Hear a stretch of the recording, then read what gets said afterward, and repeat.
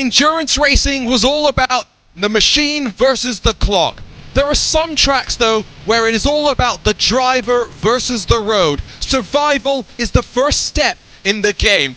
We make our way over to the Green Hell for the latest of our iRacing special events. Welcome along to the iRacing Nürburgring 24 hours, as twice around the clocks, we see who can survive here at the Green Hell. Welcome along to RaceSpotTV, to the iRacing Esports Network. My name is Arjuna Kankipati, delighted to be joined alongside by Ewan O'Leary as we get set to get ready to rumble with qualifying already underway. Ewan, the iRacing special events are about traveling the world, enjoying the different types of motorsports, and just going out there and, no matter what split you're in, putting forward an endurance racing spirit. And that's going to be no more different than today here with 55 cars, 5 classes, as we get ready to battle here at the Nordschleife.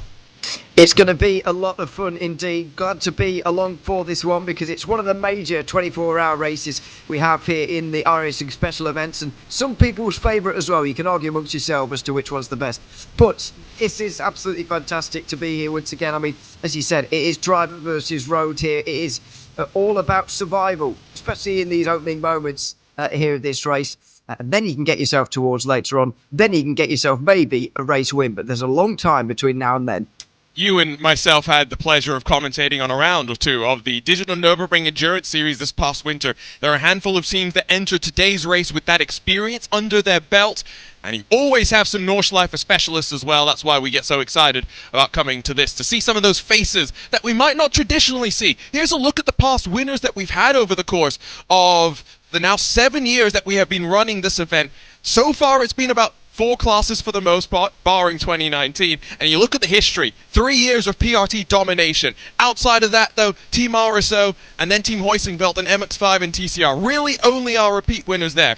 Ewan, it's been 3 years of BMW at the top of GT3. Is today going to be the day where that comes to an end? Well, based on qualifying so far, it doesn't seem to be so likely, really. Some of the very top teams have gone for the BMW once again, including Redline, who won a couple of years ago. So I would hedge my bets towards BMW, although I do realise I've predicted a non-BMW to win, so that might not have been wise. But we'll wait and see on that one. The only one I would say is certainly we've got a definite favourite, I would say, is TCR. Because you can see their last 2 years in a row, Team Hoisingveld have won this one. And we know how good Team Hoisingveld are, not just in this race, but generally iRacing wide in the TCR category.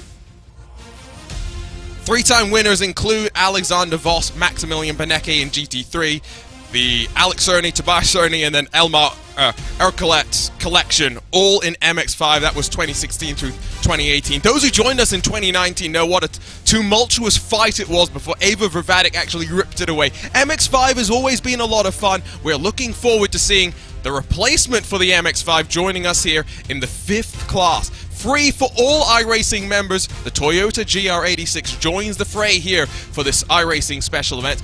It means that we rejig a little bit of our other classes. Touring car now, TCR down to just the Audi RS3 LMS. GT4 sees an Aston Martin Vantage alongside the Porsche Cayman. Aston Martin, the choice for the majority of the field, also does have a 2% power cut to go with that favoritism. Porsche Cup, of course, everyone knows the 992 is a spec class. GT3 is where we get a little bit more interesting with 3 different German choices: BMW M4, Mercedes AMG, Porsche 911 GT3R. Plus 7 kilos for the Porsche, minus 2% fuel. They've all got a little bit of adjustment. Like you said, though, in qualifying, the BMW looking strong, and that was because you and midway through the week, it got a bit of a BOP, let's say, bump. Yeah, it's always going to be a favourite around here anyway. I mean, it doesn't, win so consistently for no reason, certainly. So it was always going to be the favourite anyway. But yeah, certainly helped along by that now. And we'll have to see how it pans out over the course of 24 hours, because we know this is not a case of one lap and you win the race. It's a lot more than that. And to be honest, I don't even know if car selection is going to be wholly important in GT3, to be honest, because survival is so important, traffic is so manic around here, the race is so long that I'm not sure it even matters too much, really. And I don't think our main discussion at the end of the race is going to be about cars. It's going to be about drivers and all of those other aspects. Yeah, I get the sense that with 55 cars, it means we're probably going to see about 11 per class if it's equally split. not going to be so much about wheel-to-wheel battles for 24 hours, traffic management, and survival of the track. That's what we're going to be talking about. We did this back at our iRacing Sebring 12 hours powered by VCO. It's time for commentators to put their money where their mouths are and see how close we can get with predictions. The way this is going to work is we've all come up with team choices in each of the classes based on the paints that were submitted, and that's about it. After that, the way this will work over the 24 hours, we'll keep checking in. The best placed team car in each class scores points. You want the lowest points once you tot up the points. Ewan, is that clear? Yeah, oh, it's clear to me. Okay, I'm sure you're going to have to explain that again to other people throughout the day. But no, it's clear enough to me. I'm looking to do a lot better than I did at Sebring, because I'm pretty sure I finished down towards the bottom end. But you did very well. Well, we got quite competitive at Sebring is the problem. And so now we head off to the Nürburgring. We did Sebring on a whim, these predictions. Now everyone wants to win. That's the problem. We all have a bit more of an incentive to try and come out on top. Qualifying underway, and I don't know if you noticed this, Ewan, it's very, very interesting. 25 minutes, because obviously it's a long lap here. We needed to give some opportunity for the drivers to be able to set some times. But GT3s, on their first laps, not slower than the GR86s, but slower than the GT4s, than the 992s, as they set up for their second flying attempt. Yeah, and slower than the TCRs as well, which is kind of remarkable. We see this often, especially in the BMW M-Sim Cup from time to time, that, you know, you go very slowly on the opening lap and then you wind it up for the second one, and that's what we're seeing right now. So we'll have some good times in now, but as you can see, Tomasz, from the 992 category, Coanda there setting the pace, an 8:09 for them. I mean, they're so quick, those Porsche Cup cars, and won't be too far behind the GT3s. I like that you said that, but we should talk about how they make their speed as well, right, Ewan? Because they are mini GT3 cars. They're faster in a straight line because they have less downforce, but less downforce means they're not as quick through the corners. So it's going to be a compromise when the GT3s have to lap the 992 cars, because down the Dottinger Hoa, for example, 992 cars might have to lift at the end to avoid slowing the GT3s down through Tiergarten. We do speak about this as being a problem quite often, but I actually don't think it's going to be so bad, because if you remember back to the 24/8 Series Esports penultimate round we had around this circuit for a 6-hour race, they didn't actually lap all of the 992s. Some of the top 992 cars finished on the lead lap after 6 hours. So I'm expecting them to be lapped no more than 3 or 4 times at the very most. I mean, I know some of them are going to have issues and they're going to fall many laps down and have damage and all that kind of thing, but for the real top contenders, it's not going to be a problem for GT3 drivers, because they're not going to lap them very many times. Well, over 24 hours we will. That's the difference. In shorter races, 4 times. That's enough. It's and especially once we start getting incidents. Here's our defending race winner, by the way. I said 3 years of BMW. 2020 was also BS Competition, who run the BMW Bank car. But this is the livery that came out on top 12 months ago. It was BMW Team Redline before that, and there's a lot of intrigue about BMW Team Redline because, well, they've got Diego Pinto, yes, the iRacing defending Porsche Tag Heuer Esports Super Cup champion, although likely outgoing. They also do have Chris Mullen, I think. They also have a certain Formula 1 world champion in the form of Max Verstappen, so we'll track the progress of the BMW M Team Redline car, I'm sure, over the course of the, hopefully, day and night. Hopefully it lasts a little bit longer than Sebring, when Max was running great at the front, damage no fault of his own that unfortunately broke the car, and that was the last that we saw of him. We didn't even get to see Alex Palou in the car, which was a real shame. This is the end of the lap. The final back straightaway, it's not really flat, it's up, down, and then up and down again as you rise up towards Tiergarten into the final corner. Diogo Pinto was the driver that came to the Nordschleife in that Porsche Tag Heuer Esports Super Cup, and had to work his way from the back of the field. It's one of his favourite tracks. What does that mean in qualifying? Not someone that we've seen in the Digital Nürburgring Endurance Series. It's going to be an 8:04.91. It's not pole position. That's currently gone the way of Luca Kita and that Urano Esports Mercedes car. Yeah, and I've got to say, I think Diego Pinto, it was certainly my pick to take pole here, based on the practice times or whatever, but not to be, as Team BMW Bank have put on a good show there. Reina Talvar with the best time currently. Now, there are a couple of interesting teams to just keep your eye on as well.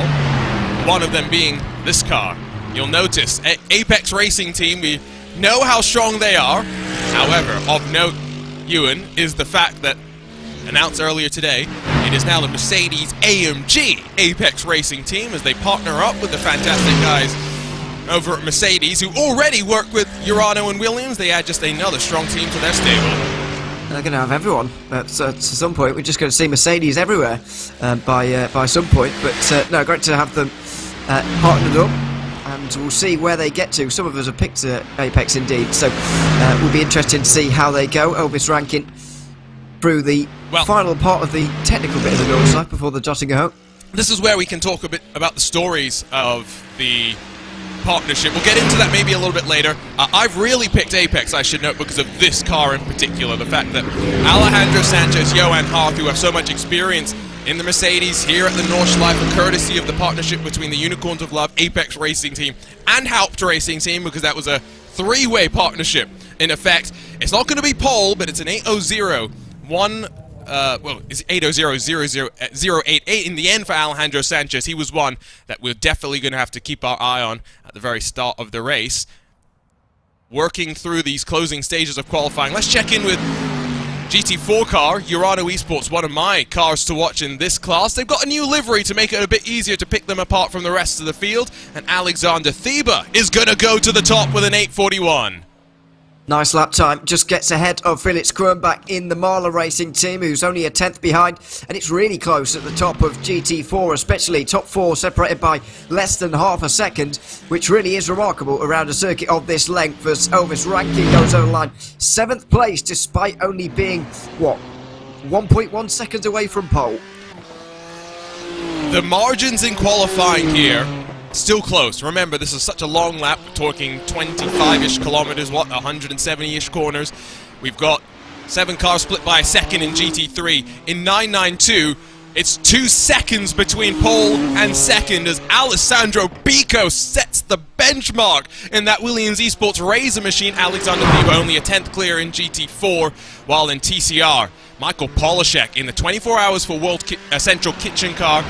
A solo attempt at the 24 Hours of the Nürburgring. Watch Polashek with interest. He's going to back that pace up over the course of 24 hours, hopefully, with a plan in the GR86 class. There is a full second between the Hydro Race Geodesic Racing Gold and number 16, and the Sunshine Autos number 19. That's a class with some of the newer names and faces us here on RaceSpotTV and where we're going to be watching the most. Here's one name that doesn't need much introduction to fans of the Nordschleife, though. Sami-Matti Trojan, iRacing Rallycross World Champion that went over to Real World Motorsports in the form of a contracted Walkenhorst Motorsports. He's experienced the green hell in the real world. He still comes and competes with us in the virtual world. He's one to watch no matter where he qualifies. He is, and in the BMW as well, which is maybe favoured a little bit, and quite rare to see Williams Esports opt for a BMW actually. They have gone for the Mercedes with their other car. Daniel Pastor qualifying that one in 5th place at the moment, but this one, a BMW, and we'll see how they get on. He will be the final driver, I believe, of anyone actually to set a lap time, or pretty much anyone to set a lap time here, so this is going to be, well, we're going to know the name of the pole position team at the end of this lap from Sami-Matti Trojan, and I would argue that Reina Talvar maybe has a little bit more speed and maybe will hold on here through this final lap. I will just say that Reina Talvar and that car have weight of expectation, because we've seen BS competition through the Marla Racing Team be a firm competitor at the front of GT3 in the Digital Nürburgring Endurance Series. That in a Porsche more than a BMW, to be fair. But Reina Talvar with that lap time, 2/10 clear, only 2 drivers popping into the 759s. Impressive times there. Here's Trojan, though, with a 759.531. He joins that 759 party. He'll start on the outside of the front row. It's 300s off of Talvar. Very, very close, and I wasn't quite expecting that, I have to be honest. Very good lap from Sami-Matti Trojan to get himself onto the front row of the grid there with Team BMW Bank. So it's BMW on the front row, Mercedes on the second and third rows. First Porsche down in 10th place. Yeah, no, Porsche definitely not favoured in the BOP. Here's a brand new team that we saw for the first time on RaceSpotTV just a week ago. The Grid and Go Esports gang in the 001 work their way to the line. GT4, their choice for today. And Sven Haase with a 41.146. 129, excuse me, jumps in front of Alexander Thieber. I thought that was a great time from Thieber. Haase even more impressive. Very much so, and a great pole position from them early on in this one. It's Aston Martin 123 in the GT4 category, with Jack Sedgwick, the best Porsche, down in 4th place there in GT4. Good luck from Sven Haase, but the time's so close in GT4 that it really doesn't matter. And we can't get too excited about qualifying in a 24-hour race, but it's nice to see the closeness of the field. I think this 24-hour race in particular is one where we can't even get that excited, Ewan, because traffic management's such a big part of it, and we saw this over the past winter. Compromise, the name of the game, with traffic management, even in the faster classes. Yeah, it's all going to be about management, and just I do fear slightly that we're going to be wishing these drivers had been a little bit more careful in these opening moments, to be honest, because I can see people being very aggressive early on, possibly needlessly so, and I just wonder whether that's going to be the story of the opening moments. Hopefully not, but we often do see this in the real world and in iRacing, that people are maybe slightly over-aggressive early on in these races. Slightly over-aggressive. That's an interesting way of putting it. Well, qualifying draws to a close. 25 minutes for drivers to get 2 attempts effectively at a lap time. The banker for the GT3 is all paying off. Let's see how they'll line up as we get ready to rumble twice around the clock here at the Green Hell. It's Rainer Talvar as BMW Bank tries to go back-to-back as BMW tries to win for the 4th year in a row. Sami Matti Trogan will line up alongside the Williams Esports Chill Blast machine, while Sam Coiter in the Mercedes-AMG Urano number 91 will start alongside the charging Alejandro Sanchez in the brand new partnership between Mercedes, AMG and the Apex Racing team.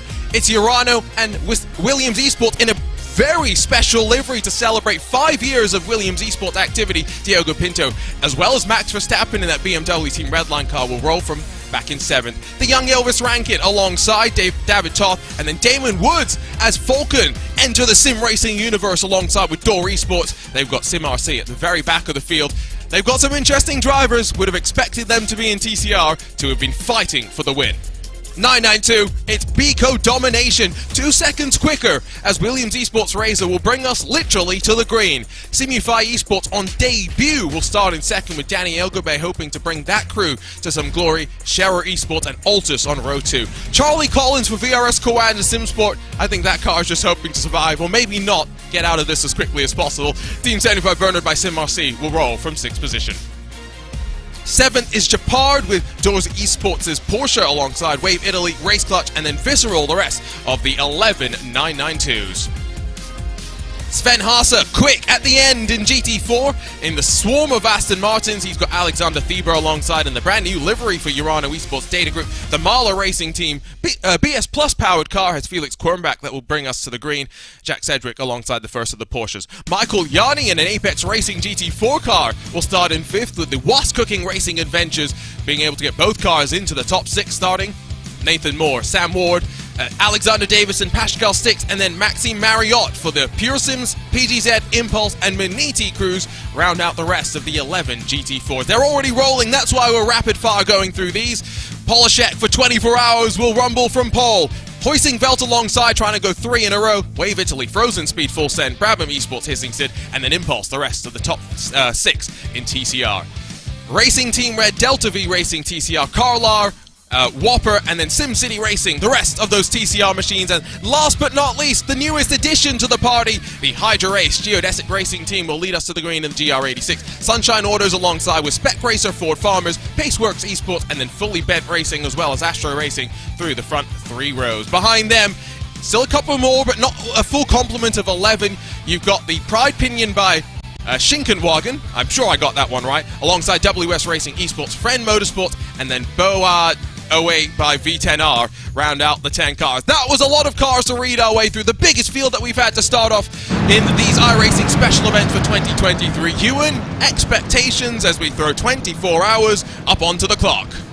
Well, a very good and difficult race is all we can expect, I think, from this one. It's going to be a very, very long one indeed for all of the drivers and for us as well, I suppose. It's about survival, as we've said so many times. It's about the driver versus the green hell, and nothing more than that, really. It's not until we get to about 4 to 6 hours to go kind of mark when we start to match the teams up and so on, and start to see where they're actually going to finish, because before that it's a little bit irrelevant. And quickly, as we rise up through Tiergarten into the final corner, we talked about this before we went live, everyone starts at the same time. There's no split class starts here in these iRacing special events.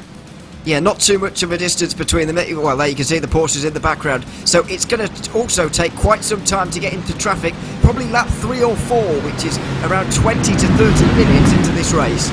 So here we go. Ready to rumble. This is, without a shadow of a doubt, the toughest iRacing special event of the year. It's not just about beating the traffic. It's not just about beating the rest of the drivers you're competing with. It's about surviving the green hell. We're ready to go for the iRacing Nürburgring 24 hours. It's BMW Bank looking to go back-to-back. That bring us to the green. They're already 3 wide behind, though, as they plunge down the hill in towards turn number 1. It is going to be Sami Matti Trojan that tries to go a little bit on the offense as they switch back through that shortcut that leaves us to avoid the Mercedes-Benz arena. Meanwhile, 3 wide with VRS Coanda Simsport as the 992s work their way through turn number 1. Danny Elgabe being a little bit swarmed. He's already down to 4th positions. Tidy start, though, for the fastest of the classes. We check in with GT4's Ewan as they cut through the switchback. Yeah, nice start from the GT4s as well. A little bit less side-by-side even in GT4, actually, on this opening lap. But good start from all the pole sitters so far. Talbot's got a bit of a gap. Biko's in danger of getting away from everybody quite by some distance early on here as well. As the TCRs and GR86s get going, they've hit the gas so early on the front straight that they've been really stretched out in towards turn 1. That's actually, I think, been a benefit for them. The fact that they were able to build up a little bit of speed and also get single file. They recognize that the first time through traffic with the GT3s is going to be pretty relentless. I think they want no part of it. Christoph Karakas, though, in that Brabham Esports hissing Sid TCR car, definitely went through the gravel. The benefit, though, of front-wheel drive, give it a boot full of throttle, and you'd be probably able to put it back in the right direction. Frozen's full-speed racing, though, I don't think we're so lucky. A couple of issues in the early stages. Check back in with both GT3 and 992 as we begin to work our way up towards the Sabine Schmidt curve and towards our first strip around the Nordschleife. Look at that VRS Coanda Simsport car going on the offense. Danny Elgabe trying to hold on to 4th position as well. Through the GP section, GT3's not getting split up so much. 992's breaking apart a little.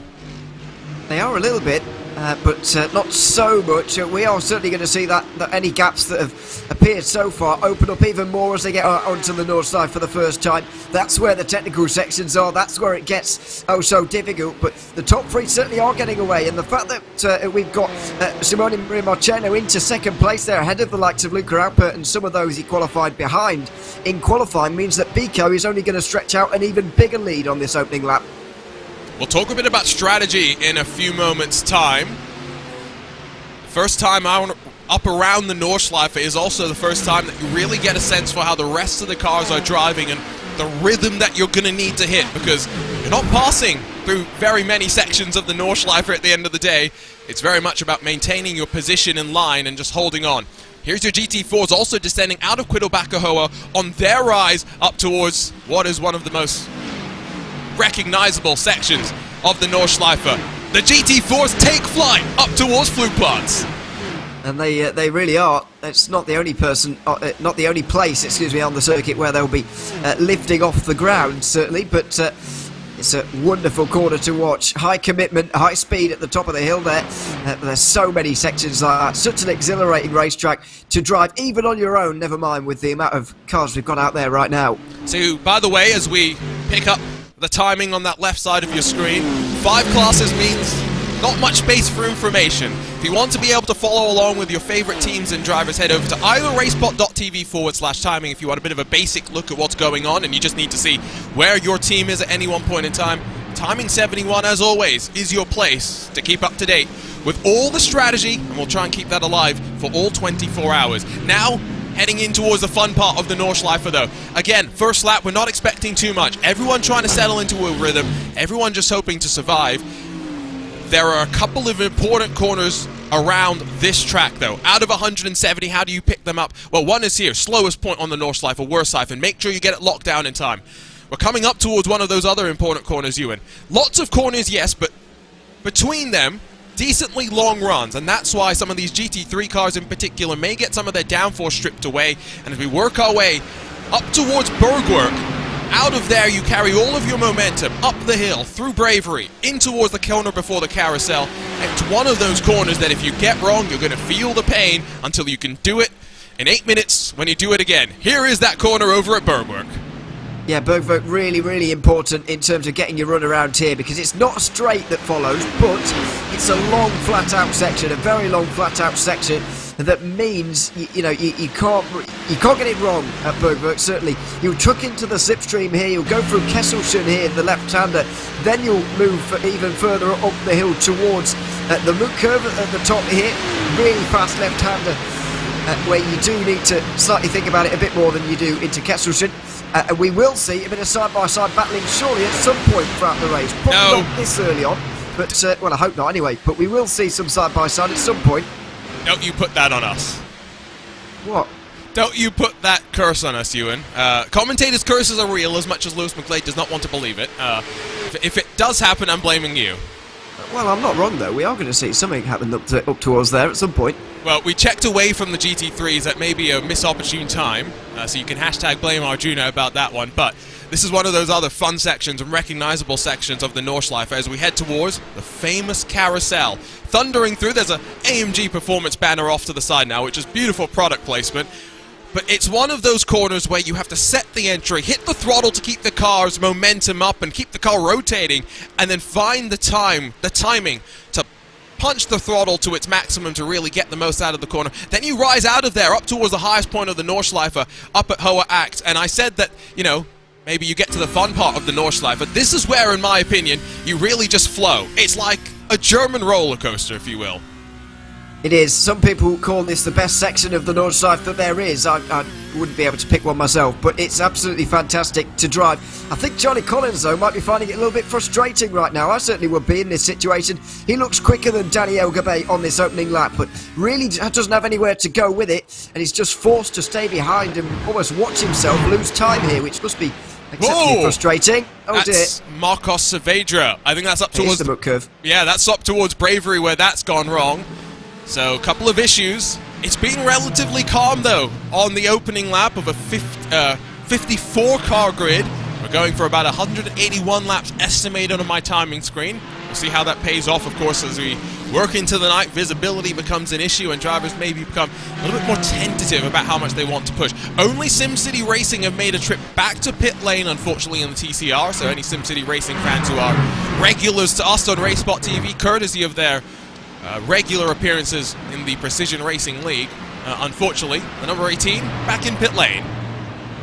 That's really sad to see so early on in this race. SimCity Racing have had a good year as well. Actually, they've been rising more and more onto the scene as a real top team now. And unfortunately, that's not gone so well for them on the opening lap. But we're out onto the Duttinger for the first time. The top three getting away in GT3 a little bit, but Sami Matti-Trojan not close enough here, I wouldn't imagine, to go for the lead, although he's not that far away.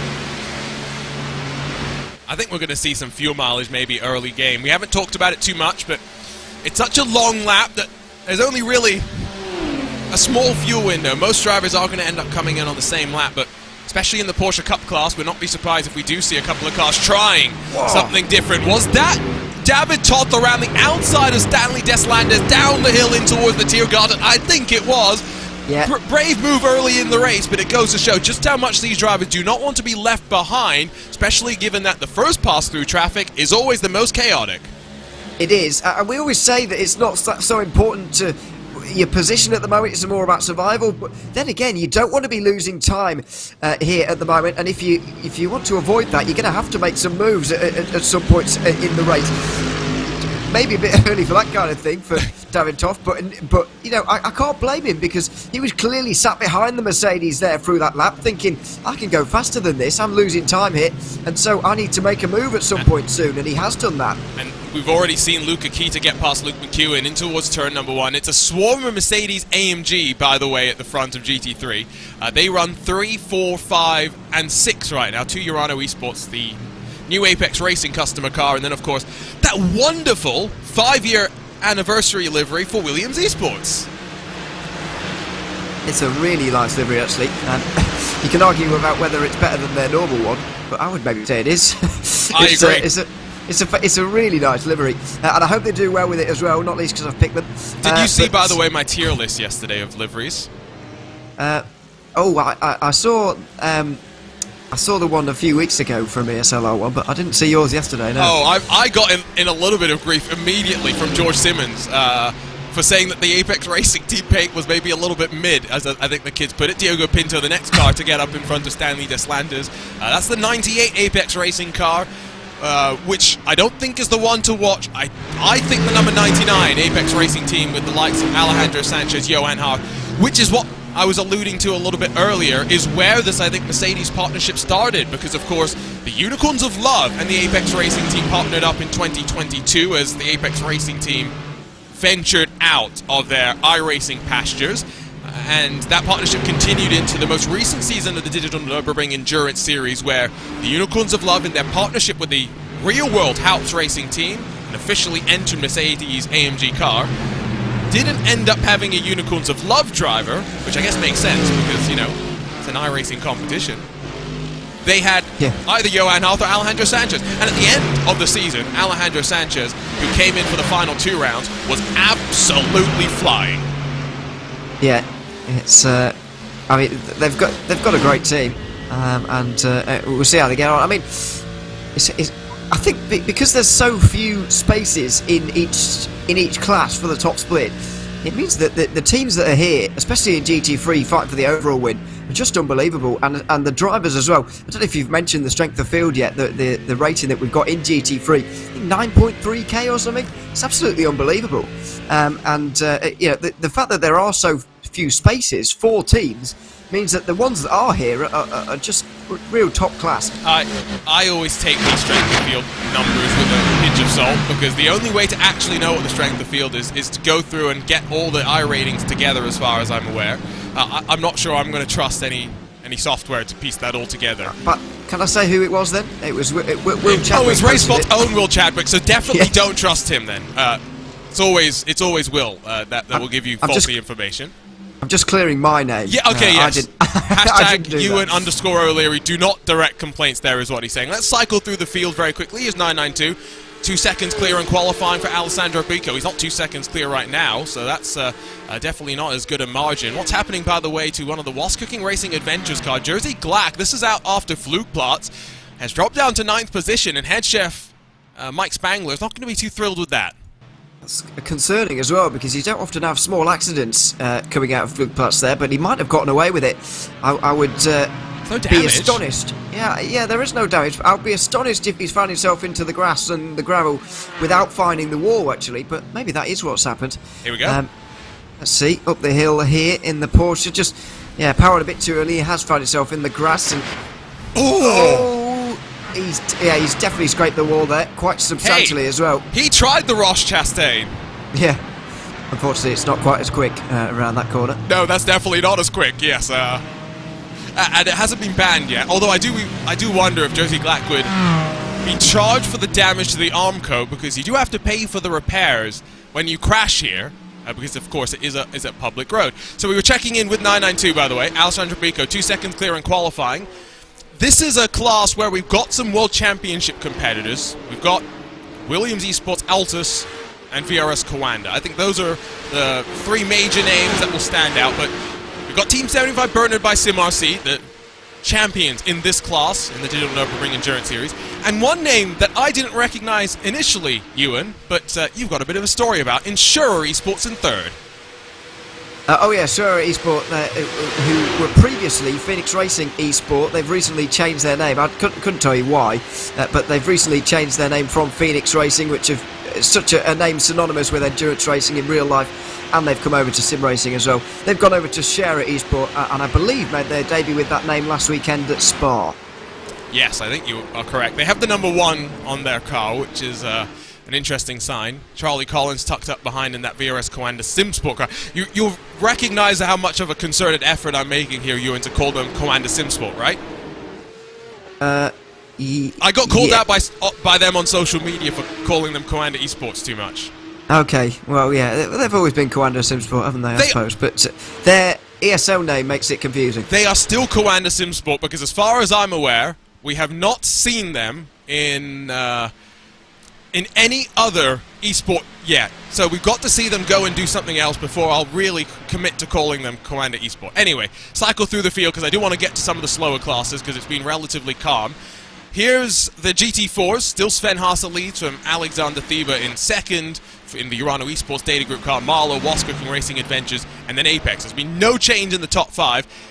There has been a bit of a breakaway forming here, and I'm surprised that Michael Polashek, who again, let's just reiterate for the, I think, 15th time today, is doing this race solo for 24 hours in support of the World Central Kitchen. Absolutely fantastic. It's not the first time he's done an iRacing special event alone. I can't remember which one. Sebring seems to ring a bell. He's definitely done something. He's done a Creventic Endurance Series 12-hour solo, it. yes. Yes, that was it. So, yeah, he has done it before, and I think he won. So, yes. You know, he's very good, even when not having a break, but I don't know whether he's done a whole 24 hours without a break on his own yet, but he will have done by tomorrow afternoon, so we look forward to that. Well, fingers crossed. Yeah, well, fingers crossed, yeah. He's so quick, though, isn't he? One of the very best iRacing TCR drivers. You do worry about him being able to keep up this pace for 24 hours, but he is so strong. Important to note that Polashek is a free agent of sorts, but has competed this winter in the private league endurance scene with the Wave Italy racing team. And so technically, I'm not sure if that's someone he drove with in the form of Anton Verduev behind in that 161 machine, but potentially a Wave Italy car chasing him down.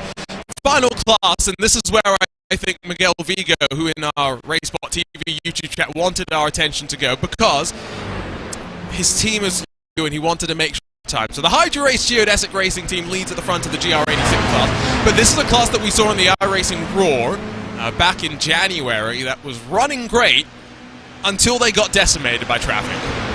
And that could be the story through the race for these guys as well in this class, because they are so much slower than the GT3s. They lose about 2 minutes a lap, so it's going to be real trouble for them. But it's going to be such an exciting class to watch, especially early on, because of the slipstream effect. Because these cars are so slow, they stay so close together, and it's going to be great racing, but maybe not up towards the Moot curve. They've decided that it's probably the best idea to stick behind one another. But you can see it's one long line, and a real problem for the GT3s when they get here as well. And so this is all going to be very fun, that first pass through traffic. It's going to take a while because we all did start at the same time. Continue just check back in here and there with the cars. On to lap 3, and the 992 cars have had a bit of a shake-up. Charlie Collins now runs in second, 3.5 seconds back from Alessandro Pico, while Danny Elkbay has slipped back behind as well. Tyre management is one that maybe we're not going to talk that much about, but when we came here in the Porsche Tag Heuer Esports Super Cup, we were talking, Ewan, about, for the first time this season, drivers having to manage tyres over the course of a qualifying lap. This lap is so long that you are going to feel the car's balance change over the course of the 170 plus corners. Yeah, it can be compared to 4 or 5 laps of a usual circuit, and when you consider that much, you think, all right, yeah, that is quite a considerable amount of time. I mean, there are races as short as that sometimes in motorsport, so it is something that needs to be thought about throughout the course of a lap. Although that situation, of course, very different to this one, where qualifying hyper important, and making sure you're up there is really crucial for those races. Not so much here, but not so much throughout the race either, because you are going to settle in, and so yes, the course of the car's balance will change throughout the lap, but even so, it's more about rhythm here at this stage. I mean, in some ways, though, I would question about whether that is actually the case, or whether people are just feeling different parts of the Nordschleife differently, because there are certainly recognised sections to it that feel a bit different to one another. Are you trying to tell me that World Championship drivers can't feel when their tyres are going off? Well, no, but... I just want to make sure we're clear, because the hate mail is already coming your way about, your thoughts about repaving Sebring. I don't think they're bothered about my opinion. But no, Vince Cusi's back in chat. He's not letting anyone forget about your He Sebring quotes. messages me that every day, or every Does time I'm on he? a broadcast. Oh, that's fantastic. Well, he doesn't message me, but he does make sure I've seen it in the YouTube chat every day of my life. Keep it up, Vince. Good job. Because yes, Ewan did actually once say on broadcast, there is irrefutable proof that you'd think it would be interesting to repave parts of Sebring, which is sacrilege in and of itself. Battle for 5th in GT4, slightly broken away from the top 4, by the way. Michael Yanni in the Apex Racing team Porsche runs at the front of this queue. It is mostly Aston Martins. Ewan mentioned it earlier, Jack Sedgwick in the Was Cooking Racing Adventures 969, the first Porsche up in 4th position. Now, Ewan, GT4 is one of these classes where GT3 is great, but it's ended up, becoming a little expensive, a little bit of a aerodynamic car. And so GT4 is meant to be what GT3 used to be.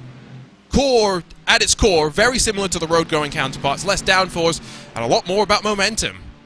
They're getting more and more popular as time goes on the GT4s, so it's all good to see. And to be honest, good to see the Aston Martins having a good run out here in this particular race, because we haven't seen that so much recently in iRacing. It's been all about, well, not even also all about the Porsche either, really. It's been all about the Mercedes for the most part recently, winning a lot. And thankfully, we've got a little bit different here with Aston Martin and Porsche, so I'm very glad to see that personally. But yeah, it's becoming more and more popular. iRacing has now got a good selection of them as well, which for a long time it didn't. I think it was quite late to join the GT4 fray, to be honest, but now we've got 4 different manufacturers, and they're all looking fantastic. So 2 of them on show here, and yeah, good to see. There are some more GT4 cars that I would like to see, so if anyone at iRacing is interested in my thoughts, hit me up. Always free to share those opinions, free of charge. I won't even charge you for them. Wave Italy Racing, I did note, by the way, slight technical issue for a moment there from 2nd spot. Got me a bit worried for a sec.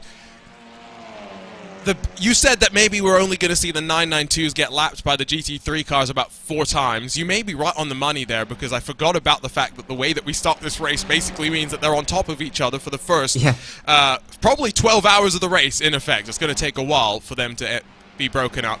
Yeah. The GT3s, just to point out, Ewan, they're already half a lap now clear of the GR86s, and so we're, what, 20 minutes into the race? We're going to get 20 more minutes or so, I would guess, before that first pass of traffic. Yeah, they're losing, as I said earlier, they're losing about 1 minute 50 a lap on the GR86s, so I think by lap 5, I initially said 3 or 4, didn't I? But lap 5 probably we're going to see lapping take place. And yeah, on the 992 cars, I think we are going to see some of them finish inside the top 10 quite comfortably, maybe even in the top 5, depending on how much trouble there is for the GT3s today. They'll have a really good overall winning position, I would imagine, but yeah, really not very many times through traffic for the GT3s on the 992s here throughout this race, I wouldn't imagine. Yeah, as you say, around 4 times will be about where we're at, because yeah, they're only losing about 10 seconds a lap.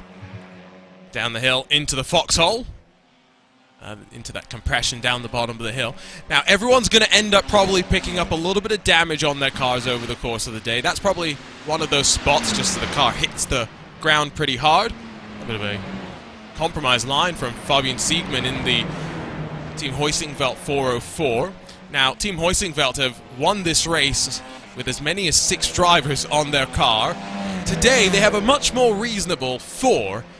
Although, having said that, I've had this discussion recently about on various endurance broadcasts about how an hour at this track is maybe a little more stressful than an hour at most other tracks, and so that's definitely something to think about. Check in with a bit of a moment for one of the GR86s, by the way. Out on to the Nordschleife, and they've saved it, thankfully, just up on the curb. For a brief moment, just pushing the limits too hard. And this is sort of the characteristics of GR86 racing at the Nordschleife. You need to push to stay in the slipstream of the drivers in front. At the moment, the top 5 have been able to do that. If you're just starting to lag off the back of that, then you really feel the need to push on and try and stay up with them and stay in the slipstream, and that kind of thing can happen. I think if they were just on their own normally, that probably wouldn't have happened. And that was Fully Bent Racing, the 333, Joachim Frenoche.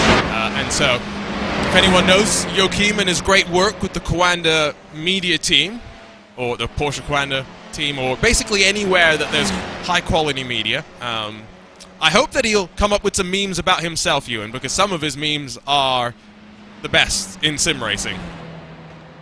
Well, let's hope so. I've not seen them. Have you not seen some of these? Oh, okay. Well, maybe I have, but I've not realised quite. I've not put two and two together. If you see what I mean. There are some masterpieces. Front of the field. Look how close it is.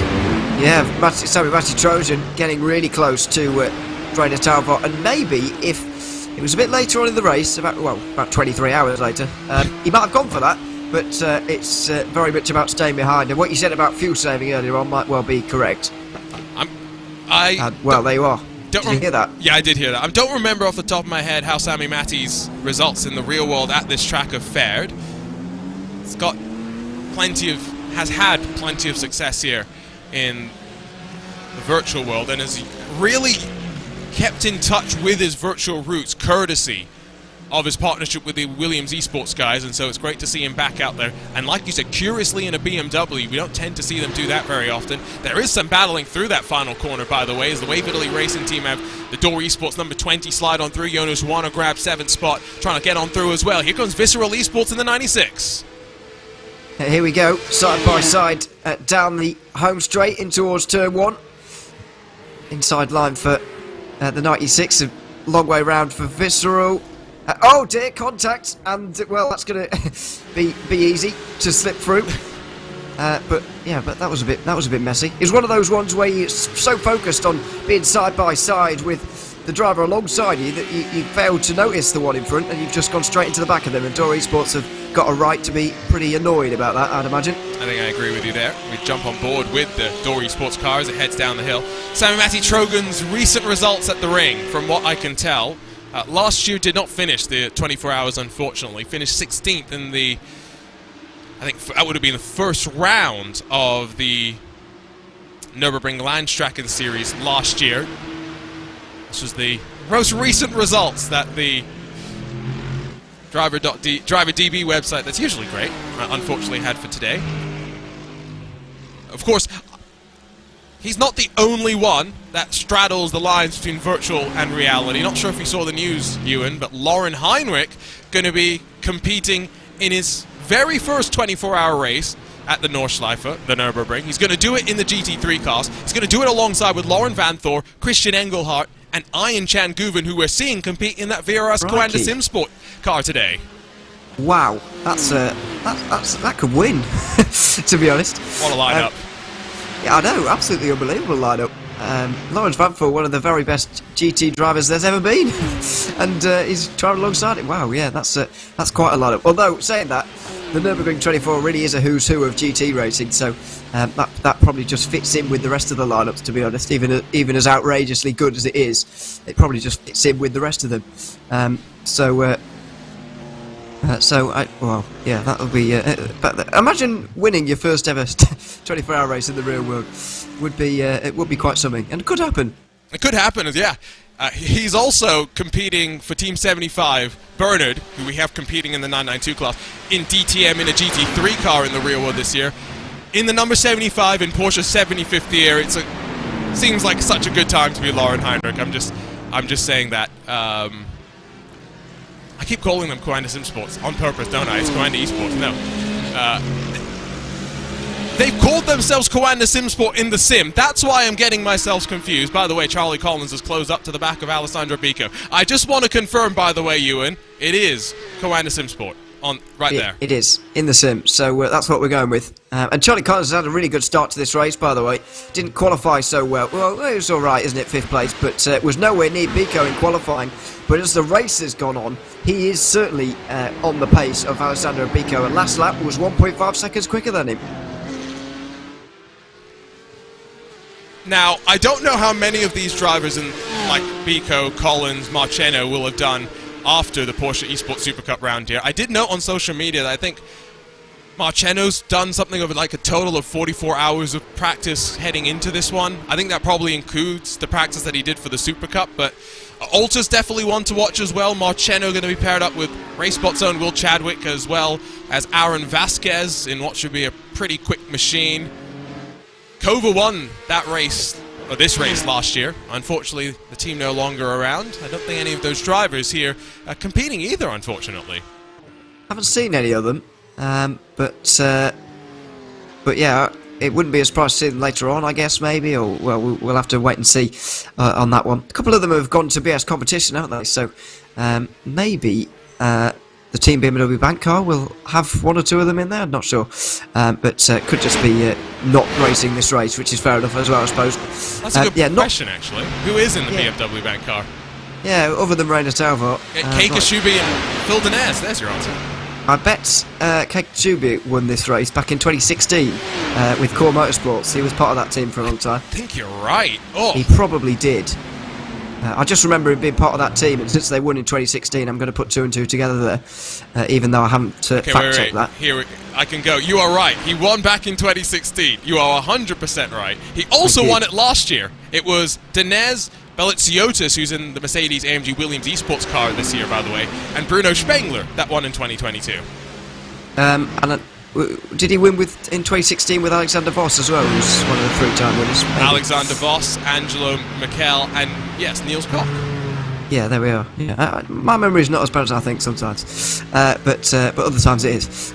Well, we'll see how they get on today. I mean, he's obviously one of those drivers who's looking to become a 3-time winner, but then again, we're looking to one of those 5 to maybe edge away and become a 4-time winner of this race, which obviously hasn't happened before. There's so many storylines to try and keep track of in a 5-class race that we're going to miss a bunch. So if you are watching on and you think your team is in an interesting spot, do let us know. We'll go and check in with them and see if we can say hello. And don't forget, ts.RaceSpotTV. We are always free to have a chat. 24 hours we're going to be sitting here and chatting.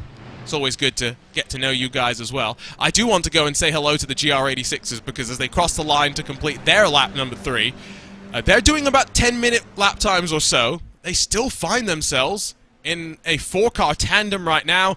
It's Geodesic from Paceworks, from Sunshine Autos, from Astro Racing, from then the Spec Racer Ford Farmers, who I thought they were going to have an actual Spec Racer Ford on the... Oh, you can kind of see it, I think, on one side. Yeah, I couldn't spot it that time around. But, so what they've done is they've taken their Spec Racer Ford and put it on the side of their GR86. Right. Okay. Well, I can't quite figure that out at the moment, but I'll take your word for it. But maybe that's just me. By the end of this lap, though, I'm pretty sure that the GR86s will be lapped by, maybe not all of the GT3s, but certainly some of them, because they're just coming up towards the Tiergarten at the moment, are the leaders. Or down the Dottinger Hill at least. So by the end of this lap, they'll be in amongst the traffic and the real race will begin for them. Yeah, no, I think you're right. Going to be interesting as well how aggressive the cars are going to be. GT4 is cresting up toward that Mutkurva once again. Still Haase from Weber in the Urano Esports car.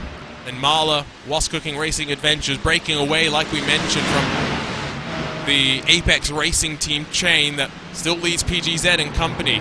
Check back in with the GT3s though, because up in towards the final corner, McEwen's been patient enough. He dispatches Luca Kita up towards that final corner and settles up into 4th to try and close what's now a 3-second deficit to the leading 3.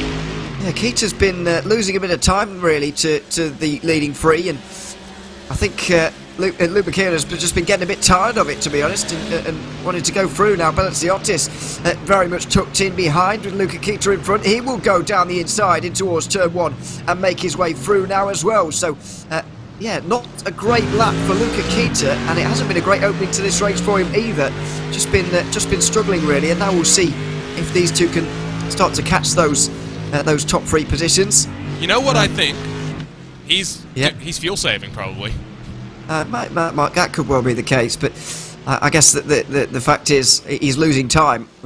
It doesn't really matter to these guys what the reason is.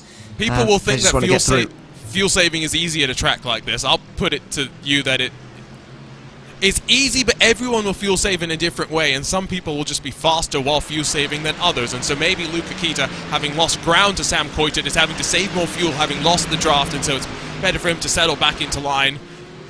Got Diogo Pinto still behind, by the way, in the BMW M Team Redline car. Qualified 7th, runs in 7th. Long way to go, but of course, going to be interesting to see how Max Verstappen gets along. We did hear, by the way, that Max Verstappen cancelled some plans in the real world. Not going to say what they are. We don't want to, get too personal. but he cancelled plans in the real world because he wanted to be here with his team to race here today. And we saw him last week as well in the BMW M-Sim Cup, spotting for his team while in Miami, just, well, sitting around and waiting for that race to begin, I suppose, at that time of day that it was. And so, yeah, very committed to Team Redline. And I do admire that about him, to be honest, because even pre-World Championship and post-World Championship, he has done a lot of sim racing, and even with the success that he's now had, that admittedly he didn't have when he started, real top-level iRacing. He's got World Championships, and on the other side of that, he's still paying a lot of attention to Team Redline and valuing very highly in his life. So yeah, I do admire him for that. Max does not have a sim rig on his plane. I want to make sure we're clear, because I'm a bit sick of that thing now. Max doesn't need a rig on his plane. Max just needs a controller to be faster than you, me, and everyone else. And believe you me on that one, we've had this discussion that Max is not just probably the fastest in the real world currently, but potentially, if he wanted to put his real effort towards it, would be the fastest in the virtual world as well. We've seen him in the Porsche Tag Heuer Esports Super Cup. We've seen him in the BMW Sim GT Cup in the years as well, including some of his tangles with the one, the only Joshua Rogers. So, going to be interesting to see how he gets on, especially with some of the traffic, because that's a bit different from Formula 1, where blue flags mean get out of my way, the slower car is not important. Yeah, it's been interesting to watch him over the years in iRacing and real life as well. I do remember that race that he did. Did he only do one last year in BMW, I think? No, he did Daytona and then Suzuka, and both of them involved various shenanigans with Rogers. He did. That must have been a couple of years ago then, because I remember he did a race at Spa last year. This would have been 21. Yes, GTEs. Yeah. The years all merging into one. But yeah, it's we'll see him a little bit later on. Leading battle in GT4 is interesting, but I want to speak on 992 just briefly, because Charlie Collins looked like he has taken the lead there ahead of Bico. I think it was into the Tiergarten last lap.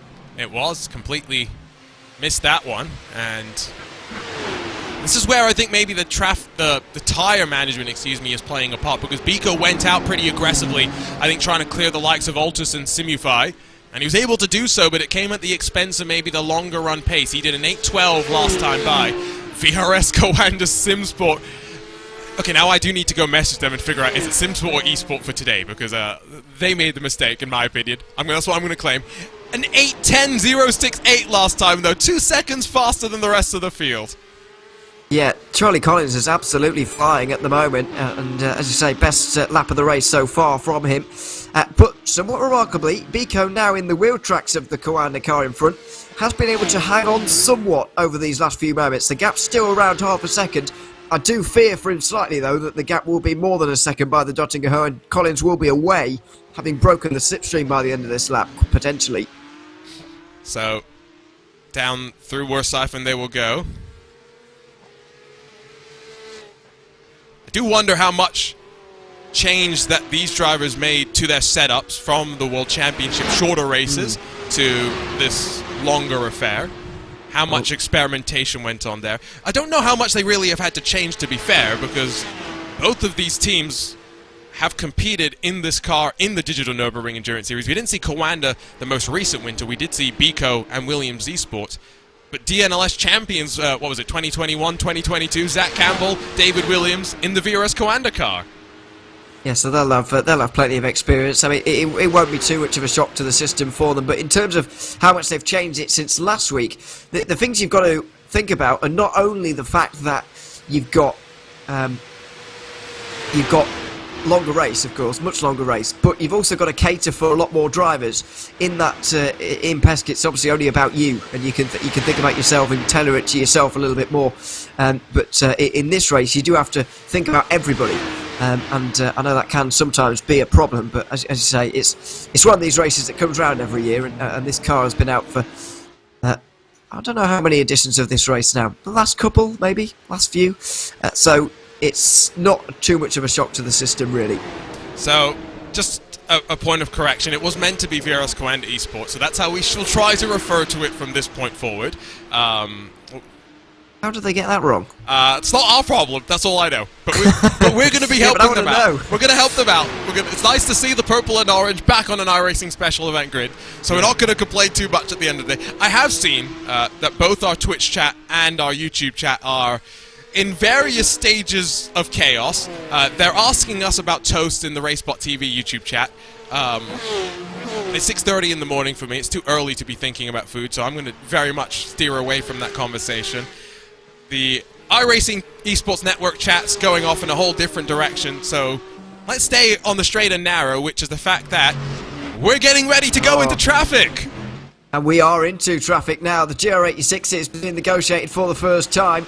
The leading three have been able to stay pretty much as close as they were previously. Luke McKeown has been caught ever so slightly by Vasilios Pelitsiotis as a result of that, but now they'll make their way onto the straight. Not much will change here, but that would have been the first scary moment for the GR86s. And now that they've at least navigated a couple of them, that's going to be important, because you get more confidence. The more of them that you are able to put behind you, you get a bit more of a sense for what they're doing as a class. You might have a general idea from all of your practicing, but until you get out on track with the actual drivers that you're going to be competing with for 24 hours, it's a very different experience. Look at Belitsiotis trying to go all the way to the outside, just trying to arc himself down in towards Tiergarten, and as they just start that descent, gets that position, McEwen not really putting up any sort of real fight, especially given that they have dropped another couple of tenths off the back of the trio that continue to run at the front. We'll come to the end of what is going to be lap number 5, so only a handful of laps away, you'd think, from seeing some sort of pit stops, as Danny Elgube has a bit of an issue after qualifying up in second. Simufy on their iRacing special event debut down to 6th spot. Yeah, it's not been a good start to the race for him particularly. What does that mean? Marciano has got through. Alpert and Jürgen Frank, you can see just in front of him right now as well. Unsure as to how that's really happened, really, but I suppose qualifying and the race is two totally different things. This will be one of the reasons why. Into the Kleider carousel. Oh, did he have a slowdown from before? It's the only explanation for that.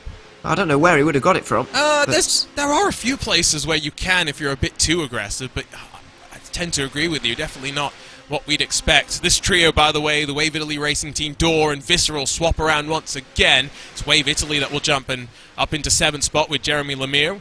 Jonas Warner still in front of Sam Hammerstedt, who we saw really impressively in the HyperX Club Sport Series finale driving this car, and so going to be interested to see how his pace holds up over the course. It's going to be a lengthy day.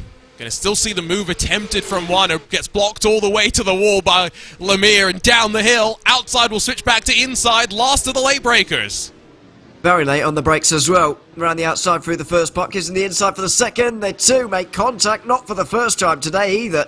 Out of the Yokohama S they'll go, and Visceral will get involved now as well, as Wave Italy are pushed wide and further backwards. Lemire now on the very outside, will give him the inside for turn 4, but no, it won't, because Hammerstedt will get through there in the Visceral car. So that's good news for them. Not good news for Geodesic, though. They've had a problem. Yeah, what's happened with Jaden Munoz? Traffic has already taken a victim, and I'm not sure who's to blame. We didn't get a great look at it. So Belitsiotis is the car behind. So they tell you to run your line. I will just say that. Munoz didn't. Yeah, we'll look from up above. Jaden Munoz is decidedly not running his line. No, he was weaving around there, and that's exactly why you don't. I get why these GR86s are fearful of the GT3s coming through. They are so much quicker, and you do fear about the aggression early on in this race especially, but you've got to hold your line, and that's exactly why. I'm not blaming Jaden Munoz, though, because we're in the top split. We expect these drivers to have a little bit more sense, and quite frankly, sorry, Williams Esports, that wasn't a gap that was ever going to open up into that specific corner. I don't know. We can look again. If the GR86 holds its line and goes out wide to open out that corner as you usually would, then it would open up, yeah, but... no, because they caught him so late. That's the problem. If they caught him earlier in the corner, I agree. If they caught him through the apex... But here, we'll take a look. Just look how late they actually catch him.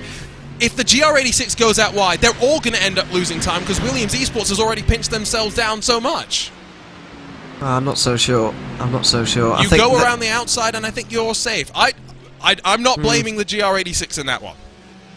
Well, I don't know. That's a difficult one. But no, I think the gap certainly would have been there for them into that corner if Munoz had taken the correct line. I mean, it's pretty unlucky, if I'm honest, yes, for everybody involved. I don't think I would be willing to go out on a limb and say we probably won't see that again this race, because that was pretty unusual actually. But yeah, I don't know. The advice always to slower traffic is stay on your line, and that's exactly why. The problem is I think this is what Dominic Engel has just said, the pace difference between the classes is so significant, right?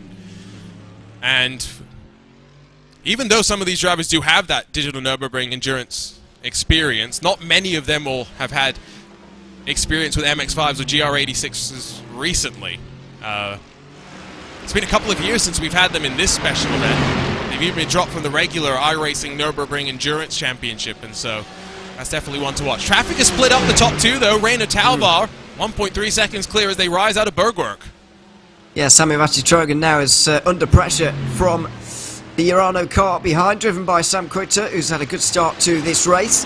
Has dispatched of his teammate, and he's left the rest of them behind pretty much, but he'll be wanting to leave Trojan behind as well very soon, because it's beginning to hold him up a little. Just want to reference the YouTube chat here, by the way, Arjuna, because within 2 messages, someone disagreed with you and then disagreed with me within 2 messages, 2 different people. So I just want to say it's probably pretty split opinion on that particular incident. I think the reality is that we're probably all just going to argue, have to agree to disagree. No one's going to want to agree at the end across the board, and so the reality is this is a different type of traffic management race. The last endurance special event that we did was the Road America 500, but let's think back to the Sebring 12 to the Daytona 24 Hours. You're at tracks where it's a little bit more wide open. You've got smaller differentials in speed between the classes. And let's be honest, at Daytona in particular, traffic management is pretty simple. You know what you can and you can't do. It's a lot more fluid and open to interpretation here. It is very much so, and you know, it also depends on what stage of the race we're in. If that comes a little bit later on in the race, where everyone's not quite so close together, and you know the sun's come up again, and people have got their eyes on the finish, then maybe that kind of thing wouldn't happen. Also, purely because people are being a little bit more careful, and they don't want that kind of thing to happen. But you know, it's very early in the race. The pressure's on, the intensity is up, and that was very nearly quite a moment through the Mutt curve. The 992 leaders were coming past, not the TCR leaders, excuse me, it was the GR86 leaders that they were working their way through on. Unfortunately, a GR86 poked its head out for a moment and it provoked a very close moment for sure. Altus down into the carousel, going to really bully the Sunshine Autos number 19 out of the way, and that's one of the worst places to experience the slower traffic, potentially, because even though they have a decent corner speed because they can carry the momentum through, they just don't have the power to get off the corner. No, and you can't go around the outside there either, really, because that's even slower. So it's a real nightmare. Although I'm not quite so sure with the GR86s. Maybe it would be quicker to go around the outside, but probably not. This is a real difficult one, though, for the likes of Jürgen Frank in this battle for 4th place. A really awkward place to catch the GR86s. He's going to dive again down the inside of this right-hander. He'll have to wait through another couple of the switchbacks and then have another go, I'd imagine. Oh, into the next corner. It's so intense and so nervy to just watch this in the opening moments. Apparently they've been discussing wet toast in our YouTube chat as Sure Esports and Luca Alpert. Slight moment through traffic, but they hold on. I don't think anyone got too much damage as a result. Maybe more damage to the ego as Alpert finally will be able to slide on through. But traffic slowly going to become a little bit more frequent. The one thing to note is that even though we do have 54 cars around this track, it's not as many as they're going to be running in the real world in a couple of weeks' time, when they have about 170-ish cars that traditionally come and run here. So we're not experiencing that level of traffic. Luke McEwen back in front of Bellet Ciotis as they continue to bleed time up towards the front. Yeah, just imagine if we did have 170. That would be quite something. Quite a nightmare for us, I'd imagine, to watch. And maybe everybody involved. But yeah, there we are. It's a little bit quieter, but no less intense in terms of traffic management. On this next lap, we might well see TCRs being lapped, although they are quite some distance actually in front of the GR86s, so maybe not. But even so, it's maybe. Let's see as we go along. Ooh. Oh dear, that's Visceral. Yeah, the all-white car for Visceral today. And it was with contact with the GR86 leader, quite possibly, because that lead's just changed. And now one of the GR86s almost gets pushed off and into the grass as behind. Visceral Race Clutch tries to work their way on forward, and it's going to chock-a-block them up out of that final corner onto the Dottinger at Galgenkopf. And now Race Clutch, with no damage for Marcus Deck, will slide on forward and grab 10th spot in class away from the number 96. We had just gone in to check with the TCRs very briefly. Michael Polashek now leads by 7 full seconds. It's still Wave Italy second, Huysingveld in third. Polashek does know that he's doing 24 hours by himself, right, and that he's got to pace himself. Well, he doesn't seem to know the meaning of pacing himself, I don't think, because he's just gone full out from the very start, and it's just showing that what a great driver he is. And maybe if he'd have paired up with somebody, he might have been able to win, but clearly he's got bigger fish to fry, and the cause he's going for, the achievement he's going for is arguably bigger than winning the race itself. Let's not forget, if he does win this race, he won't win this race. He'll cross the line and instantly get disqualified for not meeting the iRacing fair share. Yeah. So it's a moral victory. It's not going to be reflected, unfortunately, on the screens at the end. Behind these drivers, by the way, Saavedra in the Whopper racing car has gone around, and as Visceral heads down to pit lane on this lap, for some reason, they're all starting to get damage. Wave Italy with the right front quarter of their car having significant compression into the machine. Not sure what exactly has happened there. Behind you got Japard Esports and Matthias Luchak trying to get involved. Well, Wave Italy were near to Visceral, who we saw recovering from an incident at the Kleiner Carousel, so I wonder whether they were involved also with the GR86 leader and all that was going on down there at the end of the lap last time around. But that is certainly a lot more damage that was not there previously. That's the only explanation I could possibly have. And there was big damage to that TCR as well, as they came out of Udnar for us there. It looked like it absolutely smacked the wall. So let's see if we can pick up what happened to that Visceral Esports 992 car, by the way. Wonder if it was with traffic and through that leader, like you said. They were actually... too hot into the second carousel. It's up and out of the groove and into the wall.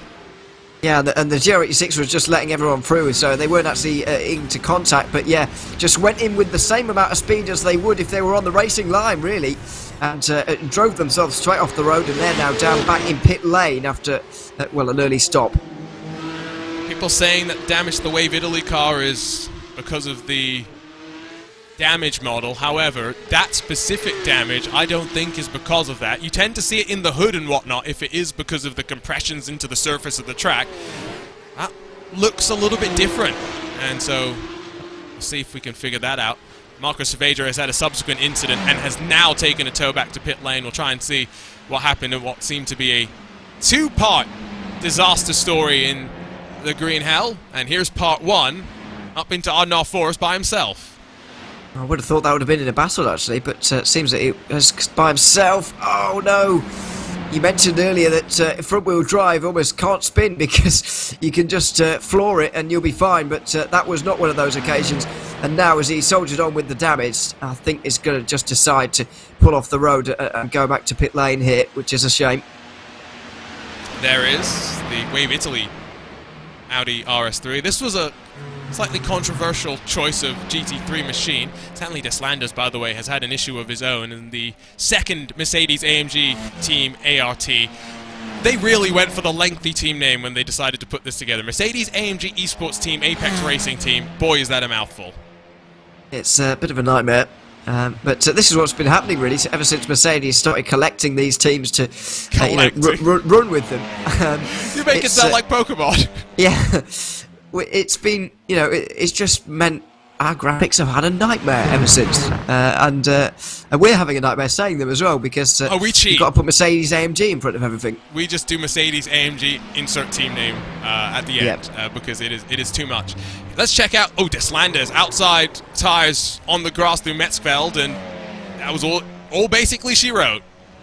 That's, completely solo driver incident. Bit of a clumsy mistake, really, to be making in the first hour of this one, but into the wall, and unfortunately that car's going to have a long recovery road from here. So in through the Stefan Beloff S's as we get ready to head to the top of the hour. Should see the GT3s potentially dive into pit lane as soon as this lap, although I would suspect that a couple of the teams that we heard on board with Sammy Matti Trogan earlier definitely going to be thinking about the fuel mileage game. It's only 9 seconds that splits the top 7 at this point in time, with the GT3s now rapidly approaching the back of the touring car machines. Don't think they'll get there though before we finish into, or rather we get into the pit stop cycle. Yeah, I think, it's not too far away, is it? This next little round of traffic, but the TCRs are going to go a long way, of course, on fuel. So I do wonder whether they'll actually miss them first time through, but unlikely, really. Going to see whether they'll be in after 7 laps or 8 though in the GT3s, really, because that's going to be a key thing to note early on.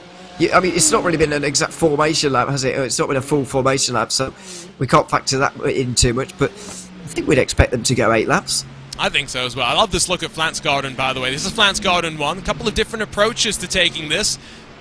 A couple of drivers will really just hammer it through. Arnage competition, David Toth really throwing the car in there. I'm of the opinion, dab of brakes, down a gear, and try and minimize any damage to the car. It's just my personal approach, but again, everyone has their own risk tolerances for how much damage they're willing to incur to their car over the course of 24 hours. You don't want to have to try and wrench on the car for too long. GT4s, by the way, Jack Sedgwick has closed back up. At one point was starting to lose the draft of Marla, Urano and Grid and Go, but still 4 cars in contention. These machines will go a little bit longer because they've got a little bit more fuel in the tank. Yeah, they will go that little bit longer, which is ideal for them. And the 992s will as well go a little bit longer than the GT3s, you'd imagine, which will give them a very good overall position pretty early on in this one. But you can imagine there's been quite a bit of fuel saving going on here in GT4. We're not really joined in with them very much, but they've not changed positions as far as I'm aware throughout any of the race, really. So, especially when you're at the back here for Was Cooking, they'll be saving a lot of fuel throughout this hour. I do wonder, what's the fuel economy like between Porsche and Aston Martin? Could that be a talking point for us over the course of the day, the night? However you want to phrase it. Reina Talvar's in, and in fact, it looks like the entirety of the GT3 field is rumbling down pit lane. And indeed, no one goes for lap number 8. Might just be a slightly shorter stop now. I wonder if anyone's going to gamble and not take 4 tyres, although I would be shocked. I would be surprised as well. I mean, it all depends really here. We do often see that these GT3s can barely make an hour these days. It is sometimes a struggle for them, and we are nearly at the hour already, and if they were to do 8 laps, they'd be going an hour and 5, pretty much. Reino Talvar's not up on the jacks, I'm pretty sure. Diogo Pinto went up for a couple of moments, so maybe he took 2 tyres, but it does seem as though we are going to see a couple of... Why would you do that, though? Well, if... Just shorten your stop. I don't know. I genuinely have no clue. This is where our... we say never trust the commentator's math. Oh, that's a great camera shot. As the BMW bank car is going to rumble away. Didn't get a pit stop time from our graphics. We'll see if I can cue that up on timing 71. But race off a pit lane won by some margin because Sammy Matti Trogan is actually going to emerge 4 seconds back of Talvar. Sam Koiter, then McEwen, Belliziotis, and then Kita off of pit lane. And everybody remains in the car as well, as you'd expect. Now the 992, so there will be 992 traffic, but it's for an actual overall place. There's Charlie Collins up in 8th place overall. Diogo Pinto with Collins right behind him. You'd think this is a PESC race. It's not. The 992 in the mix, and so there will be a little bit more traffic than maybe I initially thought. I've got a great idea. BMW Porsche, if you're listening, let's combine the Porsche Tag Core Esports Super Cup with the BMW M-Sim Cup. Come on, fireworks. It's it's not a bad idea, is it? But there we are. That's what we're going to see for this race, to be honest. At least in these moments here. At least for now. So yes, again, remember, there's 2 ways to follow along with this race. RaceSpotTV /timing if you want a quick and dirty look from where everyone is. It's not always, unfortunately, going to give you accurate pit stop times and whatnot. From what we can tell, for Rainer Talvar, he ended up being about 2 seconds shorter in the lane than Sami Matti Trojan.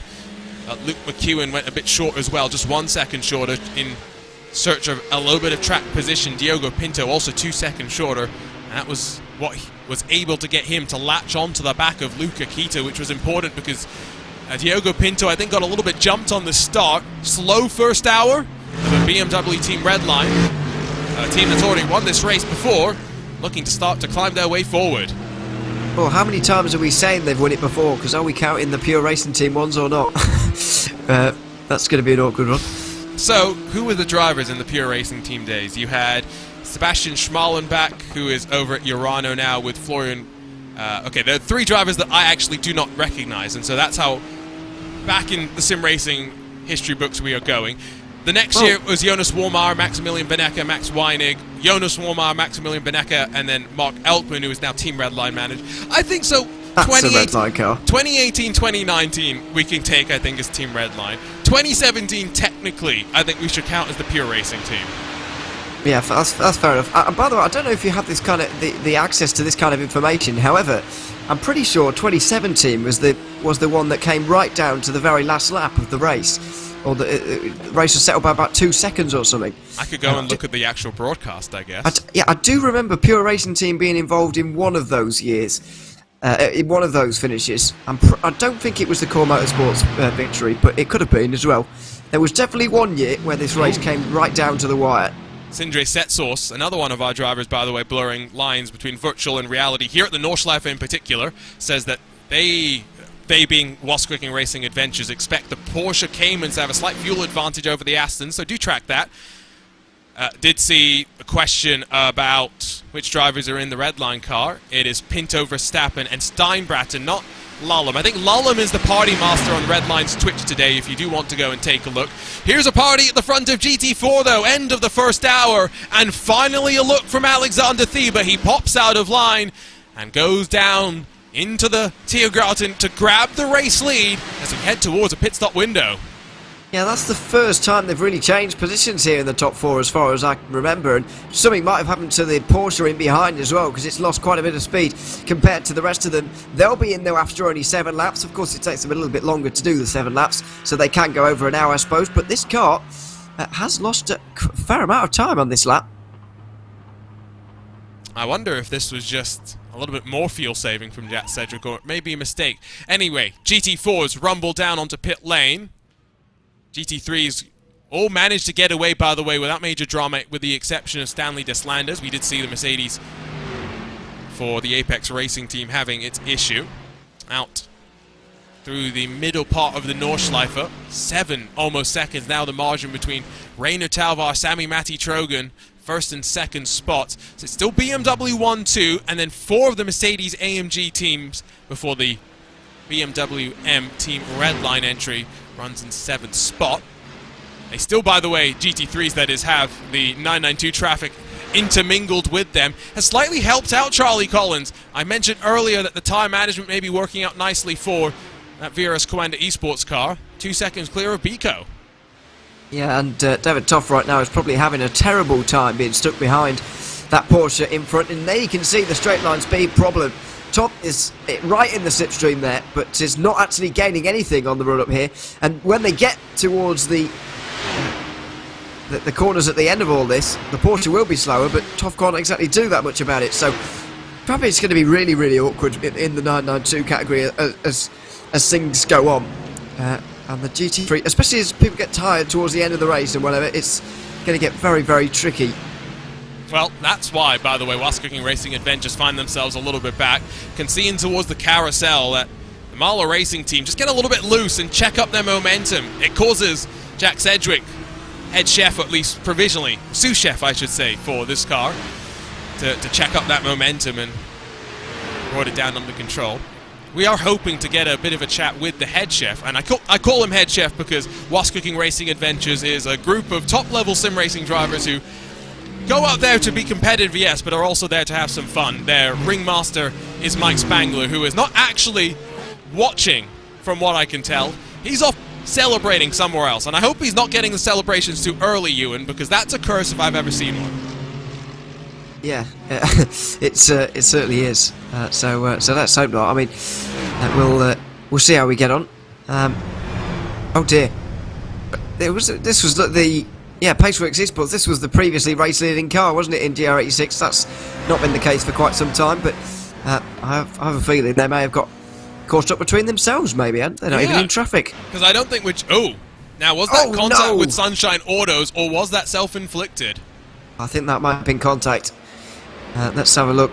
Sunshine Autos tucked in behind. They did briefly take the lead to this green car, but Paceworks Esports taking it back from them. There's the contact. That's an awkward moment.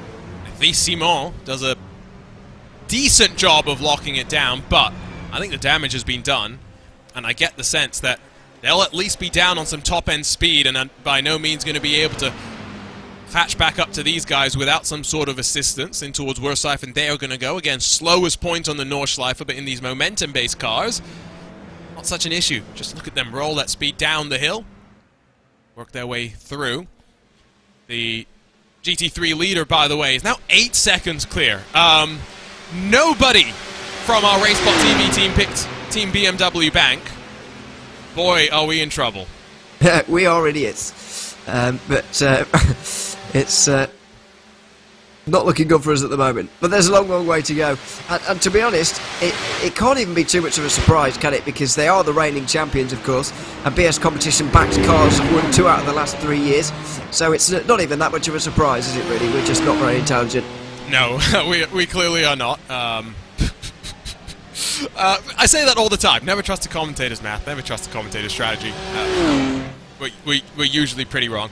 Did go back to look at Sami Matti Trogan's record at the Nordschleife, by the way. Now, in the M4 GT3, I mentioned last year in the 24-hour race here, did not finish, unfortunately. But the previous year, now it was not in the M4, it was in the older M6 GT3. He did finish in 10th position. That wasn't a bad run.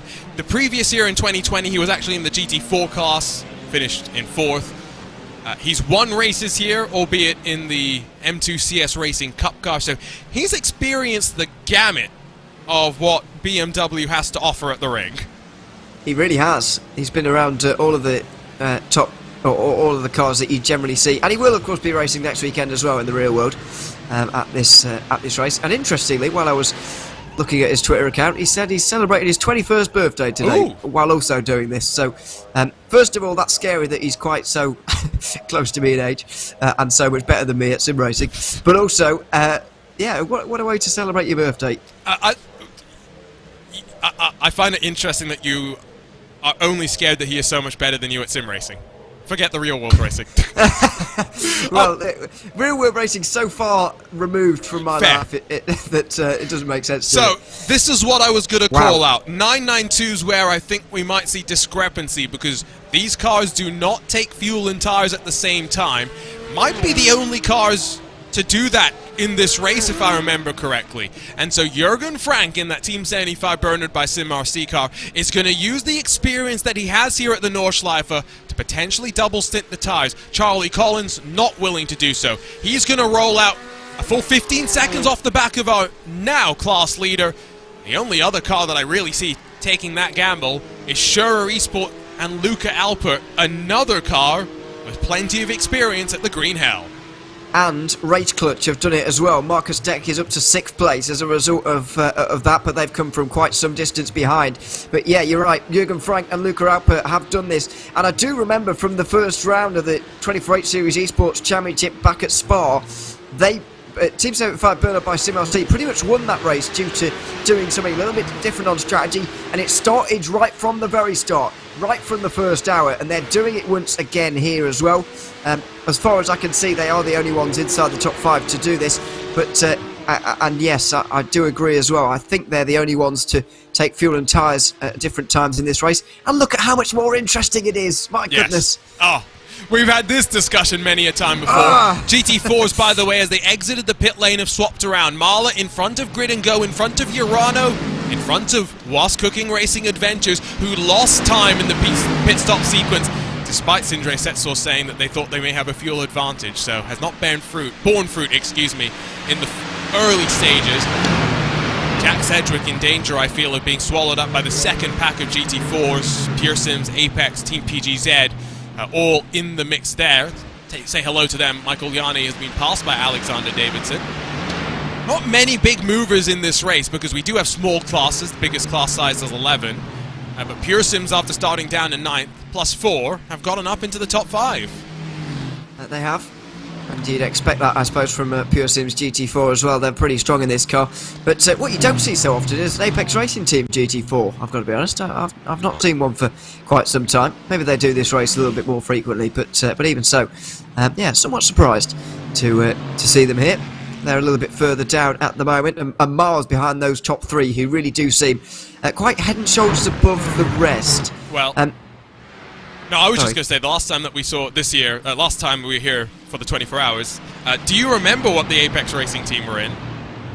Oh no, definitely not. I don't think I even commentated on this race last year. Oh, okay, that's probably why you don't remember. George Simmons remembers because we were talking last night. We had a last-minute entry from the Apex Racing Team, I think it was last minute, in TCR. George Simmons started the car. George Simmons ended one corner with, I think, a blown engine. After one corner? Yes. Wow. It was either one corner or one stint. I forget off the top of my head, but it was not great. That's quite a big difference. That's true. That's quite a big difference. Yeah, that's not ideal, to be honest. No, either I just do not remember a single thing from last year's race, or I didn't do it. I'm pretty sure I didn't do it. Oh, you might not have, because last year we had 12 hours covered by quote-unquote Radio Show Limited, with 8 of those hours being Peter and myself. Yeah. So, yes, you may not have done much last year, but no. It is curious to see them in a GT4. I wonder why they didn't go 992, given, they've got some of the setup and whatnot for that car, but I guess that drivers that traditionally are in the Porsche Esports Super Cup are in the GT3 class, so maybe it didn't really make sense. Talking of TCR, by the way, just a reminder, Michael Polishek, I feel like I'm going to say this once an hour like an infomercial, is doing this race solo. 24 hours for World Central Kitchen. He leads by now 10, almost 11 seconds from Waverly Racing Team and Team Hoisingveld. You can ride with Michael Polishek on his own Twitch feed. I don't have the link off the top of my head, unfortunately, but I'm very curious how this is going to go.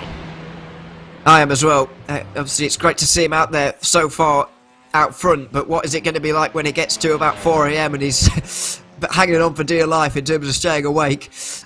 Yeah, I don't know if he's going to be able to win this race overall. Oh, wow. Well, not overall, but in class personally. He's already raised $5,000. Wow, that's very impressive. He's looking to try and get to 20,000. So, guys, I am going to try and push this as much as I can. His Twitch is twitch.tv/Mike45845. 45845, yes, I'll post the links for you. Let's try and get that up a little bit as well, because it's a great thing to see, and we often see drivers attempt to do this for the 24 hours of Daytona, but this is going to be a very, very more difficult experience. It is a really different experience. And as I say, raising so much money already, that's the more important thing than where he is in this race. But it's good to see him out front there anyway, at the moment. Interesting that... did I read that wrong? It was one of the TCRs... the SimCity Racing TCR that I thought was out of the race entirely has re-emerged after nearly 40 minutes in pit lane. Nice. Endurance racing spirit. That's what I was talking about earlier. And in a race like this, they are probably going to pick up a couple of positions. At the very least, they'll get in front of Marcus Saavedra in the Whopper Racing Team touring car entry that is down on pit lane and seems to be by itself for the time being. Giving some love to TCR. Let's try and check back in with the GR86s as well, because Sunshine Autos, Astro Racing, as well as Spec Racer Ford Farmers still run 1, 2, and 3. Ewan, just to confirm, you know what a Spec Racer Ford is, by the way, right? Well, not really, no. You know it's a race car, right? I don't understand what this livery has got to do with anything. do you know what a Spec Racer Ford is? I don't think I do. Okay, so this is the problem. Zach Sweeney doesn't know his racetracks. Ewan O'Leary doesn't know his race cars. Well, maybe I do, but I'm not recognising it right now from what you're saying to me, no. This is how you definitely know that Ewan O'Leary has a laptop and cannot actually race on iRacing. Yeah, doesn't get to frequently is probably the better way to put it. Not frequently, no. I will be a little bit more in a couple of months, but not so much. It's more the problem that I actually don't have my wheel here, which is the bigger issue. But anyway. You are, by the way, going to get in some trouble from the chat, by the way, for your lack of race car knowledge. I want to pre-warn you. I'm amazed people are still surprised by these things. By our lack of knowledge on things. Yes, agreed. I am gobsmacked. But anyway, I don't put myself out there as a knowledgeable person, but people still expect me to be. So there we are. They are also asking us about toast, by the way. There has been so much discussion about toast that I don't even know what they're talking about, and I lost track of this toast discussion about an hour ago. So if you want to let us know what this discussion is meant to be about, guys, we're happy to know. But you guys lost the plot quite a while ago. So did we, to be completely fair. They've lost a grip on reality. I can see them down there. They don't know what's going on, and neither do we as a result. Yes, so, they are contributing to our lack of sanity. Well, a little bit, yeah. It's an unfair. We need this kind of energy at about 2 a.m. In about 12 hours' time. Are you going to be on? You're not on with me in the middle hours of the race, are you? No, I'm not. I'm not on quite that early in the morning. But I'm just thinking about the guys that will be there. Well, I suppose it won't be that late for them, will it? But anyway. Here we go. TCR traffic for GT3 cars as Urano ART as well as Redline work past Brabham and Impulse. There was a bit of contact between Pinto and the Brabham Esports entry, and so it allowed Beliziotis to close up after Pinto got and passed the Williams Esports car out on track. Like I mentioned, the short fill from Pinto has given him track position to get a little bit closer into the fight. And now, Redline into the top 5. Yes, they are 15 seconds off of your race leader. Yes, the gap from first to second is 10 full seconds. But things are starting to go their way, and there is still a long, long way to go. It is anyone's game at this point in the race. Check back in, by the way, with one of the cars that you mentioned, Ewan. Did not take tyres. Yeah. This is back in the 992 category with Aratus Esports, who did take tyres, but Race Clutch just behind them didn't, and Marcus Deck has been able to stay with Simone Maria Marciano on this opening outlap, which is great news for him, because if he's able to keep these tyres in the window and keep a good pace up, then people will realise that maybe no tyres is the way to go. But yeah, once again, I'll repeat the point. It's so much more interesting than when you're changing tyres every single time. It's so much more interesting. Up 4 positions is Marcus Deck. So with pit stops complete for 3 of our classes, let's give you a quick rundown on how they're shaking on up. Let's start, of course, with the GT3s. It's Reina Talvar carving his way past the TCR leader that has a 10.5 second margin in that BMW van car as they try to win in back-to-back iRacing Nürburgring 24 hours. Williams Esports Chill Blast still carry Sami Matti Trogan behind the wheel, running in second. But now under a little bit of fire from the chasing pack behind, who have already latched onto the back of Sam Koita in the first of the Mercedes entries, the Mercedes AMG team Urano Esports. Apex Racing team and their brand new partnership with Mercedes AMG that run then in 4th. Diogo Pinto right on the back in the BMW M team Redline. Mercedes AMG and Williams Esports at 6 with Vasilius Beliziotis and a very special anniversary paint for Williams Esports, working down in towards Metzgeveld. Luca Kita's not too far behind in another of the Mercedes AMG contingent, but then there's a little bit of separation back to David Toth in the Arnage competition car, and while SimRC worked into the GT3 class in top split, a couple of their drivers you would have expected to be TCR contenders, but Nicholas Heider currently in the 76 machine in 9th. On debut, the Falcon Sim Racing team by Door Esports, Damon Woods behind the wheel, complete your top 10. Only Stanley Deslanders also starting this race, but after getting out into the wall, it's going to be a difficult recovery drive for them. Ewan, why don't you run us down through our 992s?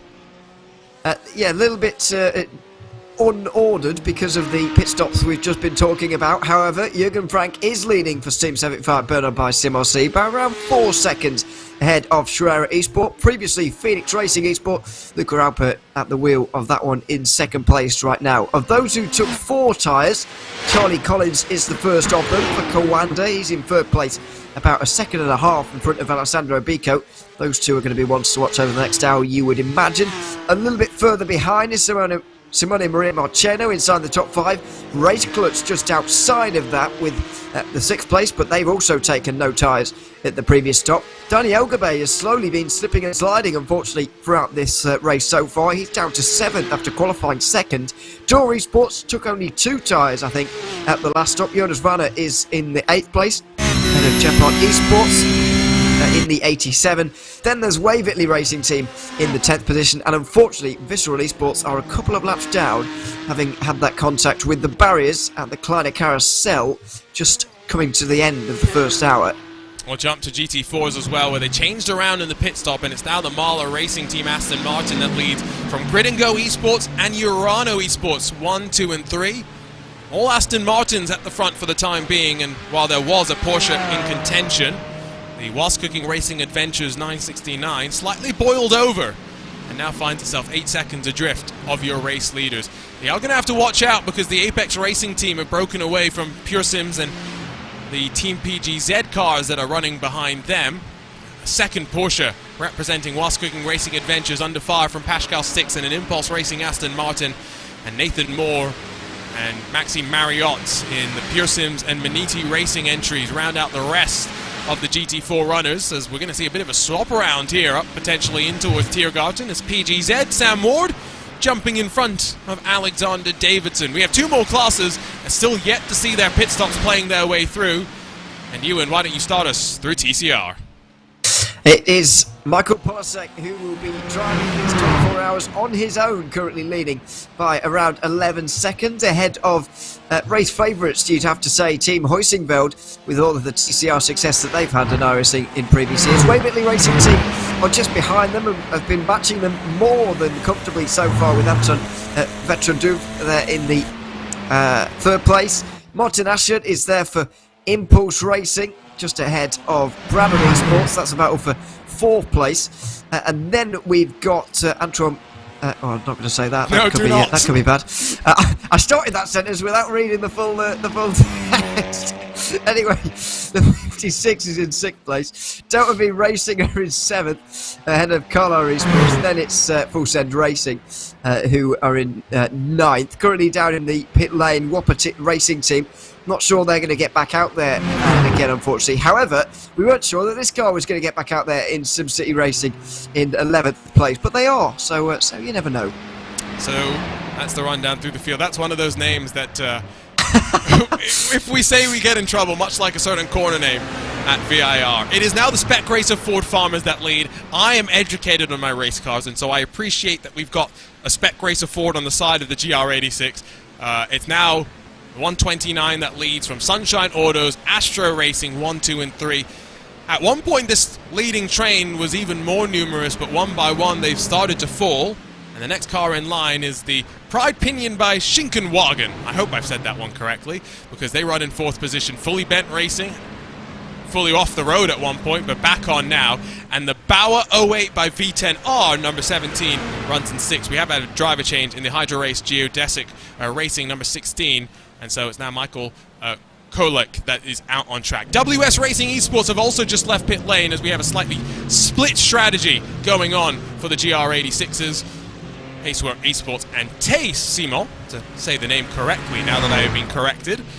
In 9th position, Friend Motorsports down in 10th, round out our running cars right now. Of course, we did mention SimCity Racing also out on track. So, as there's a swap around for the lead at the front of this class, up in towards the Fluke Platz, it was just as we walked through it as well.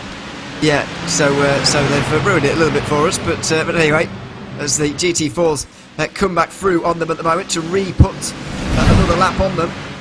It's changed for the lead in the GR86s. And Michael Polashek is down on pit lane. Yes. So, it's about time, isn't it, really? We're about an hour and 20 into this one. He has gone a lap shorter than the rest of the field has, which is kind of what I was expecting. You traditionally see TCRs in around 90 minutes. Yeah, but then again, there's the problem of he might be able to do 3/4 of the next lap, but if you can't do the whole one, then you can't go around again. So that might be the case there in TCR. I'm not entirely sure, but yeah, for the moment, he's the only one in, as far as I can see. Or no, we've got JoeTV Racing in as well, but he's certainly in the minority, is Michael Polasek. Yeah, I think 90 minutes may end up cutting you out of pit stop. Although, having said that, for Michael Polasek, it might actually be better for him to be stopping more frequently, just so that he can get a bit more rest, you know, like a couple of minutes outside the car. Yeah. That is the other way to think about it. I did get a message from Altus, by the way, Will Chadwick, saying that he's not sure if they've missed something, because apparently Altus have no confidence in their ability to double stint. So I'm now wondering, are we going to see a slightly shorter second stint now from Team 75 Bernard by SimRC, as well as the Shurik Esports gang? I don't know what that's going to mean longer term in terms of the strategy calls, but I feel like maybe their experience has led them down a hole that the rest of the field maybe has not seen. You say that, but the times are still very good from the top two in 992 at the moment. Jürgen Frank just put in an 8:13.6, which is 6 tenths quicker than Charlie Collins and 2 tenths quicker than Alessandro Bico on the last lap. So he's not hanging about at all. So while that might be the case for Autos, clearly the top two have figured something out right now. And I know we've got a long way to go in this stint yet, but they're putting in some very respectable times right now. We do need to agree on something, by the way. Is it Altus or Altus? Because you're not the only one that I've heard say Altus. I think it very much matters where you are from in the world. But that's what I want to try and figure out why that matters, because I'm very curious. Simon Feigl, team boss, has told me he doesn't mind Altus, Altus, either one. Oh, that's even less helpful. I know, because I was going to bring up the fact that you and I are in a certain Discord where we have a channel which is drivers saying drivers' names, because there are certain cases where it's like Bono House, who for years was a Bono Huis, all the different ways that his name was said, until someone cornered him in a room and said, I think it was Lewis McLean, and said, how do you say your name? And he eventually said, it's Bono House. Wow. Yeah, well, yes. I mean, we do need that channel quite often. But it's just, yeah, really unhelpful that he just doesn't really care, Simon Feigl, so that's not ideal. But I think that means we can just go for whatever we want, really, as we go forward with Autos Esports. Because yeah, it's he's not helped us out there. No, he is not. You know who has also not helped himself out, though? Ewan, have you now seen a spec? Michael Polashek's off the road, and up through Fluke Plot. It almost took out Alessandro Bico. Unfortunately, it is just Polashek in the wall with damage. Such great pace, and hopefully that's not a tow back to pit lane. It is. Well, that's such a shame for Michael Polasek. It was going so well for the first 85 minutes of this race, but unfortunately it's come unstuck for him a little bit in this next lap. Really unfortunate, but as I said earlier on, when you have incidents at the fluke flats, they're not often small crashes, and I'm afraid he's had to tow back to pit lane. Polashek is experienced with traffic management here. I wonder if he makes a mistake in the line that he takes and running himself so tight, because he climbs up onto the curb, and once he does that, nothing he could really do. Bico does a good job to jink to the right and avoid. Yeah, it's a good job from those guys to avoid. We've seen it time and time again, and the same applies here. You have to stay on your line as a slower car, but not least because it helps the faster traffic, but even it helps you as well. Bico, as you say, was very close to being wiped out there, but I'm very surprised that someone as experienced and as level-headed as Michael Polasek has made a mistake like that. That's an unusual one, without a shadow of a doubt. Take a look at this, by the way, because Paceworks Esports, I think, might have had their issue with the Wave Italy Racing team up the inside and with some contact at Metzfeld. That's a long way off the road, and I don't think it's going to end well. Oh, it's painfully long crash and straight into the wall. So that's a shame for them, and they've returned back to pit lane. By the way, only 6 of the 10 GR86s haven't been down pit lane just yet, and they haven't even had a scheduled pit stop just for the moment. Yeah, they do have some rather lengthy pit stop times, so that's a long way to go. Yes, going back to your controversial takes, Ewan. You just called the spec. I'm going to call you out here. Sorry, you called the Spec Racer Ford absolutely hideous. Yeah, it turns out I in fact have seen those before. which is probably not a surprise. But yeah, they look horrendous. It's some of the best racing you'll find in the US. Also, relatively affordable. When I say relatively affordable, we are talking $1,000 a weekend or whatever. But you know, a little bit better than $12,000 for a set of tires, or the tires for the weekend that you need in the Porsche Carrera Cup North America. And by the way, can I just shout out to Dominic Engel, who was defending me in the YouTube chat briefly. Why was he defending you? He was saying that, in fairness, if people haven't used iRacing and people outside of America, they wouldn't know what it is anyway, because it's pretty not anonymous. I don't know. I disagree, just because I want to throw you under the bus. You live in America. How can you? Because I knew about them before I was on iRacing, but you know, I used to spend a lot of time just trolling through YouTube, watching onboard footage of everything I could, basically. Yeah, I don't do that, and so I have not seen. Well, I've not seen too much of them, to be honest. So, have you seen Sean Edwards at the Nordschleife in the Porsche Carrera Cup Challenge, whatever they called it back in 2011, in the pouring rain? Likely not. Have you seen Lee Keen's rain dance? No, definitely not. Okay, so you haven't seen two of the best onboard footage clips that you can find on the Nordschleife. Ewan, at some point after your commentary stint, you are going to have to go and do that. That is a requirement before I'm letting you back on air. Down onto pit lane for the GR86s, though. They went for 90 minutes like expected, and we should see the TCRs likely in at the end of their next lap as well. There's grenades going into this YouTube chat right now, aren't there? All headed in your direction, and rightfully so. Oh dear, it's I should do it more often, shouldn't I? Just for the fun. But no, yeah, it's very much the time for the GR86s after about an hour and a half. They're a couple of laps down now, indeed. So it's indeed only a 9-lap stint for them, but it takes them so long that it's been an hour and a half. And now the TCRs will be in as well. And this is the legitimate battle for the lead. I was expecting this to be the case, but it really is now. No, and for Team Oisingveld, there's some history on the line if they can work their way back into a race victory here in the TCR class with Thai Pure Racing Team as well as Team RSO in consecutive victories in class. That's still a long way to go.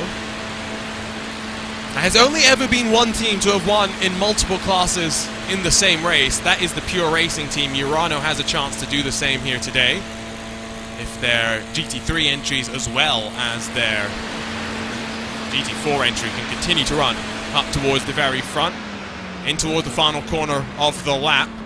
This is where we'll see these drivers head off towards the right-hand side and work their way down on towards the pit lane for what is going to be their first pit stop of the race. Wave Italy Racing Team, we mentioned that Michael Polishek has driven with them on occasion before. They've got the likes of Damien Owen Harris, Dr. Naveed Hussain, a couple of staple TCR drivers. We'll watch for them with close interest as they work their way down, and stationary, no driver change undergone just yet. GT4's picked up once again though. Jack Sedgwick losing ground lap after lap, now 8.5 seconds behind the top three. Yeah, so it's gone from a pretty solid top 4 in GT4 to now the top 3, and it's remaining the case as well. British Cormac still in the lead after taking a shorter stop, probably because of the fuel saving he did in that last round of stops, and so Sven Haase has been displaced. But now it's his turn to do the fuel saving, and you'd imagine that is going to change hands again throughout the next pit stops, and that could remain the case for quite some time. I do like the look of this Aston Martin. It looks like a baby Bond car, you know what I mean? No, I don't. It doesn't look too flashy. Like, there's no way James Bond would actually drive this car. Because it's not a DB11, you know what I mean? It's like, it's not big and flashy enough. Yeah, I get what you mean, but I still really like it, if I'm honest. No, that's what I mean. I really like it. I think it looks better than the GT3 car, is what I'm saying. Ooh, that is... ooh, yes. I don't know where I'd stand on that. I don't know. I'd prefer the GT3, actually, just about, but this is still very good as well. So almost universally across the board, I think GT3 cars look better than the GT4 counterparts. M4, Mercedes, Audi. You can't compare Porsche because it's Cayman versus 911, whereas everyone else is basically the same model. the Aston Martin is the one where I do feel like I prefer the look of the smaller car. It pains me somewhat to say that. Now, Charlie Collins has just done some murdering. Poor GR86. This one was the WS Racing Esports car of Tobias Kritchenbauer. That's really disappointing, isn't it? Because it's so careless as well. Charlie Collins has got all the time in the world and all the space in the world to pull to the right-hand side, but smashes into the back of the GR86 anyway, and that's really disappointing to see. I thought we'd get away for at least the first 2 hours I'm going to be here without anything really silly happening, but that was so avoidable. No, we just had to be reminded that GT3s will GT3. Here's side by side for now second position after Astro Racing in the GR86s with a short pit stop have leapfrogged Spec Racer Ford Farmers as well as Sunshine Autos. In towards Arenberg they'll go, with the Spec Racer Ford Farmers holding on to second for the time being, but these calls on strategy are going to have to equalize out at some point at the end of this race, and that's where over 24 hours these strategy becomes very difficult to track and very interesting to pick up at the very end of the race. At the same time, Ewan, one thing that I always feel, we mentioned this earlier, there's usually 170-ish cars on the track during the real-world race here for 24 hours. This year is only 130 for a variety of reasons, but having fewer cars and having fewer cars over the course of the night means that the attrition level, hypothetically, should get better the longer that we go. It should do, yeah. But then again, this is one of those circuits where it may not, because of how difficult it is. It's not only about traffic that you've got to worry about in terms of attrition, but people are much more likely to fall off the road themselves in this circuit. So you know, it's I wouldn't count on that too much. And by the way, even with all this new information I've acquired, I'm still at a loss with this livery for this Spec Racer Ford. It's not especially clear to me, to be honest with you, because it's only on one side. No, that is true. The name, I think, does help. The name Spec Racer Ford Farmers implies that these are drivers that gained all their I rating to make it into this top split, courtesy of the Spec Racer Ford. They pay tribute to the car that's gotten them into the broadcast by putting it on the side of their car. Well, if this car's so good, then why is it so easy for them to gain R rating in that that class? Apparently not enough people race it. It can't be that good then, can it? I'll be honest, I don't even remember which generation of Spec Racer Ford we have at this point, because it's been so long since I've actually jumped into it. Here's the train for third. Poiter, Redline, Williams, Apex, and then the second Urano car a little bit further back as they work out of Brunchen in towards Flansgarden. Well, we'll get them over the jump once again. Trogan now trails Talvar by 12 seconds. It's 5 seconds between Trogan and Sam Koitert for second and third position. Rainer Talvar has really set the afterburners to maximum, and look at him duking through traffic. He's got the GT4s to contend with, but as much as you got scared there, Ewan, he looks like he's in control. Well, I was nervous there, certainly, because this is a big moment through traffic in GT4. You're right, though, he does seem in control of this race right now, and ever since he's broken that 1 second margin to Sami Trogan in the second position, he has started to pull that away even further as it's gone along, and he doesn't seem to be looking back at the moment. So you're right, even though that did look a little bit nervy from that particular angle, he does seem in control, you're right. So there is the car that set Ewan O'Leary almost into fits of gasps, because that did get nervy, I agree, for a second. They're about to get to the GT4 leaders and put them a lap down, by the way, and they're going to catch new race leader Sven Haase, who gets past Alexander Thieber and Felix Quirnbach to regain the lead of the race. This is one of those races where I just feel a little bit tense, because there's gaps and groups all over, and you get the sense that it's not going to be done and dusted. This isn't maybe the wisest idea with just 90 minutes burnt off the clock to be side by side into the final corner, and Sam Ward finally says, you know what, Alexander Davidson, sixth is mine for now.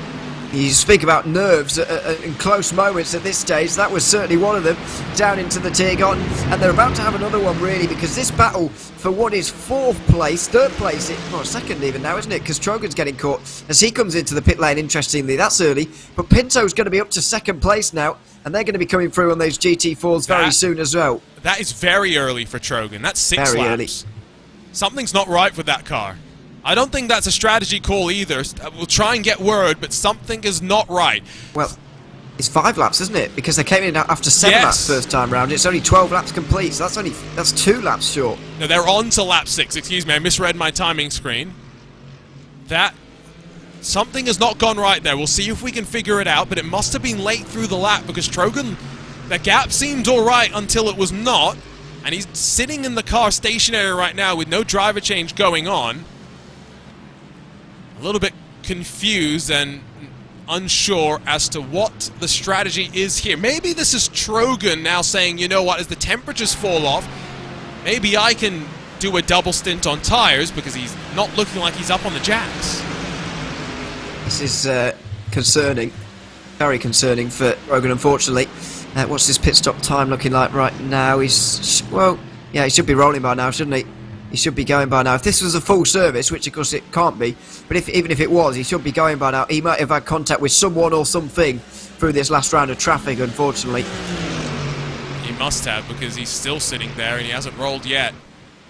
I hope that's not day done for Williams Esports Chill Blast, because they were looking fast. And in a BMW for once, it was interesting to see a slightly different look from them.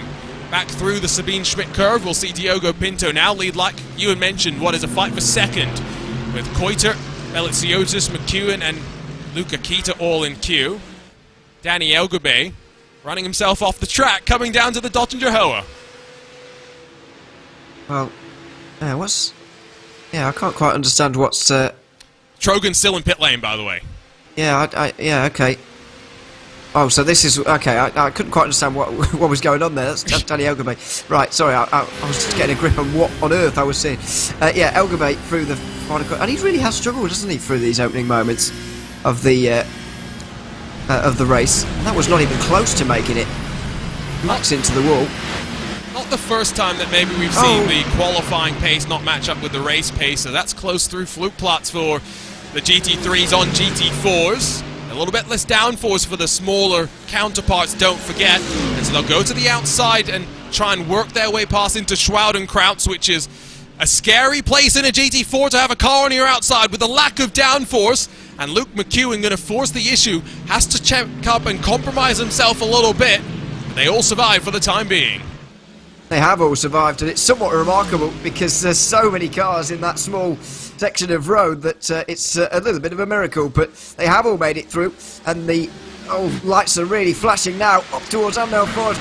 I've got to say, very good driving there from whoever's at the wheel of the Apex car. Who is at the wheel at the moment for that one? It's Michael Gianni, which I guess you'd expect. Held his ground very well against those GT3. He wasn't bullied out the way by the flashing lights. I wonder if this is where as well it's helpful for Apex to have cars in multiple classes to be able to discuss what the expectations are going to be at different points on the track. And so, still a close fight, still working through. Pinto now, though, has climbed from 7th to 2nd. I don't know who's due into the car next, if it's Steinbraten, if it's Verstappen, but whoever is jumping in next is being left in a situation, in a position, Ewan, that is very different to the one that they were starting off in. Yeah, certainly. So this is the thing with Redline, really, that is why I'm really tipping them for a strong result, even though I didn't pick them. They didn't qualify so well, but they were really anonymous in the first hour. I don't remember talking about them at all, actually. But now that we're into this race properly and we're getting on with it, they're starting to rise through the order. They're starting to do really well. So it's great to see for them. But still puzzled a little bit by 992, I've got to be honest. The top two aren't losing any speed with their old tyres. Sami-Matti Trojan is still in pit lane, by the way. I could not go and pick up any one incident that I could attribute to why he is still stationary, and so that might be day done. Charlie Collins and Biko still trying to hunt down the two at the front that did not take tyres. And to your point earlier on the lap times, Jürgen Frank was the fastest 992 car. Last time around, yes, traffic makes it hard to get an accurate picture on what's going on, but it's an ominous sign for the rest of the cars. Up towards Bravery, though. Look how close Belitsiotis is to the back of Sam Koiter.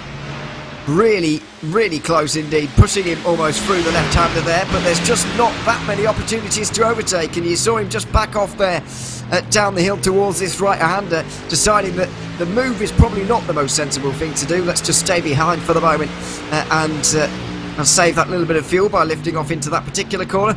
They'll dive into the carousel, and they're staying absolutely locked together here in this battle for third.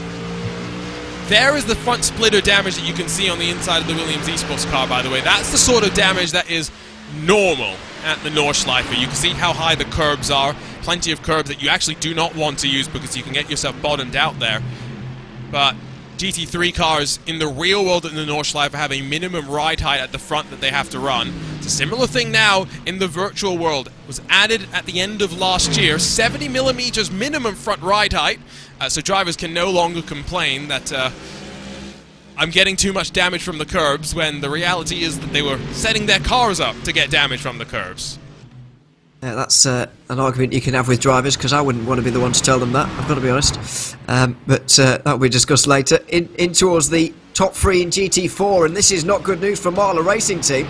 They were leading, these three, but now have been split apart by these GT3s. They'll hope that some of their rivals are similarly disadvantaged here. Sven Hartzer, oh, that was close. Just about kept it on the road, but these GT4s getting ripped apart by these guys. Yeah, they did take a little bit of a worry there, and so it's checked them up, but surely they'll be back into line in a second. We're having a discussion about engines and displacements and engine noises. I'm just going to reiterate, engine sounds great. Most engine sounds are great as long as they're not turbocharged. Turbo engines are... yes, I shouldn't say too much more, I'll get in more trouble. Well, I'm not going to add anything to that discussion either, in that case. Oh, do you not like turbos either? Well, I don't really mind, but it's not something I consciously think about. But when I think about the engines that I think sound best, I do tend to find that they're not turbo engines. So while I don't consciously think about it like you do, maybe I do agree. even nevertheless. We had this discussion on the BMW M-Sim Cup a week ago about whether the M4 GT3 sounded better or the M-Hybrid V8, and I thought the M-Hybrid V8 sounded better. Yeah. It just runs a little bit higher RPMs. I think that high revs, that's what we need, because having heard GT3 cars in the real world now and heard the breadth that we've got, the Lamborghini is the best sounding one. I'm just going to say that. Sam Coitet decides that he wants the Mercedes to be the best running GT3 car, though. He's back up into second. Up another position in towards the next lap, and they're about to go on to their final lap of this stint, you would imagine, with just less than 2 hours gone in this race. So I was expecting Pinto to get to the front of this group and kind of run away, but that's not happened at all. Now Belaziotis is trying to get through, and they're all bullying each other off to the right and left. He'll go to the outside with Belaziotis to get the inside at the second part, although Coitet gets it wrong, so they're both slowed up by it. The Apex car will get involved as well. This is very, very close in this battle once again. Coitet went very deep, didn't he? And that's why he was so slow, trying to pinch himself through the second part of the shortcut. Belaziotis able to take advantage. These drivers, though, are 20 seconds off the back of Reiner Talvar. He was 5 seconds faster the last lap alone. Yeah, and it really helps to be on your own at any circuit, but especially this one. If you're looking at your mirrors around here, you're losing so much time going into each and every corner, and that's been the case here. And I don't think that problem is going to be solved now that Coiter's in front. I don't think it's a Diogo Pinto problem. It's just a problem with this group. I think I agree with you. It's the... I feel a little silly now. Is it too late to change my prediction over? Yes, definitely. I've got control of the graphics, so I can cheat. No one will ever know. I'll go back in time and edit it as well. 20 seconds. Just keep that in mind. That's less than 2 hours into the race. What Reiner Talvar already enjoys. At most tracks, that's half, a third of a lap or something. We're getting close to that being a considerable margin. At the Nordschleife, that is nothing. It could be eaten into in the blink of an eye. Speaking of being eaten into, here's Charlie Collins, here's Alessandro Bico. Is Bico going to have a bite of VRS Coanda Esports? I think there might be a bit more worry about those top two than there are about each other right now, and so Bico just gets into the back of Collins, pushes him along, which I think is the sensible thing to do at this stage. I don't think it's a good idea to battle, particularly because Team 75 Bernard by Simossi and Sherry Sport are both miles in front of them, and we're going to get another view on lap times here, but I would be a bit worried, to be honest, in these two cars if about those two leaders. So as the leaders cross the line, 812s basically for both, 409, 508 for the two of them. What's it going to be for Campbell? What's it going to be... Oh, excuse me, for Collins. What's it going to be for Biko? 809. So they actually got 3 seconds back this time. Maybe that's just traffic. That's why it's so hard to tell, because one lap can be so different from the next in terms of where you catch the traffic, and there are certain sections where it is definitely smarter to back off. They're still having this discussion about wet toast. I don't get it. Why are we talking about wet toast? As Beliziotis down through Arenberg up to second, and maybe the drivers try and lead the charge back up to the front. Maybe it's a euphemism for something. Oh, I hope not. I hope. That thought's only occurred to me now. Anyway, we'll gloss over that. No, to be honest, I don't think it was traffic in 992, by the way, because Biko just did his best lap of the race so far, and it was actually the fastest lap of the race so far as well. So those guys legitimately are just going quickly, I think. But yeah, another change around here in GT3 in what's becoming a real interesting battle. I mentioned it earlier as well. I think these first hours, when you still are in these sort of trains, are about meeting the rhythm of the class. Not about necessarily trying to go as... Unless you're Reina Talva, right, with plenty of clean air. For everyone else, it's a bit more of a situation of... Let's run with everyone, let's survive, let's get into the night, which is the first challenge, and then let's survive the night. That's going to be the big key. I always say this in endurance races, 24-hour races, I should say, a little bit more often than not. I think you've just got to ride around and survive until the sun comes up, and then you think about where you are, who's around you, and start thinking about the end of the race. But until then, I don't see how you can really make any plans for what's going to happen by 2 o'clock tomorrow, or whatever time it is where you are. It will be 5:50 in the morning tomorrow when we see the checkered flag. See if I end up staying up for all 24 hours. Ewan and myself scheduled. We'll see. Yeah, Ewan and myself scheduled to be here for the first 2 hours. So Ewan's going to step out in 10 minutes. Zach Sweeney will jump on in. I'm here for the first 4, the middle 4, and the last 4. Ewan, I've forgotten how you're scattered through the course of the 24 as well. In 4 2-hour stints, I'm scattered across, as far as I can, as far as I can tell. But with no real regularity that I could explain to you quickly. So you'll see me again in a few hours, though. Basically, you'll be a constant presence. I don't know about constant. You'll be glad to know. A lurking presence.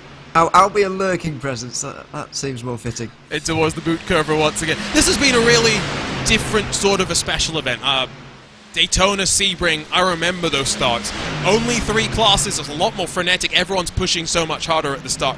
There's still close fighting here, yes, but in some ways, it's been a little bit more relaxed. That's not relaxed, though, as the Pride Pinion by Schinkenwagen car is shinking around. What does that even mean? I tried a pun. I'm not Joey Tabin, I apologise. Yeah, we need him. No, down to 5th place, unfortunately, for them. In that car, and it is starting to get a bit more spaced out in GR86 as we expected at the start of the day, and this is how it all happened. It's with TCR traffic actually. TCR's even lapping them at this early stage, and that was an awkward one. Now, can you say that maybe that's slightly self-inflicted, as we'll jump on board with Sunshine Autos from behind, because the TCR is trying to cut back, and because it's front-wheel drive, needs to get in a straight line to get onto the power, but the Schinkenwagen car is always going to be drifting out wide where the TCR was going to be regardless. That's a really awkward one actually, because I do think the GR86 did fly into that second part a little bit too much for a car that had someone alongside it, but the Waverley car did pinch down quite severely, I would say, as well, so it's a difficult one that. Maybe a bit 50-50 really, as we had a problem for Tiba here. He's got damage, doesn't he? Right front. Yeah, maybe. Oh, that's bad damage too. That's not minor. Does he have steering impact? That's going to be the question now. He looks like he's to tell when he's literally not going straight at any point There's here. some play to the right, yeah. It's hard to tell, but there's definitely something that's happened there without a shadow of a doubt. Well, he's lost the lead, so yes, there has been something happened, I guess. But as to what that is, not sure. It came at Hoeract at the highest point on the circuit. It's the Falcon car making its way through in GT3. There's contact. and he's gonna survive just about, so maybe not so much damage. So the damage comes from actually being in the grass, it would seem, more than anything else. We'll get a look on board with the Marla Racing Team cars. There's contact to the left front, so the right front just gets dinged by the jump. That's probably where it comes from. Well, now that I've seen that again, I'm not so convinced. We'll see down the Dottinger hole here whether there's actual suspension damage, but I'm not convinced there's so much damage at all, really, to that car. He doesn't bash across that curve very much. I know that curve's quite severe, but I don't think there's going to be too much damage to this car all in all. They have closed. The question is, how's it going to impact them in a straight line? End of the Dottinger. Pinto dropping back. I think maybe just thinking fuel. But we are heading off into pit lane this time, at least in the case of Reino Talvar. Is anyone in this choo-choo train going to be able to go one lap longer? Has anyone been playing the fuel economy game? The answer's no. No, it's all into the pit lane for everybody here. So Pinto's gone from 2nd to 6th, as he on that lap, by the looks of things he has. So I hope this battle isn't split up as we exit the pit lane once again, because it's been really enjoyable in this second stint. So we've got some breaking news, by the way. What is the breaking news? I'm trying to find the best way to phrase this, because as Keika Shube drives into the Reino Talvar seat and is going to take control of that car, if you're not double stinting your tires, you're in trouble, I think is the best way to put this. And if you can't double stint your tires because you don't have the tire wear numbers to do so, you're in trouble, because it seems like double stinting is 5 seconds initially faster a lap. It does seem to be the case so far. I presume you're talking about 992 there. No, GT3 as well, apparently. GT3, right. Okay. Well, how can that be the case if they're changing and changing tyres and fuel at the same time? It sounds like bias ply tyres where they're designed to go a full race distance. Our Arch competition go an additional lap, by the way. I did wonder if anyone was going to do 8 laps. At least one team does try it. Belliciotis will lead. Koiter, who do not make driver changes in the Williams Esports and the Urano cars. But if the question on your mind is Max in the split, well, Max is on track right now as Max Verstappen heads out to the Nordschleife. Yeah, so he's gained a couple of places in the pit stops there, with Luca Keita dropping behind. And also Sanchez. Sanchez with a long stop there. Alejandro Sanchez down to 7th at the moment, but that will become 6th when Arnage come in. So Redline have gained a position, but they have lost a bit of time to those couple of drivers up in front, but I'm sure they'll make it up with the certain driver they've got on the wheel. Alejandro Sanchez, yes, I said earlier in the broadcast, definitely one that I think is going to be pushing to the end. Now I'm trying to figure out, was that a long pit stop from Apex, or did they make a mistake? I don't think they made a mistake. I think that's just a longer pit stop, so we'll see how it ends up trending out. 4 minutes left in this hour before we say goodbye to Ewan O'Leary. Ewan, it's flown on by. What are your thoughts about these first couple of hours? It has. I've enjoyed it so far.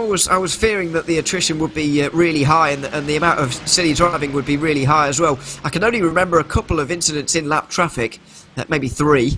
I hope we're not about to see another one. Don't think we are.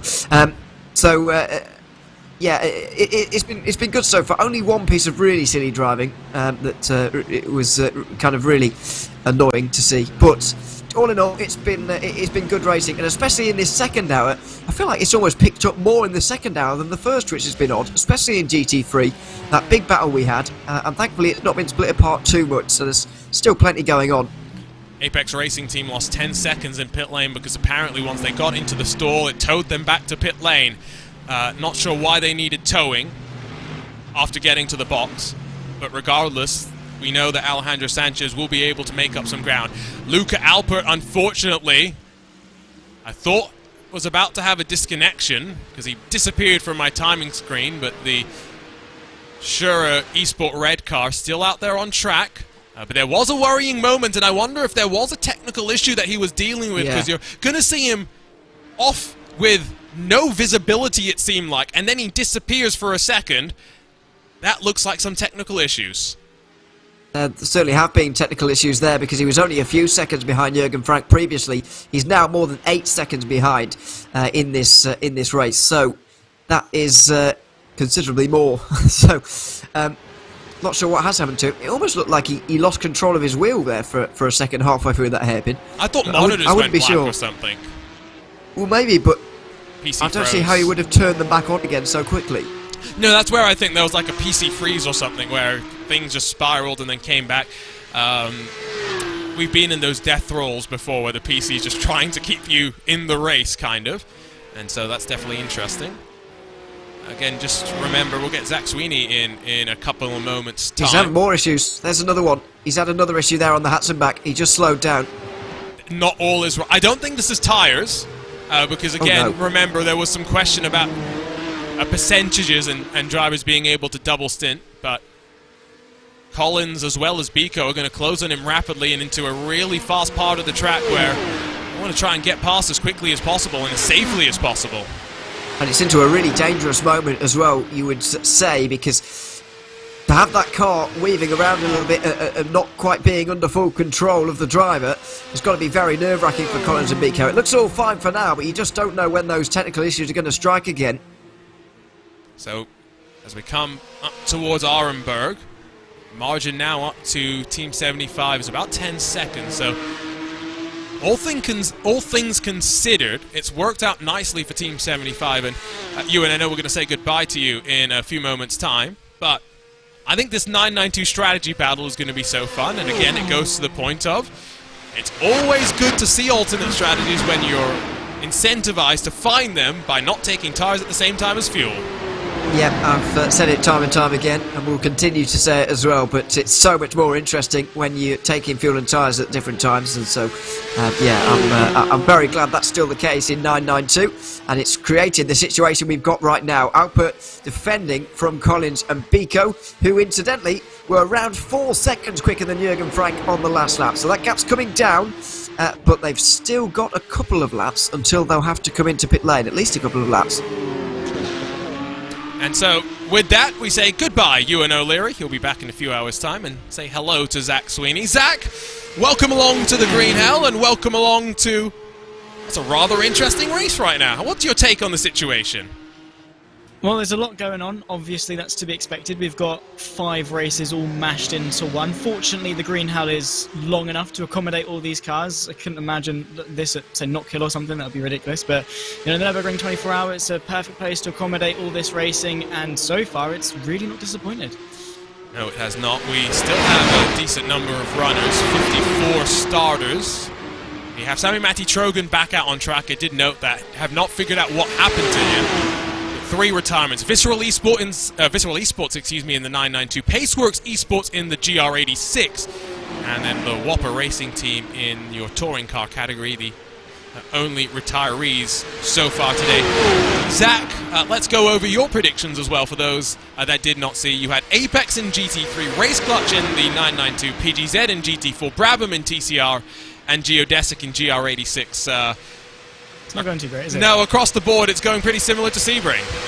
I wasn't too bad at Sebring. I wasn't last at Sebring, which is, you know, decent. At least I didn't cheat, unlike some people. So there we go. Let's have that much. But No one cheated. I don't know. Yeah, well, you did. But no, I mean, I was trying to be a little bit different. I thought the Apex 99 car would do quite well because the last time we went to a 24-hour race, they did take the win in the GTD class. So I thought maybe they'd carry it forward. The 992, I saw Race Clutch, and I was like, oh, yeah, Race Clutch is pretty decent. Let's go for that one. GT4, I didn't want to go for Urano because at the time everyone had put Urano, so I went for PGZ just to be a bit different. And I was like, I don't know, Brabham are a bit more familiar in touring cars. And then Geodesic was just like, well, I don't really know how good people are in the Toyota, so I just sort of went with the general consensus. But well, I'm wrong, aren't I? You didn't want to go with Urano because it was the general consensus, but you wanted to go with Geodesic because it was the general consensus. Right, yeah, I know. Of all the GT4 teams to pick as well, sorry PGZ, but we know their track record. Yeah, well, For finishing races first. yeah, well, it's a long race to finish. I'll give them that. I mean, they're still going. They're still going. Yeah, They are... I heard they do have a little bit of damage, potentially.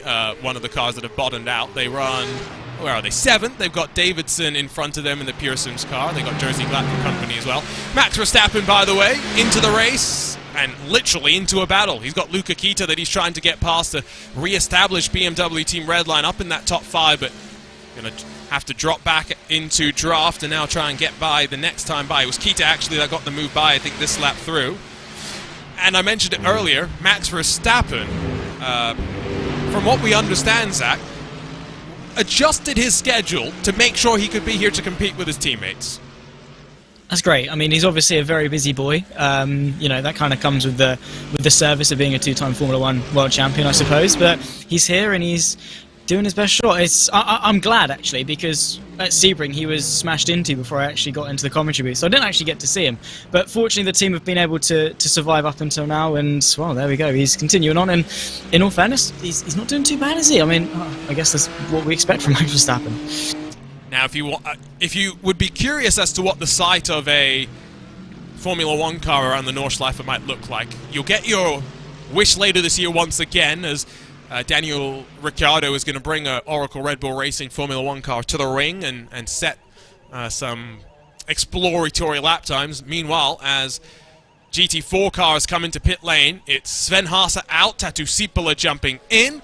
It's Ruben Bonga that jumps into that Marla Racing Team car, and to be honest, that is definitely actually a driver to watch. Those Bonga drums were a constant presence in the Digital Nürburgring Endurance Series, where success ballast means that if you finish on the podium in a previous round, you end up getting between 10 to 30 seconds of penalty, and the BS competition team, which was competing, Ruben Bonga, of course, part of the squad, did a very good job in being able to minimize and negate the impact of those success penalties. I do like a good success penalty, Zach. It's something that we don't do too much of in sim racing.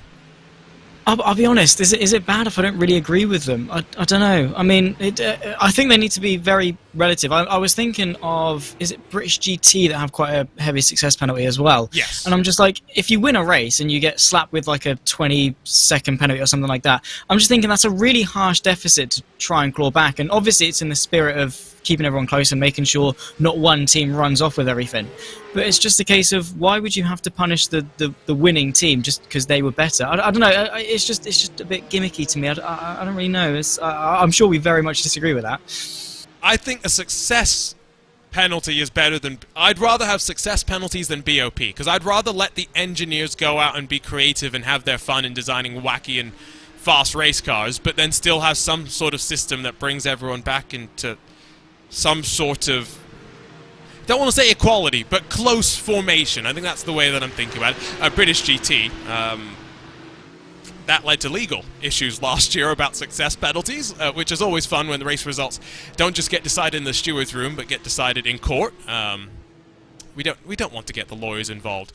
Speaking of not wanting to get lawyers involved, we don't want to get battles involved, at least if you are Team BMW Bank, with Keika Shube now taking over from Reina Talvar, trying to get himself up to speed, of course, which I find is an interesting experience at the Nordschleife, Zach, because if you go to Road Atlanta, let's say Petit Le Mans, one of our final special events, within 5 minutes you've done 4 or 5 laps and you have gotten up to rhythm.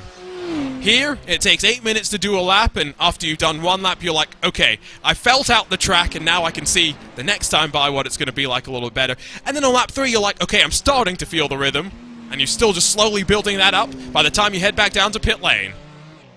Yeah, obviously it's a long lap, and it's a very tricky lap at that. So obviously these cars are very, tentative. They're always observing, trying to make sure they're not going to smack into the nearest barrier that they can find, because it is quite an expensive fine to pay if you crash at the Nordschleife, particularly for Touristenfahrt, and it's ridiculous if you smack into a wall. But yeah, I mean, you do just have to be really, really careful, and obviously with that, trying to build up your speed while also not smashing into the barrier is a very awkward balance as well. There we go, that's one of the pure Sims cars, and Daniel Ferguson unable really to find that balance and find that rhythm, because once you get into it at the Nürburgring, fantastic. It's one of the best circuits, I think, to just go out there and chill and get into a rhythm with. But as soon as it's broken, it's gone. I'm pretty sure that was solo as well, because that's a weird place to have contact, like we were talking about earlier, with GR86 race leader getting a little bit of the cold shoulder by the GT3s the first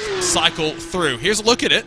Aston Martin on cold tires as well, just using a little bit too much of that inside curb, and a slow, painful spin and an even more slow and painful recovery, it looks like. Yeah, so we'll ride on board with it and really get a grasp. So you want to brake just about at that 100 board over the curb. Car was having none of it, as you say, particularly on cold tyres. Spun round.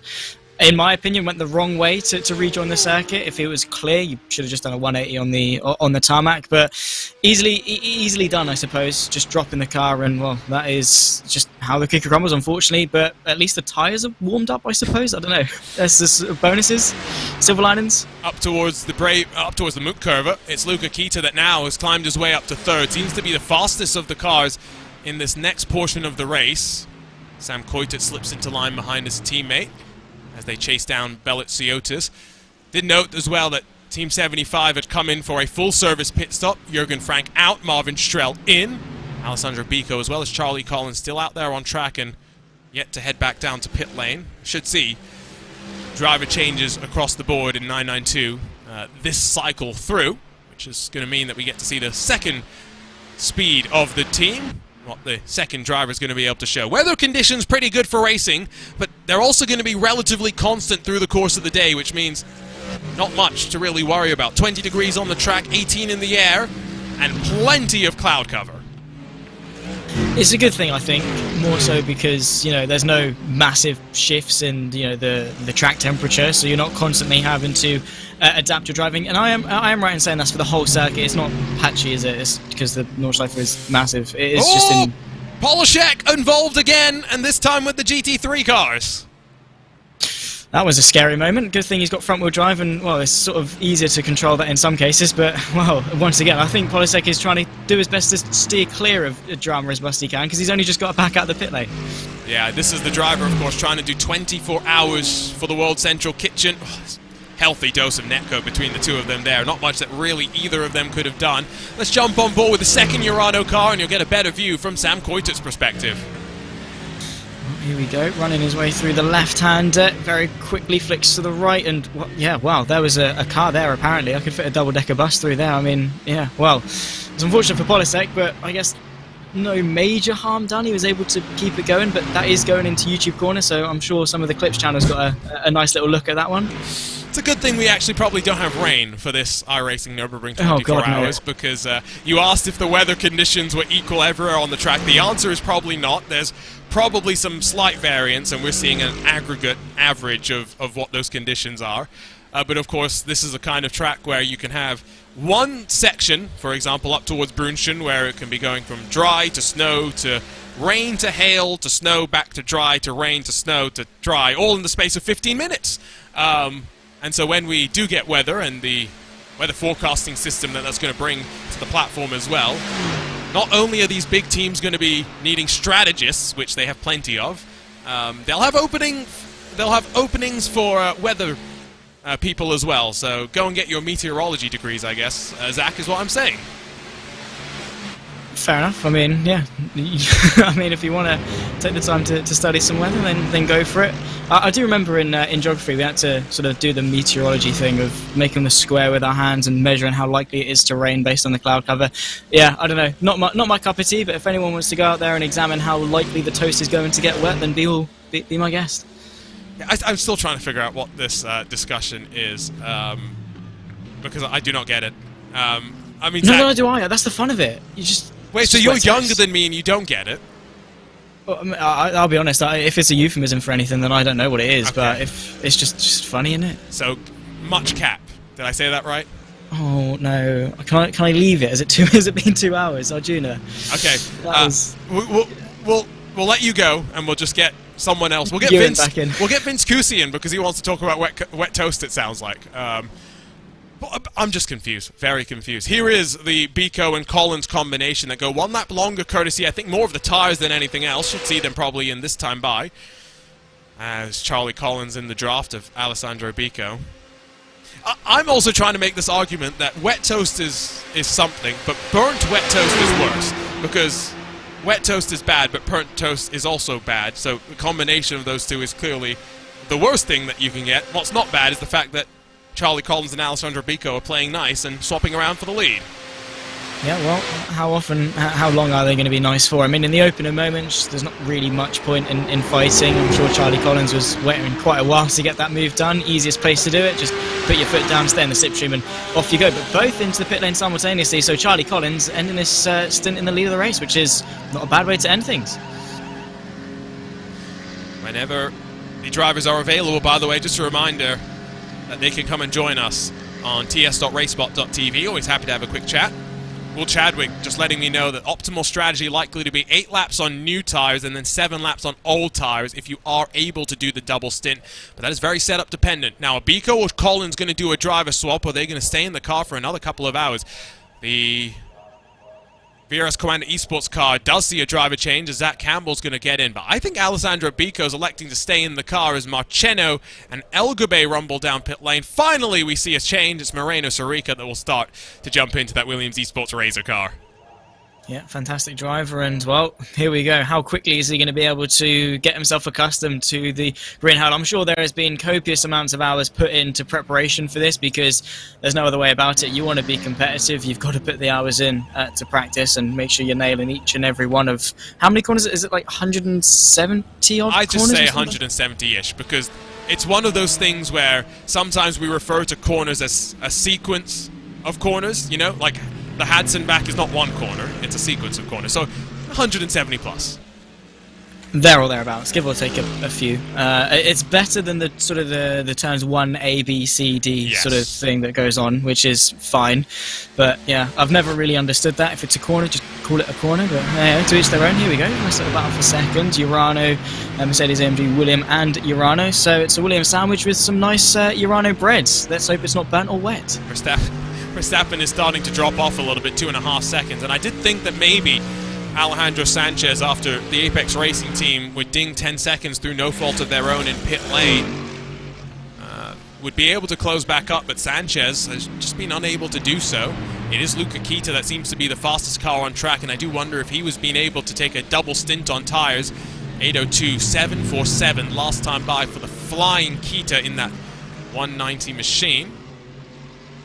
As we head on over out of that second hour of racing, still waiting for the sun to start its descent. It's been relatively calm, but that's not calm. That's a frozen speed full send racing car that's now spinning itself right around. Yeah, well, it seems that recently the touring cars have been the ones with slight bit of issues. I'll be honest, as much as I love touring cars, we'll take a look as to how it's gone on over the curb. It's fine, it's wide in your bit. Yeah, off you go, doink. I'll be honest, he hasn't. He's not gotten away lucky there. No. He's lucky he didn't get beached on the curb, let's put it that way. But, well, that was a pretty big one. But again, it just goes to show how small the margins are. You could see it coming, really. Too much speed through, rear tyre touched the grass. But it was only sort of a quarter of the total breadth of the tyre, if that actually touched the grass, and around it went. And unfortunately, it was sensitive enough to send him into a spiral that gave him some pretty big damage. And around the Nordschleife, it's a long way home. He's going to have to limp it home. Toe not especially short by any means.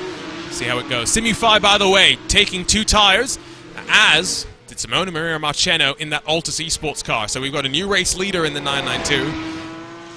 And I did get the sense that the 992 class was maybe going to be the one that I was going to be the most interested in, just because of the way that this racing sometimes plays out.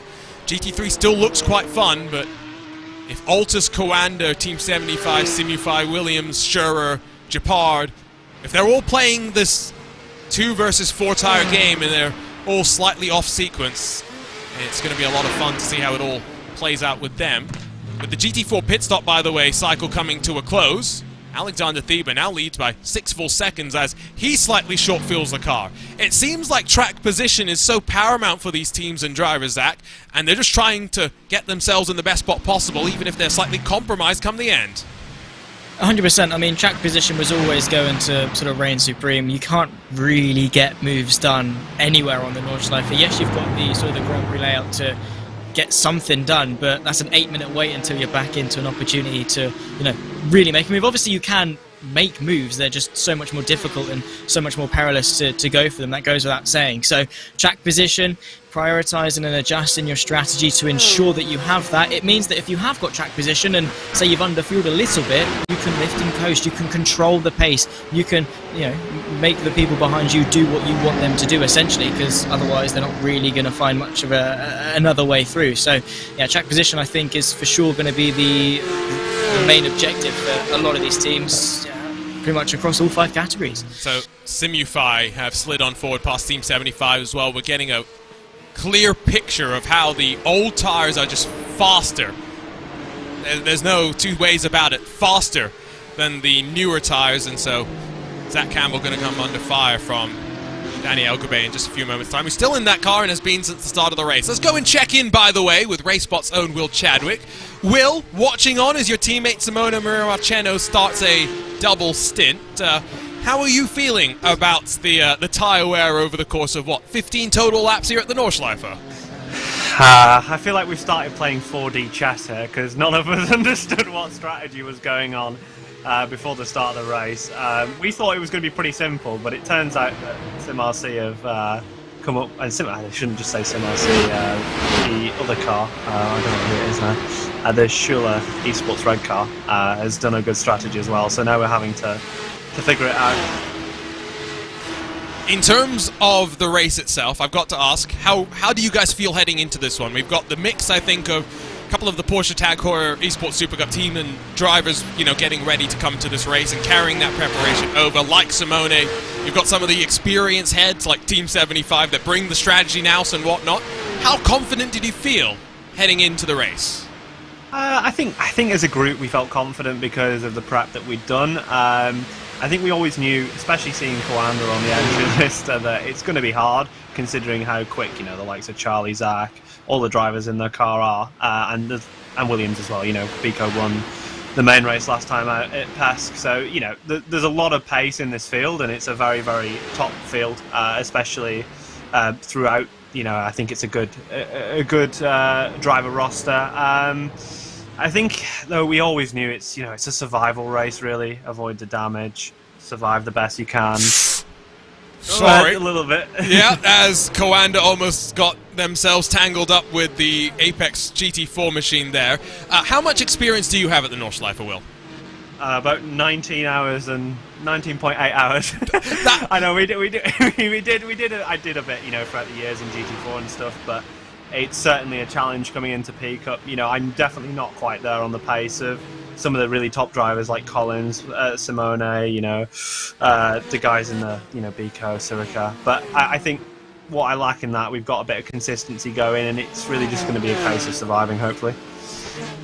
So, it's still very early, and I get the sense 992 is going to be the most fun. I literally just said this. How are you feeling in terms of the chances of victory, though, with still 21 hours and 40 minutes to go? Well, obviously, Arjuna, it's really easy to guess the margin of victory now. So I'm thinking at least by 10 laps. Okay. I'm thinking that we're going to see at least 15 of the 10 GR8 T6s over the fence. And that, we're going to win by 10 laps easily. Yeah. Well, there's still a long way to go. Hopefully, we're talking with you in 21 hours time or so, Will. But best of luck through the night. I'm sure there's still a long road ahead. Thank you very much. Yeah, we'll try to keep it clean, and don't listen to Zach too much because he doesn't know anything.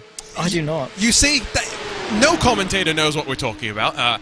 And so Will Chadwick just wants to remind everyone that since he's now both a driver and a commentator, we especially shouldn't listen to what he says. He thinks he's special, doesn't he? He just listen to his voice. He's just so irritable, and he's just It's what happens when you get second in the Porsche Esports Carrera Cup Great Britain. Yeah, but do you know what else happened though? Is on debut for Otis Esports, he smacked into his teammate. So I mean, did he? Yeah, he did at Road Atlanta going down the S's, and he even had the He even wanted to show me. He was like, Zach, guess what I did on my debut? No. Like, he actually owned up to it. He dug his own hole. That is disgusting. Imagine doing that. And honestly, he's not really a Chad, is he? He's just disgusting. He's just Will. He's just Will Wick. Wow, the hatred flowing strong in Zach Sweeney. Here we go with the old tires of Danny Elgabay going to blast past Zach Campbell, who does have a lot of damage now to that front right corner.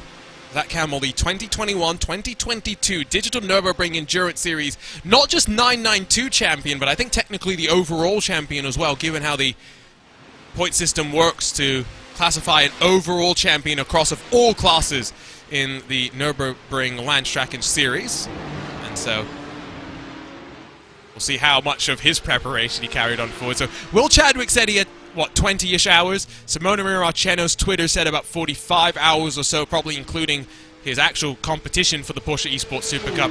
Aaron Vasquez, let's give him another 20 hours as well. So across 3 drivers, we're talking almost 80 hours of practice. Which is over 3 times the actual length of the race. It just goes to show how much it means to people and how difficult of a challenge it is, so much so that as a team you need to put in more effort than the actual effort itself. Does that really make sense? Yes. It makes sense in my head, kind of, yeah. It just shows how much of a mammoth task it is to win around here. Is starting their way through a bit of traffic, obviously, has been the nature of the beast, and that is something that no amount of laps in practice will ever prepare you for. That's one of those things that you really have to go out there and do and learn the hard way. Down the gears for Marvin Strell, who has been passed by Moreno Sorica as they continue their slide through the Grand Prix section. One thing that I always thought when I race some more awkward cars around here, because the great thing about the virtual world is we don't need to just bring cars that make sense to race around here. We can do things like race LMP1 cars if we really wanted to around here. But the thing that I notice is how the setup that you have for the Nordschleife part of things never feels good on the Grand Prix layout, and whatever works on the Grand Prix layout feels terrible on the Nordschleife. And so basically what you have to do is build a car that's comfortable on the Nordschleife, so all drivers feel like they have a balance of the car, which means that you're slipping and sliding and just cursing the car's existence through the GP loop. Oh yeah, because there's just so many compromises you have to go through. Obviously, all of your drivers have to get into the car and feel good, and obviously that comes with, oh, I like more front end, I like more rear end, I like more front toe, whatever. You've got to build those compromises, and then you've also got to merge that in with the fact that you're on a circuit that's got 2 circuits that, well, yes, they're the same circuit, are vastly different circuits, and it's just a minefield of craziness, because the GP loop is nice and smooth, and it's FIA Grade 1 and all that, and then you get to the Nordschleife, and, well, it's the Nordschleife, it goes without saying. So setup choices really are a difficult thing, and it's not just a case of, oh, it's only a 2-hour race, I'll deal with it. No, you got to deal with it for each of your stints that can, 2, 3, 4 hours at some points, depending on how many teammates you've got. Then you've got to go and breathe and then get back into things. Setups are a very interesting choice, and I think that obviously ties into why we've seen so much practice, because you need to prepare with the setup. You need to make those fine-tuned tweaks, because at the end of the day, motorsport comes down to those little tiny increments of a degree. And it's why I decided I no longer wanted to be a driver, because all those little degrees take a lot of time to figure out. There have been a few World Championship caliber drivers who have spent lots of time. Brian Lockwood, being the notable example. 60, 80 hours of practice for the first round of the Porsche Esports Super Cup a couple of years ago. Now an iRacing employee, he decided it was a lot better to get paid to work on iRacing for, 60 hours a week than to work a regular job, to then also have to do 60 to 80 hours of practice to maybe do decently in a race on the weekend. And I don't blame him. It's a lot of effort that these drivers end up putting on. Through the GT4 traffic come the Cup leaders once again. And it is interesting to note that Max Verstappen was flying at Sebring, was saving fuel while pulling away from the rest. I know you didn't get to see that, Zach, unfortunately, but slightly different for him right now. And I can understand why, because he's going up against drivers who will have been living on their simulators, whereas Max Verstappen's in the midst of what's been a busy start to the 2023 Formula 1 schedule. Maybe he needs to actually go through and putting a sim rig on his private jet so he can get those hours in, rather than the myth of leading us RaceSpot commentators on with the fact that he has but he hasn't. And no, he's not leading us along. He's leading. There was an article that led people on. Yeah, well, yeah, that's true. False news, fake news. Make sure you trust your sources, people. But yeah, maybe he needs to just bolt it on, get some hours in, and start practicing. I mean, I'm sure there's priorities in there, but the fact he's here is a good thing.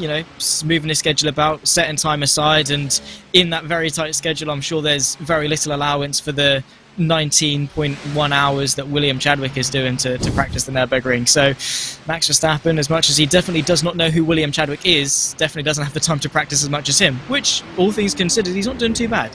See, this is where Will Chadwick's going to start getting loud in the chat about how he knows Max Verstappen. We'll wait for those messages to start coming on in. Verstappen is being caught by Sanchez, by the way, but Sanchez is not catching up with Coitert up the road. And so we mentioned that we had some RaceSpotTV predictions. If you're just joining us here on RaceSpotTV, 2 hours and 30 minutes into this iRacing Nürburgring 24 hours. Well, let's see how the commentators are faring right now. There was some unanimous consensus on Geodesic and GR86 for the most part. That is not looking so strong, unfortunately, as the Astro Racing team leads there. TCR, we had a couple of smart people that chose Hoisingveld, a couple of other people that have gambled a little bit more. GT4 is up in the air, very early stages. 992 class, your guess is as good as mine. GT3, it's BMW Bank that now lead by only 10 seconds. But I think for the most part, Zach, I think what's interesting is people thought the Mercedes were going to be strong. They are starting to get closer and closer to the front now. It is starting to go their way. It is, and you're not building a car and choosing a car for the first 3 hours of the race. You're doing it for the entire day-night cycle, the entire 24, and that's where those choices do come into a factor. Obviously, I think Apex have done the right thing of getting a manufacturer deal with them to represent Mercedes, because it's working in their debut event, and, well, I mean, yeah, we'll wait and see as to who is going to come out on top by the end of it. In terms of team choices, obviously, I know the Mercedes AMG Sports Team, ART, is all the way down in, P21 overall. So as a team, they're not doing too well at the moment. But the rest of the Mercedes group is, and, well, we'll wait and see as to when/if they are going to be able to pull the gap. Because, yeah, the BMW, which, to be fair, actually, I am saying sort of how you're choosing the car for the whole day-night cycle, the whole 24 hours, as opposed to just the first 3. Usually it's the BMW that's that choice, not typically the Mercedes, but today it's just turning on for it. The BMW started strong.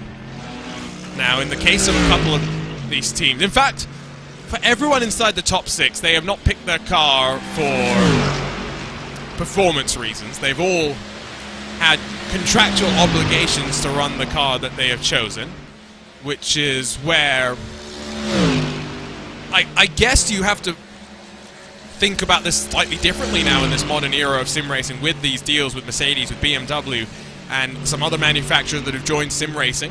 The fact that sometimes you're going to be in a car that might not be the most favored. When the Mercedes AMG partnership with Urano and Williams first started, Zach, it was before we got this brand new Evo iteration of the Mercedes, and so those drivers were in the older generation of Mercedes, which tended to be a little bit slower. Now they've got the newer car, they've been allowed to fight at the front, but I guess you just got to make the best of the situation that you're in, which is what you have to do in the real world as well, once you've bought a car and you're kind of stuck with it. You are indeed, and that buying a car and having to stick with it very much did come to light for me when I serviced it. I actually looked underneath my 21-year-old Golf and I was like, hang about, they look a bit dodgy. But no, in the sim racing sense, absolutely, you just have to stick with your guns and trust that the car's going to hold up, and deal with the fact that some days you are not going to be the quickest car on track, while the balance of performance and things does try to even it out as much as possible. Some days the Lamborghini's quick, some days the BMW's quick, some days the Mercedes is quick, and it's just a case of, on the day where your car is the quickest car, make sure you make the most of it. Sorry, I've gone quiet because I've just been sent something quite horrifying on social media by one of our regular RaceSpotTV viewers, Ted Lowendick. Are you familiar with Ted, Zach? I am not. Okay, well, he's part of Team Tedline, which is, half joking. We've seen him in partnership with Impulse. He's been part of RSR by Butt Kicker. He's sending me an Instagram reel on how to eat a pineapple pizza, and I just want to say this is the best thing that I've ever seen in the world. So the steps to eat a pineapple pizza: open the box, cut the pizza, pick the pizza up, bring it to your mouth, and then throw it in the garbage bin. I was hoping I was going to say, I was hoping at some point it was going to be throw it in the garbage bin. But I wouldn't let it get close enough to my mouth. I think we'd still employ the social distancing rules when it comes to pineapple on pizza. Okay, so we're in agreement. Different tastes. We're in agreement here. It's a cold food on a warm thing. Like, I don't know, it's just... I guess that's not really making much sense. But do you know what I mean? Like a cold taste on a warm thing? Kind of, but I don't think that's where I have an issue with pineapple on pizza, because I just think it's the wrong texture, it's the wrong... The actual flavour of it, like the tanginess, it makes sense. I don't mind that, but whatever. Yeah, okay, at least we're in agreement on that one. Zach, do you know what a Spec Racer Ford is? It's the little go-karting looking thing that's like me and Cam did some Friday Night Primetime with it. I think it was really fun. So, yeah. Your knowledge of cars is at least better than your knowledge of tracks. That had to come at some point. Yes. You know, I was on a broadcast with Lewis yesterday, and we were with a commentator that neither of us had worked with before. Did he know about it? He didn't know about it, but Lewis made sure he did by the time we finished on the broadcast. Let's put it that way, yeah. It was horrible. Good. I get bullied. It's disgusting, honestly. You get bullied for your lack of track knowledge because we're trying to educate you. Ewan gets bullied for his comments about repaving Sebring because that's just wrong. That's just wrong. Don't worry, we did talk about that too. I made sure to bring up Ewan in some sort of a limelight. Okay, good. To divert the attention off of me and my lack of track knowledge, and put it onto the fact that Sebring repaved, because that's the sim racing equivalent of just you say that and that person is cancelled. There's no two ways about it. You don't even need any proof. You just have to say it. I like that it's coming up now, even when Ewan is not on air. We're getting it out there. Like I said, gap's coming down. Not sure why the BMWs are starting to fade. Maybe it's not Verstappen being quote-unquote slow, because I feel like it's a weird thing to say about a multiple-time Formula 1 world champion. Maybe it's just the BMW's balance not suiting the track necessarily. It's the Mercedes getting a little bit stronger at this point in the race. 7 seconds the margin or so at the front. 5 seconds between Kita and Eliziotis, while Coitert's still on the charge. What do you think about this Williams Esports anniversary livery as the Mercedes AMG team Williams Esports celebrate 5 years of being around this virtual world? Well, I haven't actually really had a proper look at it. I like it, actually. It's not too bad. It's very Mercedes-esque, which is nice. I mean, I do prefer the Chill Blast livery, but, well, I mean, it's a nice livery. But, yeah, on that one, I mean, with the fact that it's overcast at the moment, it does dull it down a little bit because, you know, it's not got any light on it. It just blends in with the surroundings. But in a nice showroom with some light, I think that is a rather nice livery and a good way to commemorate a very momentous occasion. Yeah. Great to see them being around for 5 years, and hopefully 5+ years on the horizon as well, as they head down the Dottinger Hoa, working their way through. Jordan Johnson saying that Pure Sims and Harley Horton have caught back up with Johan Royer in that Apex Racing Team car. I've said that there's a couple of drivers today that are going to be racing here in the virtual world that are also racing in the real world. Ian Changuven going to be in that Coanda eSport car a little bit later on. But Harley Horton, another one of the drivers that is in a week's time, I guess, or less than a week's time at this point, going to be heading over to the Nürburgring Nordschleife. Had a really good performance in the qualifications weekend as he was competing in a GT4 machine, albeit not of the Aston Martin variety, in the Porsche instead. But I love seeing these crossovers, Zach, because it gives me someone to root for while I watch the real race as well. That's true, yeah. I mean, it's you always go for someone to root for. I was trying to root for Race Clutch before we went live, and then they didn't turn up. Well, they did, but they didn't. Because, I don't know, I like Colin Spork and I like his teammates as well, and how good they are. So I was like, yeah, I'll get on board with Race Clutch. Nice liveries, nice name, it's cool. And then, yeah, I don't know, I need to find someone else to root for. Maybe Brabham in the TCRs, because me and David are in the Corkers Club in that regard. But, I don't know, yeah. You've always got to have someone to root for, otherwise you just have a dull experience of the race. I don't really know how neutrals do it, I'll be honest, because I just love having that person to root for. I can be on both sides, because if it's good racing, you don't need to be invested in one driver. That's true, yeah. When it's bad racing, then you need to be a bit more invested in one driver. Steen Ledger does point out, by the way, that it's going to be, as that's pretty close with Sammy Matty Trogan blasting around the outside. Steen Ledger is going to be the youngest driver in the grid, third youngest in Nürburgring 24-hour history. Remarkable, and great to see how sim racing is helping him. But having said that, as in towards the bravery corner, they bully their way through a GR86. That wasn't very brave. That was pretty ridiculous, if I can be quite frank. But I've lost my train of thought because that was pretty silly. A little bit. It doesn't take much to do your training for Arjun, I'll put it that way. No, that's true, especially when that's it's true. still only 8:30 in the morning. Is it? Oh, that is disgusting. You've been on for the last 3 hours, haven't you? Yeah, Oh, I'm going to be dear up. God. I'll be up for a good 24 hours. Ew. I was complaining about the fact I've got to be up early tomorrow morning, and then I feel sorry for you. That is, yeah. All right, fair enough. Yeah, you win. You win the tiredness, Arjuna. Well done. I mean, what are you meant to do if you're the GR86 here? He holds his line, the Apex car hits the curb on the inside, and it's not malicious by any means, but this is what the race is meant to be about. It's about managing these traffic interactions, so guess what? When you're in spots like that, we can all survive without anyone dying. Yeah, well, unfortunately, that is a very quick way to find yourself in the barrier. Through that left-hander, you can't really expect more than the car on the inside to naturally want to wash out. I just don't know why the car on the inside would make it so that the car was on the inside. You've got the time. You've got still 21 hours and 22 minutes left of this race. Just lift off, wait a corner, put your foot down and get past nice and cleanly. What is the rush? And unfortunately, it's, put a big dent in that poor Toyota's race, which already is a very, I'd say, temperamental car. The body roll on it is not to my liking, I'll put it that way. So to have a tap from a faster car trying to lap you, that is one of the last things I'd want. So yeah, really unfortunate, and one of those things that really is just out of your control as a driver. Okay, so I forget what we were talking about before. There was something about the fact that Harley Horton is the third youngest in Nürburgring 24-hour history, and how exciting that is. So want to give him a shout out. Good luck, we'll all be cheering you on.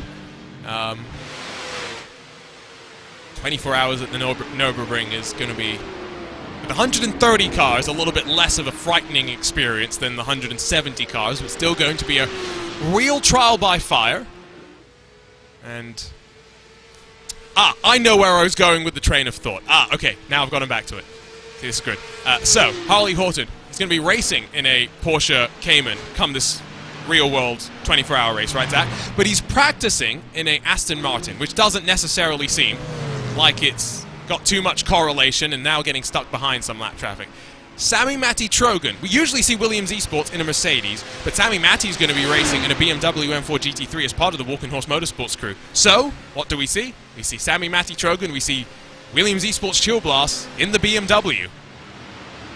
It's a great exception, I suppose, to get that prep. And I was actually watching a video, I say a video, a TikTok, because I'm a Gen Z and we do that now, but on the comparison and how a driver took the step into real life racing, as speaking of, into the pit lane comes the Williams Esports car.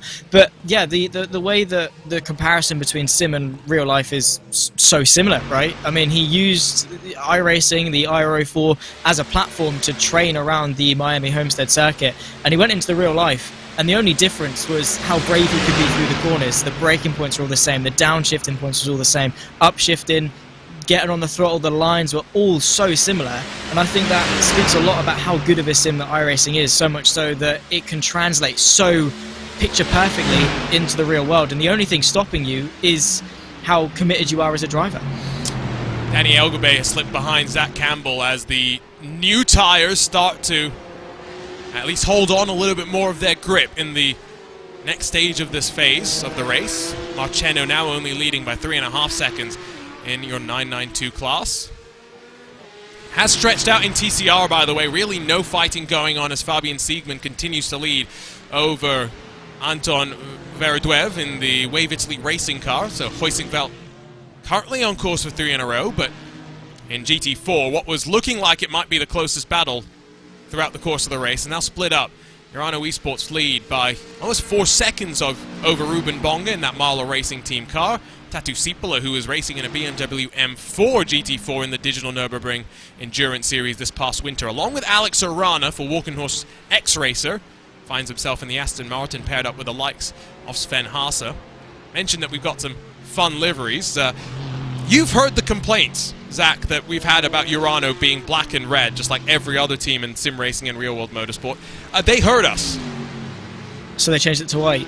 White and red, yes. Which is just as basic. I mean, I'll be honest, it's not as bad as the blue, black and white that we see on BS and Apex and Pure Sims and probably someone else as well.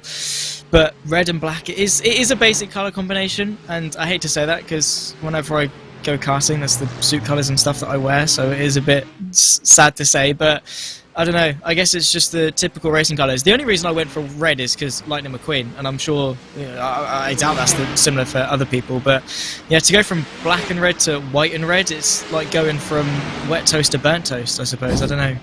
It's not proper Lightning McQueen. Casey Kerwin would be quite disappointed if this was a Lightning McQueen impersonation attempt, but I guess we'll give it some credit. Yeah, ka-chow. I mean, Casey changed his number to 95 because of Lightning McQueen and eNASCAR stuff, so... I love that. He's my favourite now. Will Chadwick, you can get in the bin, mate, yeah.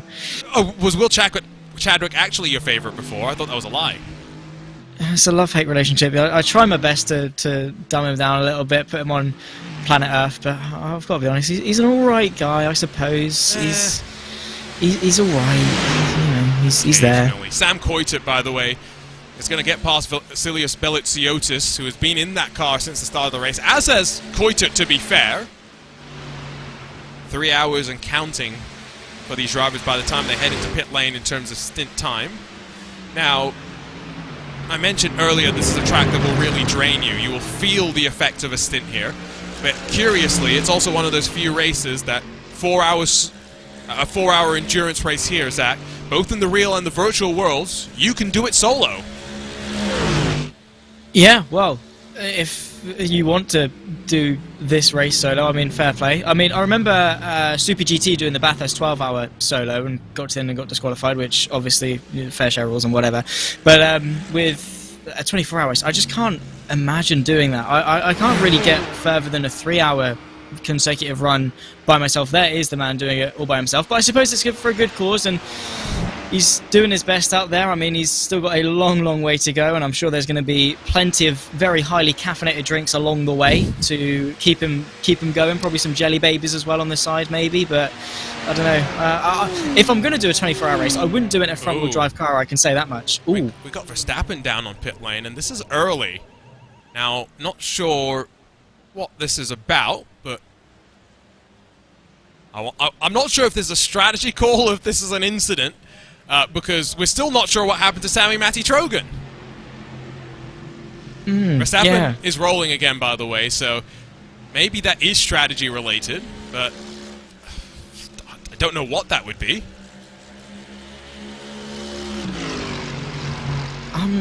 I'm perplexed. I mean, it's a long lap, so obviously there is going to be, if you're out on fuel, you don't want to nurse it and risk it, but 15 minutes?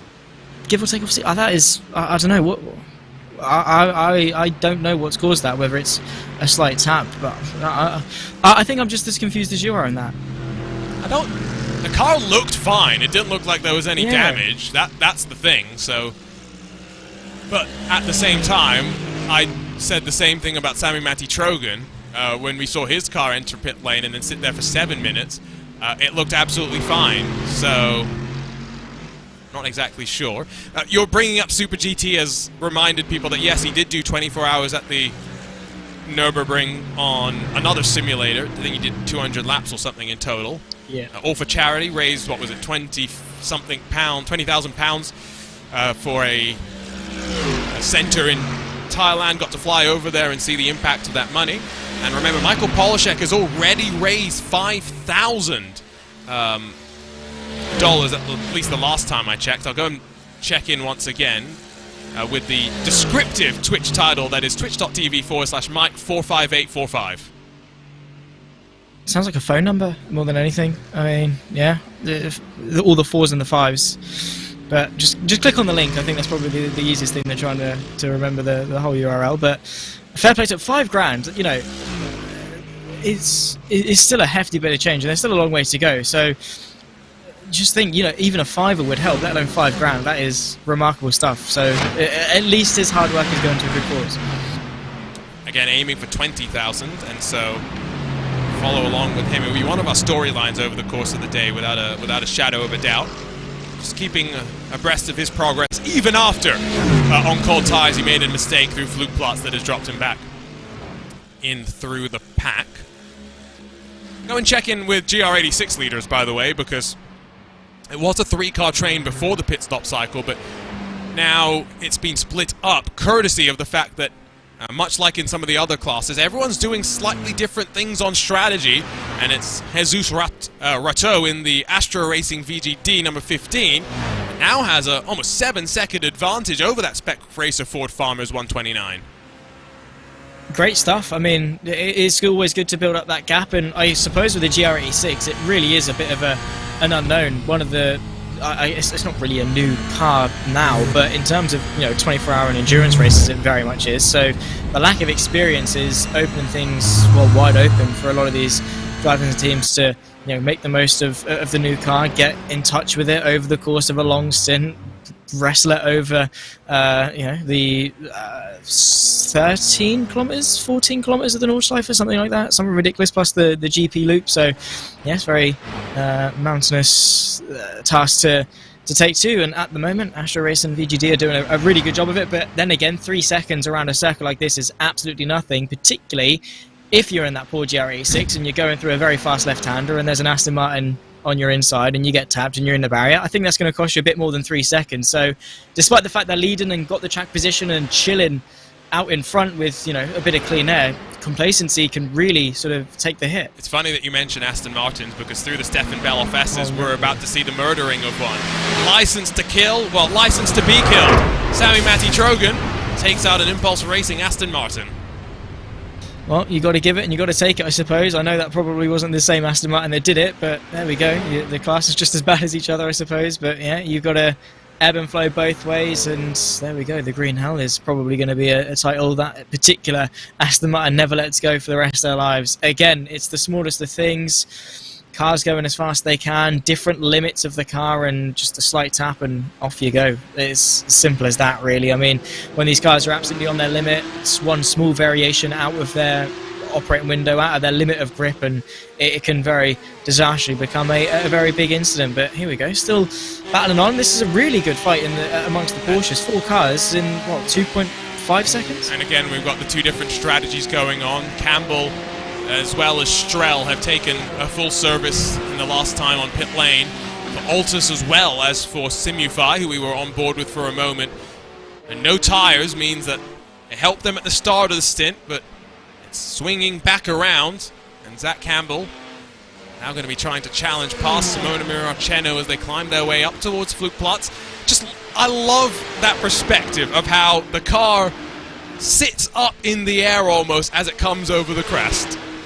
I swear we saw earlier the front of the car lifting up going through. I swear I saw it, but getting very close. No way through here, surely. Bit of a tap. I wouldn't do that, not even at Daytona, let alone here. But there we go, practically pushing him through. Bit of a braking zone coming up. Not really knowing which way to go. It's going to go to the outside for the Coando car. Is he going to be able to hang it all the way around the outside? I doubt that. So for now, Altus is able to hang on, and I think to the absolute delight of William Chadwick, who is cheering him on and telling him not to let him through whatsoever. But again, traffic and the nature of the Nordschleife can really open things up. We're on to lap 5 for Altus as well, so they've only got 2 more after this before we'll see them come on in on what will be a slightly shorter pit stop with the no tyre meta. 4 tyres for Campbell means he'll do 8. And we're still not sure if Coanda has the ability to be able to double stint tyres, or if they are committed to taking tyres in every single pit stop of the race. In towards Metzfeld, it's going to get a little bit close once again as they catch up to the back of the Frozen Speed Full-Send racing car. Marcheno will dive to the inside as Campbell initially is patient, then into Callenhard, goes the long way around. Strel behind, cuts back underneath, and at one point it was a couple of seconds between Coanda and then Team 75, but if that's where the battle for the lead is now, they're right on top of each other. Absolutely. Love to see the overlap between the strategies and things, and well, here we go. 3 cars separated by absolutely nothing, even this far into the race. While obviously this isn't going to be like it for the next 21 hours, as lovely as it would be, as the race leaders in GT3 also come into the pit lane, so strategy still showing quite a big precedence. But at the moment, the 992 is really putting on a brilliant show as they dart their way through traffic, as the gaps grow and shrink all the time. Well, 3 cars, there we go, nose to tail, all fighting for the lead. What more really could you ask for? And they're coming up towards Bergwerk, one of the most important corners on the track. Exiting pit lane, it's Maniti and Tom Hooper. Hooper, excuse me, yes, entering pit lane at some of those GT3 machines, as we're going to see Luka Kita jump out, Alexei Nesov, Digital Nürburgring Endurance Series champion in GT3, is jumping on in. Daniel Pastor takes over from Vasilios Belitsiotis, while Vlad Kimichev is going to take over in that 91 machine. So driver changes ongoing. Look at Zach Campbell, though. Now finally has some overlap as they crest their way up towards that Bravery corner. Marcheno surely doesn't have enough grip, and he's going to have to tuck back into line. It's Coanda Esports back on top. Great little move there. Fantastic stuff, and just waited for the overlap. Said ka-chow, and off he went with that one.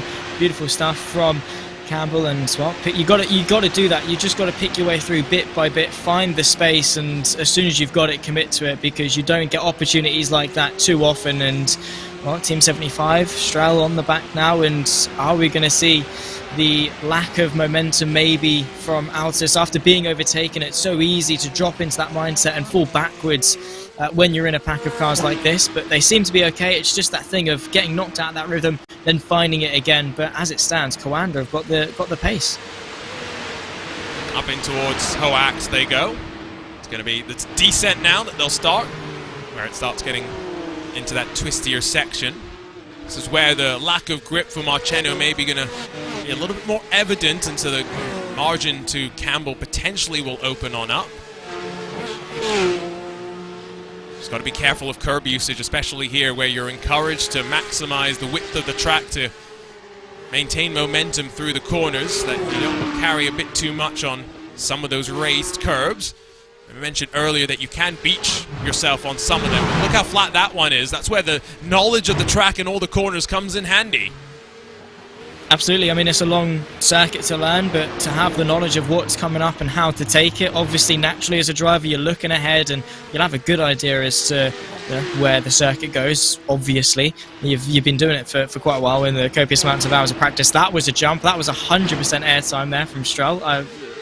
You saw it. Very, very slimly managed to get that car up. It's great to see how much they held their way through. But yeah, track knowledge is something that I personally can't boast, but I'm sure these guys certainly can, and the importance of it is paramount to being successful. Being able to use what you know about the track, what's coming up, to plan how you're going to go about things. Maybe use that into a strategy of send him wide here so you can get back underneath him going into the next corner.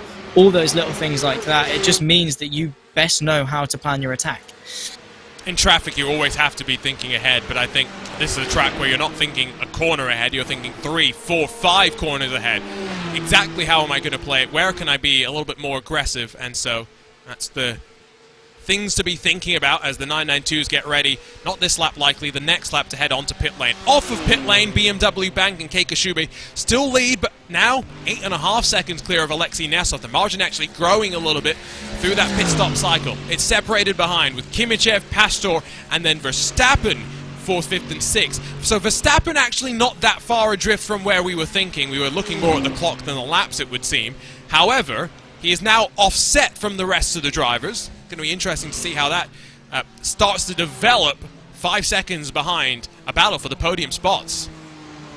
Absolutely. I mean, it is, always awkward knocking yourself off sequence, and it has got that snowball effect. You're off sequence here, you're off sequence there, and it has that chain reaction all the way through the rest of the stint. So for the BMW Team Redline car, Max Verstappen at the wheel, obviously, he's going to try his best to maybe bring it back on sequence, or it's intentional maybe to be off sequence and do something more deliberate with the strategy. I guess we'll find out closer to the time that it really starts to become very relevant. But as it stands, 4.8 seconds off Pastor. There's further gaps to close, and I guess for this next stint, his mission is probably to either stabilise the gap or chip away at it as much as he can. Work their way through, down the hill in towards first really squiggly section of the Nordschleife for Verstappen. Still yet to see Steinbraten jump into that red line machine. Pinto, of course, took the first double stint of the race.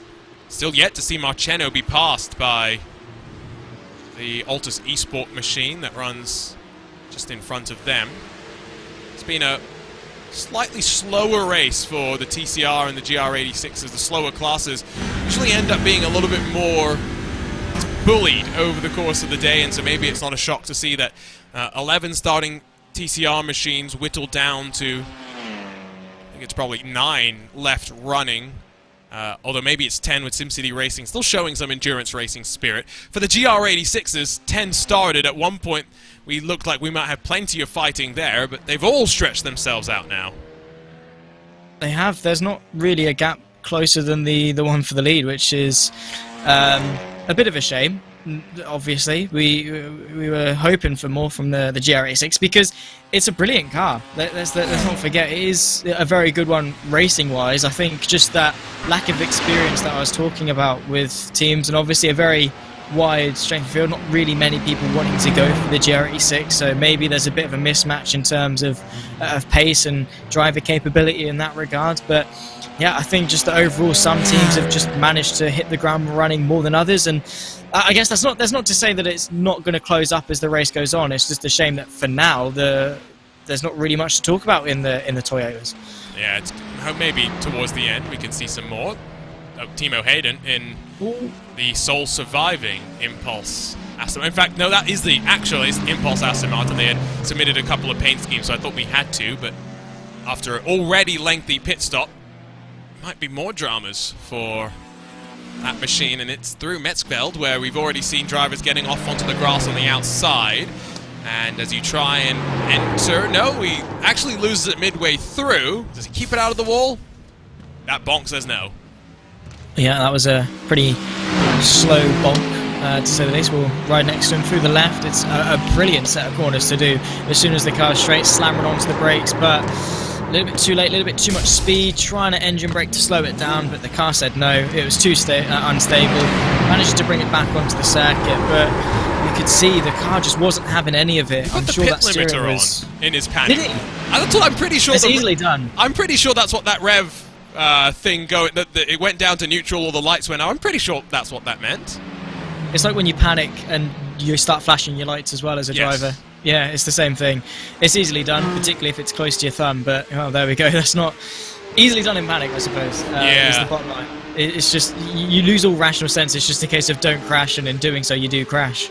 It's one of those things as well where you're just so probably frantically trying to correct the wheel, and maybe you take a hand off and you try and reposition it, and so you just push onto it, and maybe it doesn't actually help you out.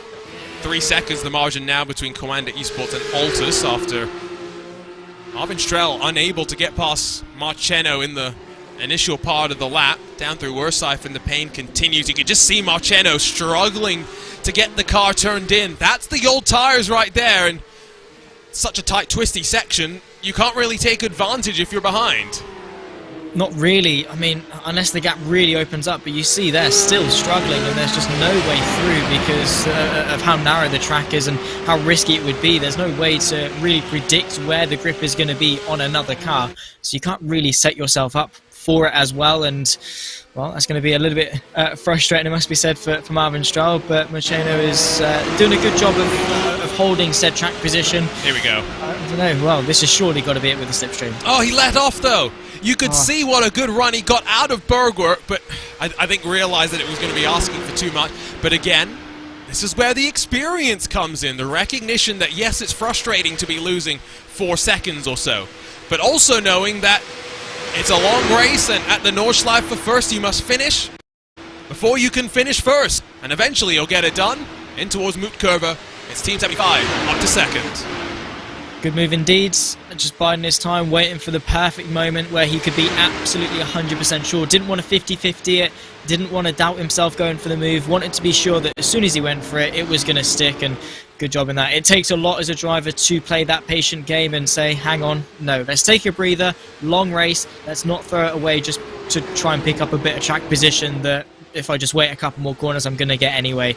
So, yeah, it was well judged, lifting off, waiting for the next moment, and through he went, and now he's able to reap the rewards of it without the risk of being sent into the barrier. Up into Hoak they go, and Campbell has a 4.5 second margin now to fight his way on forward.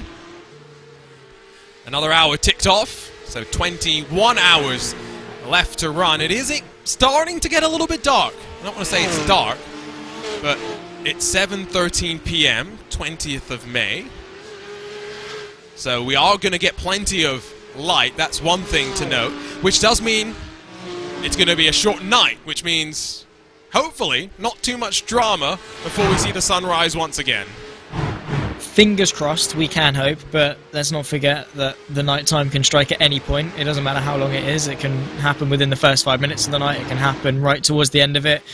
I guess we'll wait and see. But yeah, it's always going to be tricky. There is very much a lack of track lighting because I'm sure it would be very expensive to install the entire track with sufficient lighting. So you've really got to judge it off instincts, and I'll refrain from making another Cars reference because I'll probably... Yeah, you just get sick in the face of talking about it, but no, just driving on take you straight to jail. On field. Straight to jail. It's not Monopoly, but there we go. But yeah, I mean, you just got to drive on instinct, drive with feel, trust where the car's going, and with the limited visibility, hope that by the time you get to a blind corner, there's not a car stuck there. So over the curve, it was a big little bounce for Team 75. Up front, let's check back in with Daniel Pastor, who's closed back up in to Vad Kimichev.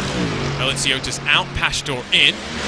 And the former Urano driver goes to work on trying to pass his former teammates to get up to net third position. Again, Arnage competition. This time Nicolas Rubilar electing to go a lap longer. They're committed to doing 8 laps on their stints. We'll see how that fares out for them at the end of the race as TCR comes down pit lane. Fabian Siegmann out for Huysingveld, and taking over is going to be Stefan Scheller. Yeah, so yet another swap in the 404, and well, Huysingveld doing a good job for the majority of those that voted for that team in the TCR, so well done to all those commentators that managed to nail it thus far. But yeah, it seems that still the strategy is making a big dent in this race, a big moment, and there we go, Altus dropping even more off the podium now as it stands as, well, another car finds their way through and into the pit lane, so once again ending the stint on a high. Remember, both of these drivers short-filled, and so they're going to, or rather, took no tyres, and so they're going to slightly short-fill and come in to put on some new tyres. And that means that for Coanda, for Team 75, as well as for the Williams Esports Razor camp, they will get a bit more clean air with which to enjoy once again. I mentioned the fact that we're going to get relatively reduced night running compared to a Daytona, for example, which in January means that we just have naturally more nighttime conditions. We don't have the campfires around the Nordschleife, so we lose a bit of that ambient lighting, so there is a little bit less reference points that the drivers can work their way through. Maybe the benefit, though, of that, Zach, is that in the real world, drivers get distracted, not just by the fans cheering, but by the smell of sausages as the fans cook up a storm. Yeah, you get hungry, I mean, to be fair, it should be more motivation to finish your stint quicker, drive faster so you can get to the sausages quicker. I mean, there we go. Don't get distracted, use it as fuel for motivation. What happens if you've got to hit a fuel number, though? Well, can you use the sausages to fuel your car? I don't think so. No, but if you like put them in the engine and use the exhaust gases to fire out your engines, it should be all right. Just use them as the weapon. I think motorsports clearly should learn from us. Power the race cars with the hot dogs from fans. I think that's what we've decided. By the way, Marcheno out. It is Aaron Vasquez that takes over, not Will Chadwick. And for Simi 5, Danny Elgame jumps out. David Bosga is going to jump in instead. Here's a look at battle for fourth that has Verstappen that's been able to close up as traffic has checked up fourth and fifth positions. It's opened up the margin back up to third. While we're really, I think, now looking at Urano, Williams, and Redline fighting for third position, the margin up to BMW Bank has started to grow once again as Keiko Shube has opened the margin to 12 full seconds. Great stuff. I mean, it's just those quiet gains, really, a 10th here, a 10th there, 2 tenths there, etc., etc., building their gap up while all of these guys are sorting themselves out in the fight for third. They are, working their way through bit by bit out in front. So Keiko Shube doing exactly what he needs to, hitting his targets, and he is very much going to earn some sausages by the time he gets into the pit lane, because it's been a mega couple of stints from him, and 12 seconds. Again, it's too early to say anything, but they could be the 12 seconds that win them the race. Maybe they have a bit of a blunder later on with a pit stop, you lose a few seconds, and they could, in theory, in 20 hours' time, be very grateful for the 12 seconds they built up now. margins that you build up now just give you more to play with later in the race. GT4 pit stops underway as well, as Tatu Sipla front of shot in the Grid and Go esports car that put it on pole position under the controller Sven Haase. Nicholas Laubish is going to jump into the Urano esports data group car and roll first. Ruben Bonga should be somewhat close, as there's the Marla Racing team car dropping and descending as well. Next in line might end up being the Grid and Go car. Could also be, potentially, Was Cooking Racing Adventures, as Josh Thompson jumps in to replace the previous driver in that 969 machine. Now that Verstappen has some cars for company, though, we know how aggressive that he likes to be. He's not one to sit about and hang back. Given that he's one lap offset in pit lane, though, I would wonder and argue, does it maybe behoove him to try and just play the long game and save a little bit of fuel right here? Well, to quote the man himself, he's never really been one to sit behind like a grandma. So I think, as the driver that Max Verstappen is, as the competitive nature is, naturally he is going to want to try and get in front, probably particularly because it's Mercedes in front of him, but that's another discussion. But I mean, just as a driver, his natural competition is going to want to see him get involved, because he's not really had much of it for his stint, and with the slipstream it might well be the case that he can just find his way through, use the Williams car as a bit of a train to find his way through. And is he going to make it 3 wide as they run their way in? This is the tone of a driver that's not interested in waiting around despite the discrepancy on strategy. Look at him go. He got the double toe initially, and so that's allowed him to hold the preferential position down through Tiergarten up to that final corner. And it is Verstappen that now finds his way into what will become a podium position with Arnage competition down in pit lane. We did also see for Pastor the swap with Kimichev, who lost 2 positions down that Dottinger, but still with such a long time in this race to go. I don't think that's necessarily the move that's going to define the race. That's still yet to come. The moment that defines the race for these drivers probably still very far off in the future. Campbell's kept the gap honest to Marvin Strel, by the way, as we say hello to the 992s once again. 3.3 seconds between your race-leading cars as they get ready to head off towards pit lane. Probably this time by, although I would not be shocked if, Zach, they're able to maybe do even 1 lap longer. I mean, if they can, it's not going to do them any harm if they can sort of sustain the pace and do it, but it's a long lap to try and stretch it. If they can, then brilliant. If not, then, well, I guess you're just going to have to come in. But it's a case of, if you've got like 0.9 of a lap worth of fuel, do you risk it? Do you go for that extra lap? Do you try and just not take the risk and, you know, not have to fill up that extra 0.9 of a litre? Who knows? But yeah, again, it's that knock-on effect, isn't it? A lap longer here is going to make your final pit stop just that little bit shorter, and coming back into how slim the margins are. When we went to Daytona in the real world, and sort of the LMP2 classes were separated by side across the line, those margins really do start to help. So if it is able to go for a lap longer without sort of losing 5-6 seconds over the course, that lap lifting and coasting, by all means, go for it. See what happens this time by for Zach Campbell heading off in towards Flance Garden 1. All 4 wheels off the ground there. Love that camera shot. Just love the agility of the cars in the air. I think that describes them quite well. It's a big moment there. Back with GT4 though. Urano 7.5 seconds in front of Marla as we exit the pit stop cycle. And again, remember, Urano slightly short-filled in order to get a bit of an advantage last time in pit road. And an hour or so later, that margin has only grown to be slightly bigger. Urano, a team that we expect them to be quick in a GT3. We've seen them at the start of this year figure out the BMW M Hybrid V8 in a way that no other team has been able to consistently be at the front with that car. See them do it in GT4 as well. Shows how well-rounded they are.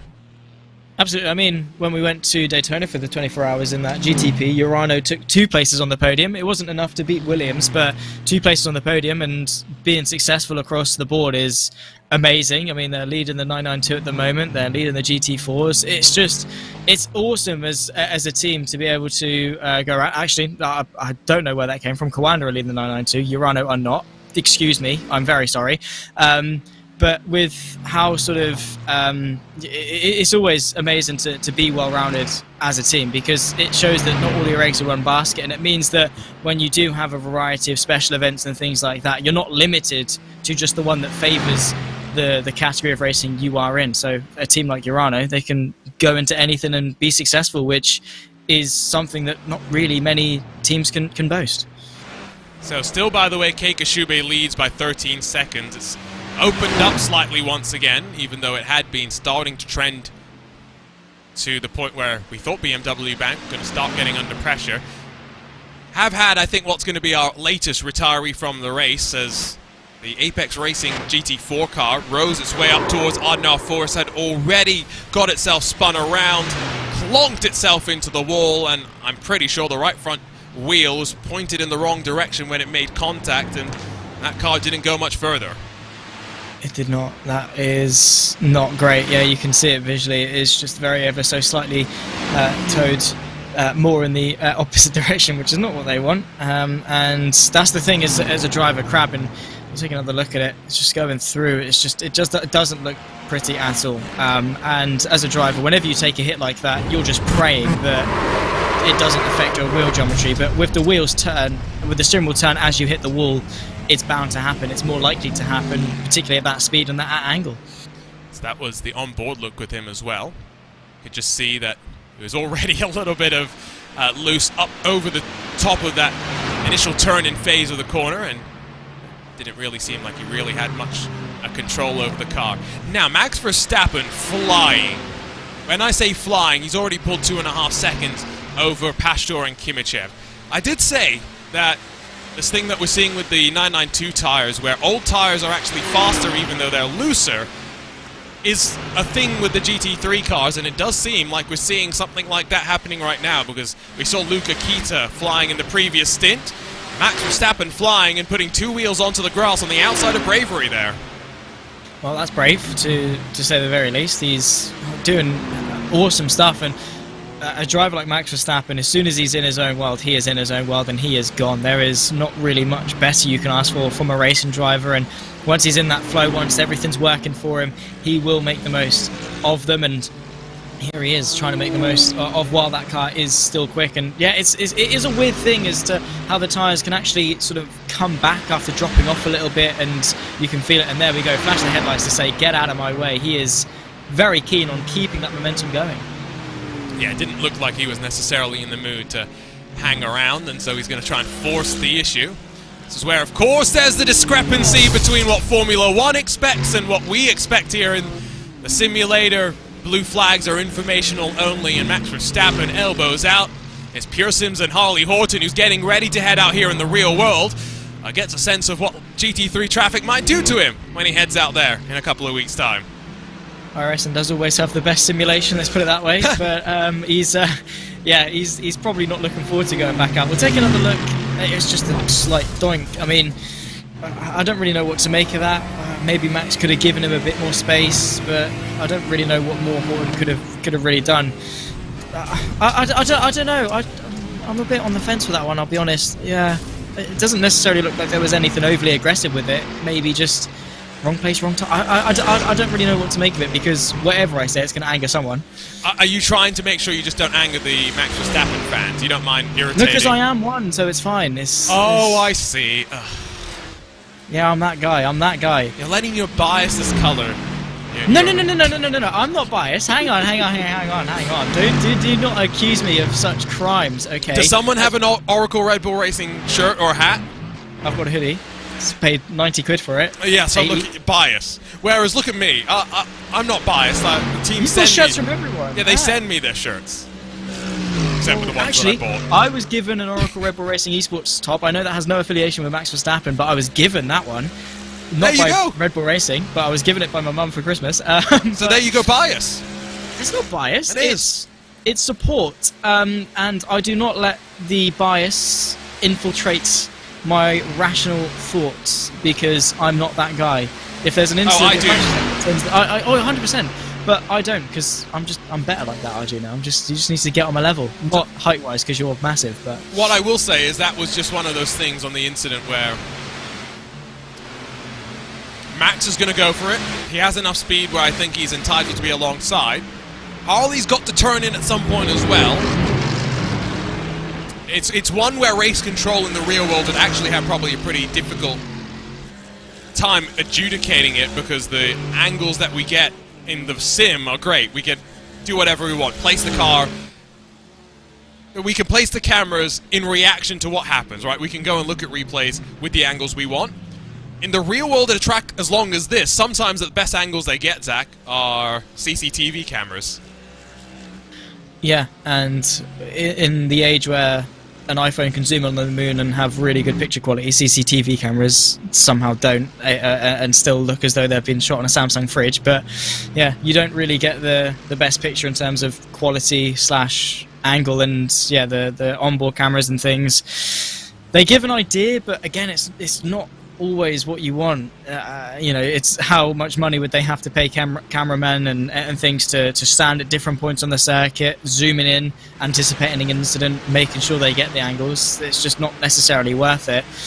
But I guess that is the great thing about sim racing. You can just ride on their rear wing, you can ride next to their rear right wheel arch, you can do whatever you want to get all the action, slow it down as much as you want, piece by piece, pause it, replay it, do all the things that you need to be able to make the best decision possible. But yeah, I guess that's not a pleasure you get in the real world. But I guess that is definitely, as you say, one of those incidents where again, it's probably just one of those split decisions that go down the middle. And this is where Harley Horton, I think you can say, is blameless in that he does nothing wrong. He's there, right?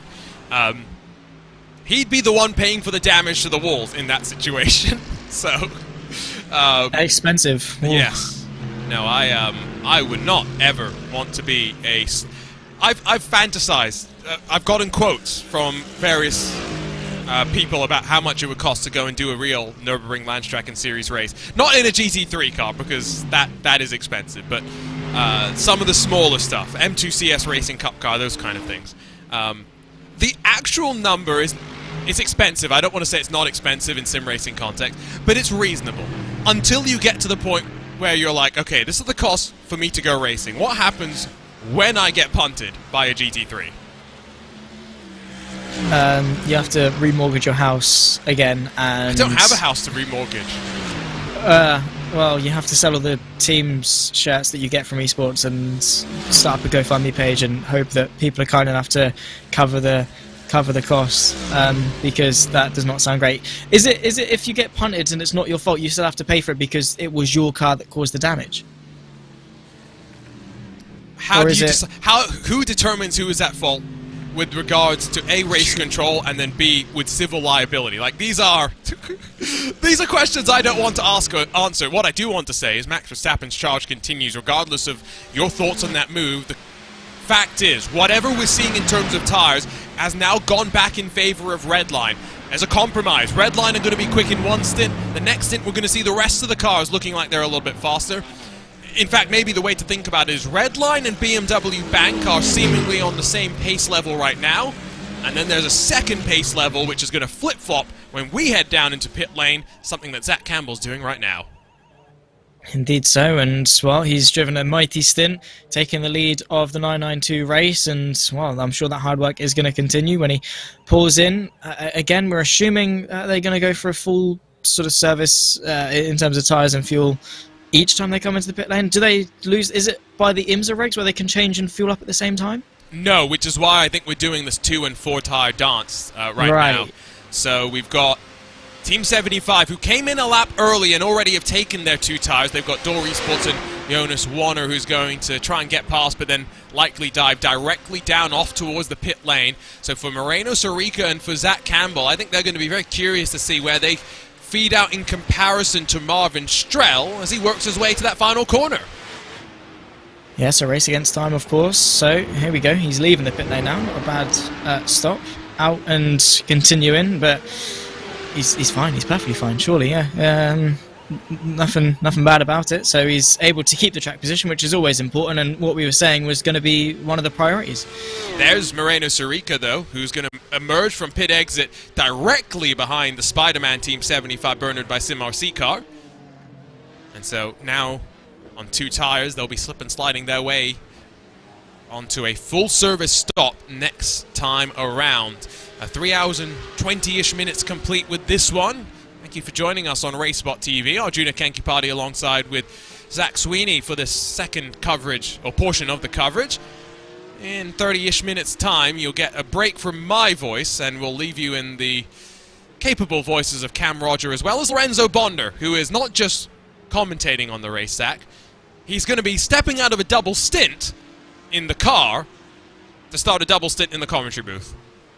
Respect for that. I'll give him that, because the mental strain of the Nürburgring is, well, a mental strain, full stop. So yeah, Lorenzo Bonder, he always comes in clutch, doesn't he? When there's something that needs to be done, Lorenzo Bonder's up on the scene and he's ready to take charge and make things work. So I'm sure that him and Cam are going to be nice and buddy-buddy to talk through the next couple of hours of the race, because, well, these guys definitely do need a very long break from our voices. We'll see how they feel, because if Lorenzo is really that tired after 2 hours, it may just sound like this. Oh, I'm so tired. Because I've been like that after 4 hours at the Nordschleife myself, where I just have no ability to do anything whatsoever, especially if they are doing some of these weird tire games that's going on right now. Through the Sabine Schmidt curve and down towards the Hadsenbach. Second and third in the 992 class will work their way to another trip around the Nordschleife. Gap has closed in touring cars, by the way. I've been keeping my eye out on the lap time between Team Hoisingveld and the Wave Italy racing team. Stefan Scheller jumped in to replace Fabian Siegmann, while Isaac John jumped into that Wave Italy racing team 161. At margin now, underneath 5 full seconds, which is the closest it's been in quite a while. Indeed. So, well, there we go. The work being done and closing in bit by bit, 4.5 seconds, and traffic obviously going to give and take from that one, but a great sort of few laps then from the 161 to be able to close that gap and bridge it just a little bit. Obviously, maybe Scheller jumping into the car, not getting used to it as much, maybe trying to hit a different fuel target or save tyres a little bit more, who knows, but either way, that's definitely going to fuel the confidence for Jane to push that a little bit more. He's going to see that gap come down and then see it come down, then want to make it close even more. Then when it closes even more, he's going to want it to close even more until he's maybe into a position where he can fight for the race lead. It's just that constant positive feedback loop as a driver that just fuels their motivation to close the gap, especially at a circuit that takes such commitment. I do find interesting on our RaceSpotTV YouTube chat, we're having a bit of discussion about that incident with Pierre Sims and the BMW Team Redline GT3s and GT4 machines, and I appreciate there's people that will have their own personal opinions, and that's fine. I do like how Jordan Johnson jumps in to say, as one of the drivers in that Pure Sims car, Max did nothing wrong. There was just some technical, error between the two of them, which really was the instigator of the contact. I like that sometimes, even if you have been involved in drama, Zach, that drivers, sometimes when they're not in the cockpit, right? Sometimes when they're sitting on the sidelines and watching, can be calm enough to say, you know what, it's a racing incident, no harm, no foul. Unlike us, Jordan Johnson has got absolutely zero bias in his views of the incident, so it's nice to have that impartiality, and obviously as a driver of the inflicted team it takes a lot of maturity to just say, yeah, it wasn't his fault, it was no one's fault really, because sim racers love to point fingers and be like, no, you're to blame, that's not our fault, that's not no one's fault, that's your fault. But if that's how it happened, which to be fair you could see a little bit in netcode, then it's how it happened. So it's nice that they've come in to clear the air and sort of trying to fuse anything that's happened. So Jordan Johnson, as frustrating as I'm absolutely sure it is for them in that car to have that happen and obviously not actually be able to point any fingers and distribute any blame, there's not really much else they can do. It's just a case of it's happened, it's unfortunate, pick yourself up and move on. TCR battle still works through Arenberg.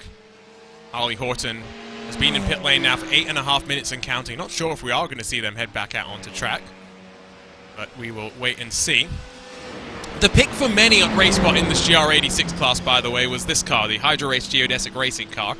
I think mainly just because we had no idea who else was going to end up being entered in this class. Unfortunately, it was the first cycle of traffic that caught out the number 16 machine, and their recovery drive sees them in 5th position, where I believe they find themselves about 75 seconds off of your race leader, somewhere in that sort of a ballpark, which with 20 hours plus still to go means that there is still a long way to go, and you cannot feel dejected if you are in this GR86 class, especially given what I think you were mentioning earlier, Zach, which is that the speed difference is so big that you're basically just hoping that every traffic interaction is not your last. Like that, maybe. Like that one. The timing is awesome. Michael Day not making any friends despite his team name with that one. We'll see if that was a solo incident or not, because, yeah, well, that was...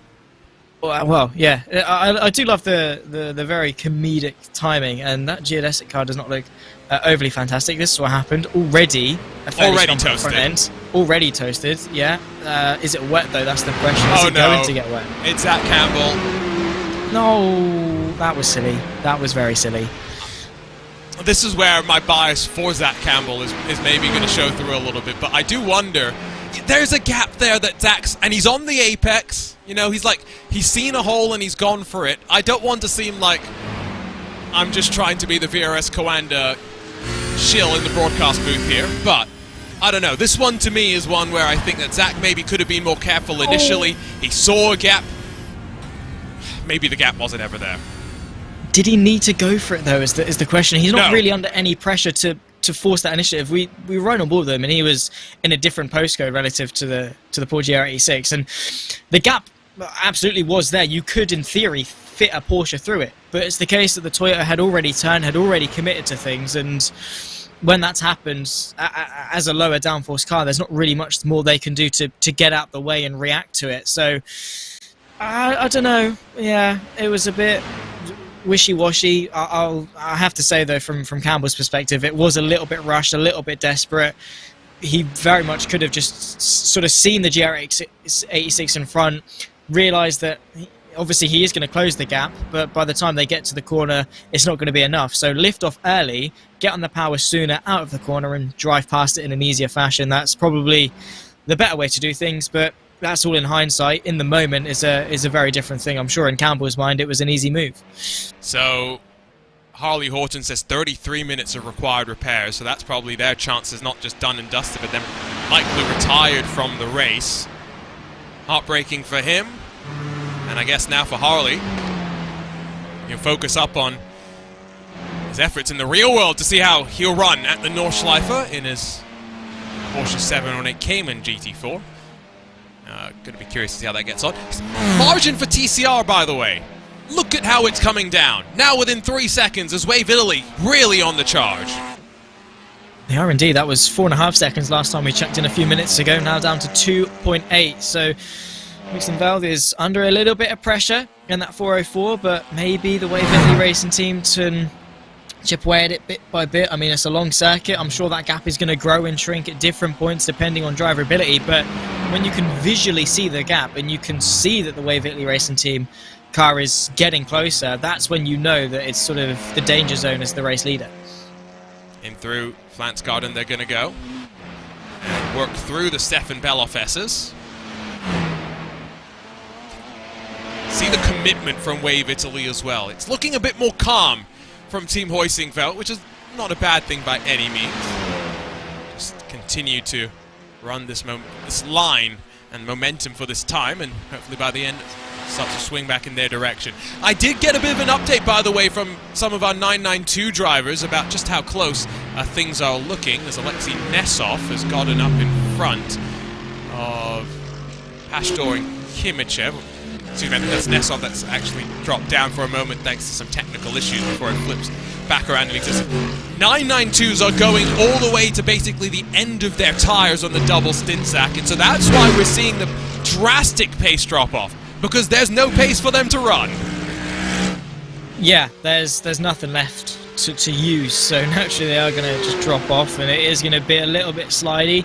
Let's hope that they've got enough to get home and change the tyres and go again. And I'm sure it's going to be a breath of fresh air for if they continue in the car, if they swap it out, to have that nice amount of grip to use, because going around on ice skates around the Nürburgring is not something I'd wish upon anyone, because you're constantly having to use the brakes, constantly applying force through the tyres, and if they're not up for the challenge, all it takes is one little lapse in grip, one little lapse and a bit of understeer to lead you off into a very catastrophic incident. So yeah, they're going to be on thin ice with their tyre situation. Let's grab a look at how Max Verstappen, by the way, got past Alexei Nesov into second spot, because Max Verstappen likes to push the issue. Max Verstappen found a bit of grass, and not just a bit of grass, that's more than 2 tyres in the grass for a moment as they went towards shrouded crowds. Well, yeah, commitment, I suppose. That is very brave. Inside line, of course, and then just follows it through, takes the inside, and that is too long of a corner really to stick it on the outside. So great stuff there from the BMW, and well, edges his way up yet another place. He is flying up in front. So we're going to have a chat with Harley Horton. Just wanted to grab a quick look at that replay. Let's see if we can dial up one of those Pure Sims Aston Martin drivers today. Harley, unfortunate end it would seem to the race. How were you feeling about how it was going before then? Yeah, I mean, look, these things happen with sim racing. It wasn't, I don't blame Max for it, and, you know, we both could have left more room, but at the end of the day, it happens. So, yeah, we were happy with how we were doing. We had a little mistake at the pit stop, which meant we didn't get new tyres. So, that stint was all about just, you know, damage control. And then obviously that happened. But, yeah, we were happy, we were quick. You know, to be battling with teams like Apex, you know, it was a good race until then. How are you enjoying your time over at the Nordschleife? How have you enjoyed the Porsche 718 Cayman as you get ready to rumble for the 24 hours in a couple of weeks' time? Oh, it's fantastic. I mean, I've done so much driving on the sim, on iRacing, the last couple of years at the Nürburgring, something like 4 or 5 24 hours. So to be now doing the real thing is a massive thing for me. It's, you know, I can't wait to get out there. We did the 24-hour qualifiers a couple of weeks ago, and that was my first time ever in the Cayman. So really in at the deep end, but we were really quick, and yeah, just a amazing experience. What's the experience been like for you as you've gotten into faster cars at the ring as well? Because you're slowly making your way up there, and now you've got a bit more power and responsibility to pass the slower cars. Yeah, I mean, there's if you think we've got the GR86 out in this virtual race, well, there's cars that are another minute slower than that out in the real race. So it's been good fun, but a few scary moments. But also, lots of the drivers are very, very aware. You know, it's everyone has to make it work, and there's a lot more of that fear in real life. So I've found the traffic to be actually nicer than the sim equivalent. That tracks with what I think as well. You can help us answer this question, though. Zach and I have been debating. What happens in this specific crash? You and Max have had your tangle and you've hit the wall. Who pays for the wall repairs? Yeah, in real life, we have everyone pays a flat fee when they enter a race at NLS or 24-hour. So, if you crash, you don't pay for the wall repairs because you're already paid in your entry fee, and everyone groups in together. So it's a bit different to the tourist days where, you know, the sole driver who crashes is responsible for it, but everyone puts down a flat fee as part of the entry fee. What happens if someone else crashes more than you do, though? Yeah, the fee might have to go up a little bit. It's yeah, it's a. I mean, everything at the Nürburgring is unique, but it is a unique way of doing it. Some people, it's never going to please everyone, but you know. Well, Harley, thank you so much for the time. Unfortunate that your race ended that way, and I'm sure you'll be cheering on your Pure Sims counterparts in the second car for the rest of the race. Yep. Thank you, guys. Harley Horton joining us. Always great to have a quick chat, and I think he's right, Zach. Usually we say how sim racing tends to be more respectful than real racing when it comes to wheel-to-wheel action. I think this race and the traffic interactions is one of the counterpoints to prove that rule. Yeah, because there's less on the line, particularly at the Nürburgring, because, as you know, I mean, actually, I was going to make that point, it's irrelevant, because what Harley said is the sense that you've already paid for the damages, but sort of, you don't have to carry the risk of breaking a leg if you make if things go wrong. You just carry the risk of, oh, the race is over. Oh, that was practice wasted, I suppose. So there's, you know, a lot less on the line, and you can sort of be a bit more aggressive and, you know, go for those moves a bit more. Not that it, you know, ever stops anyone in real life or anything like that, but I guess the stakes are a little bit lower in sim racing, so people are, you know, just darting their way through traffic and seeing gaps and going for it because, well, why not? If you can go for it, go for it. It's just a shame that on numerous occasions it's gone a little bit wrong, but for some of the part it's been mostly respectful. I mean, as far as 5 classes in the Nordschleife goes, it could be worse.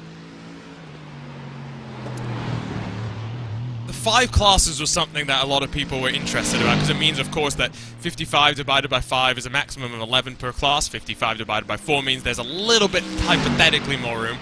But one thing that was then posted on the iRacing forums after that was the fact that outside of the what they call SP9, which is GT3 class for the real world race, most of the classes tend to be smaller than 6 cars for the 24-hour race. It's just the fact that there are so many different classes that leads to there being 130 plus cars on the track, and so that's where the numbers get made up in terms of the strength of the field.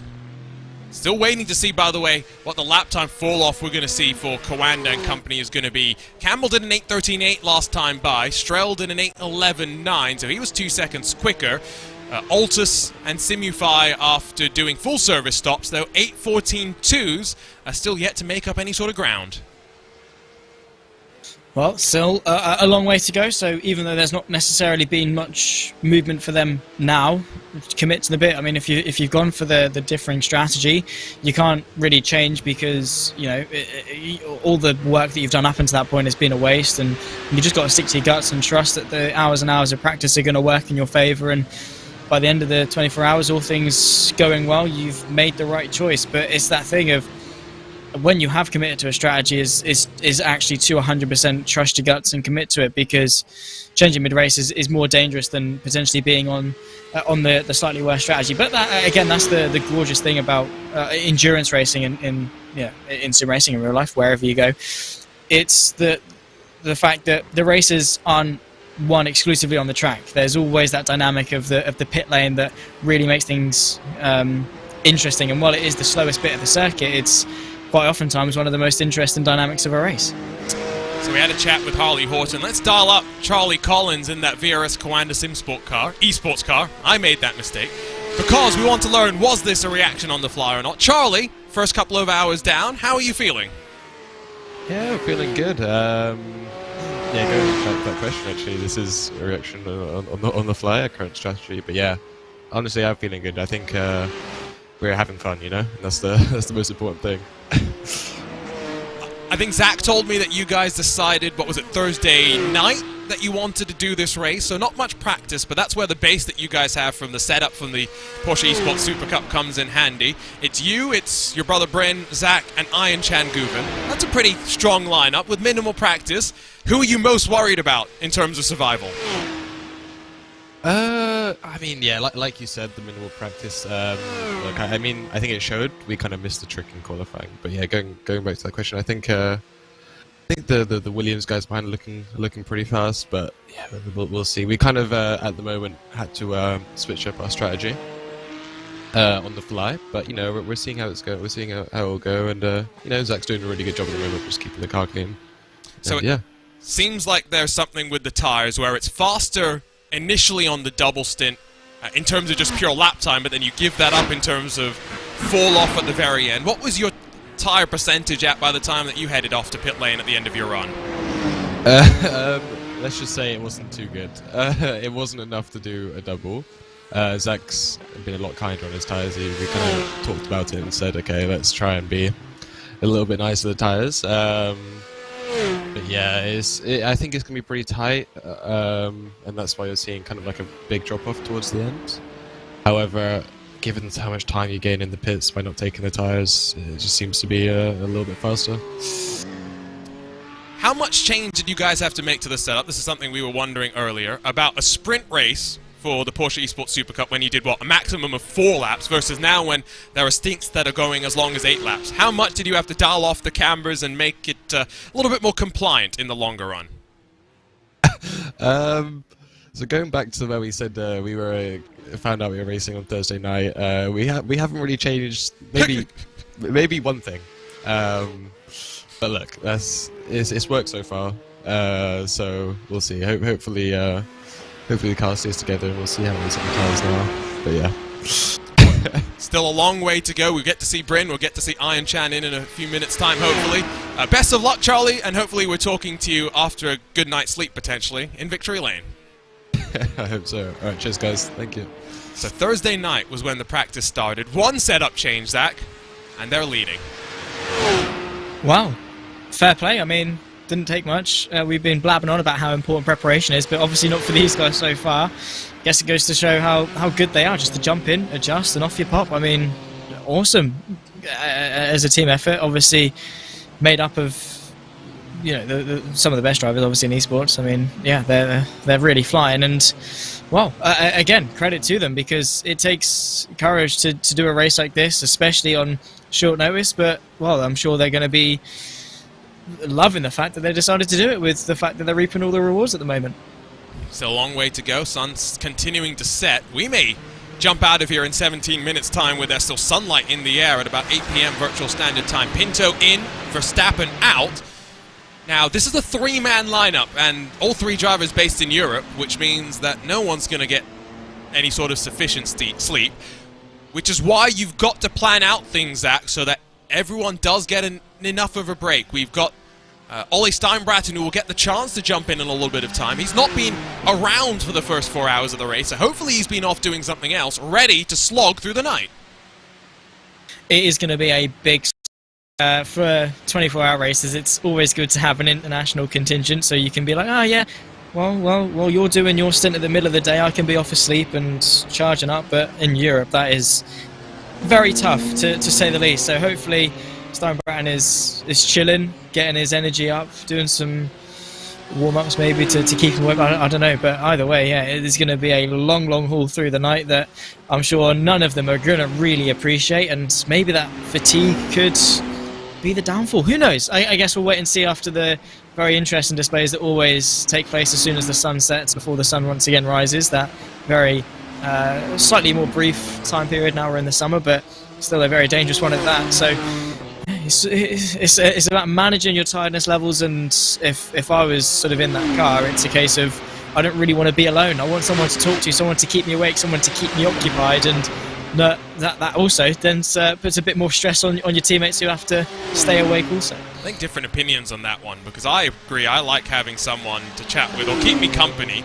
There are others that definitely do not want that sort of an interruption, especially here. Now, Arnage competition still yet to come back down pit lane, so they are a full pit stop ahead effectively on this call than Diogo Pinto. They'll slide on through.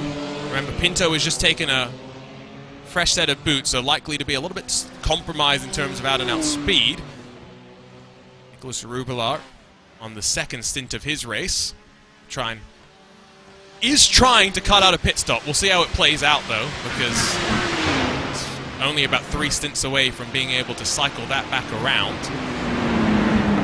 Vince Cusi jumps up to say that Ole Steinbraten is always energized. And speaking of energy, we were looking at those TCR standings on the left a little bit earlier. We've had a swap around, and it's Hoisingveld that have found their way to the front. Well, the chopping and changing. Oh, no, the other way around. Got myself confused. Arjuna, honestly, it's not... It's time to be for fair, me to be gone. Yeah, 14 minutes. You're almost there. It's because it's, what, 9:15? Getting there, yeah. Yeah, so we can cut you some slack, I think. And this wasn't even pace related. This was traffic where just opportunity opened for them to work through. There was contact as well as the right front for Wave Italy decided to depart the ground. But they all got through that safely. Now, unfortunately, I regret to inform our viewers that not leaving the Sabine Schmidt curve so safely, Michael Polishek, who for the second time today in his quest to finish this race solo, has an incident, pretty significant one at that, and is heading back to pit lane. That is going to be a long tow and a not very fine amount of time sat in the pit lane as well. That was unfortunate. Over the curb, car, I'm guessing, bottomed out, destabilised, and unfortunately just went for a bit of a spin. But great stuff, really, it must be said, from the 161 to capitalise on the Mercedes opening the path on the inside and following them through. Obviously, it's the opportunistic moves that work best, and Team Hooks and Valt are going to have to push like crazy.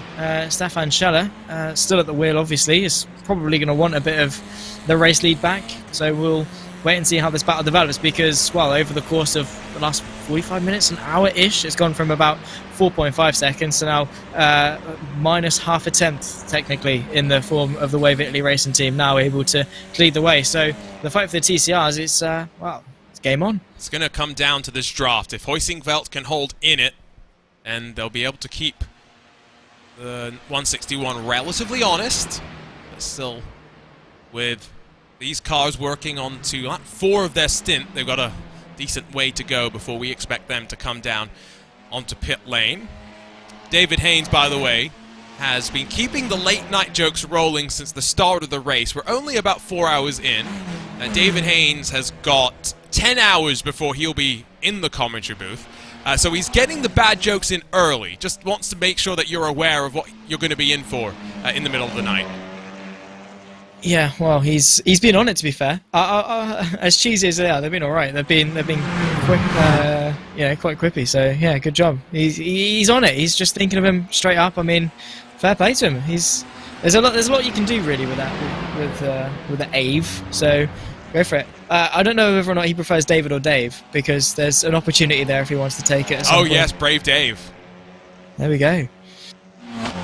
Like that one. Dave Italy. Dave Italy. Oh, that's good too. Okay. We could spend a while working on. He doesn't need more ideas. No, we don't need more ideas.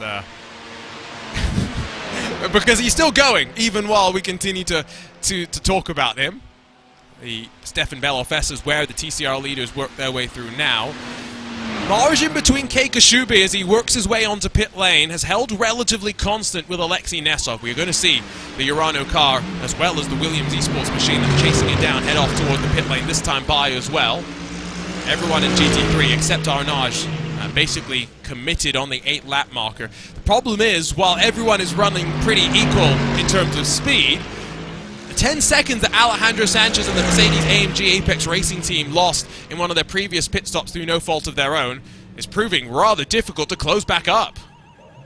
Yeah, I think that is more testament to the strength of field that we've got in that GT3 class. It is one of the best that we've seen probably for quite some time. Just looking at the iRatings, it is sensational. It is absolutely the pinnacle of iRacing when you get to this level, and well, any small discrepancy and it is going to be so difficult to claw back that time, no matter how good you are, because around you are people that are just as good. So it always makes it a little bit more difficult to try and claw back that time. But then again, the strategy, the consistency, maybe the same misfortune that befell Apex could infiltrate into the cracks of other teams maybe and allow that dynamic to maybe bring them back into the fight. But when things are so close, it is just that much more difficult to make the difference that sees you back into contention. Still trying to figure out what wet toast is, by the way, and why we're so enthralled by it. What do you like on your toast, Zach?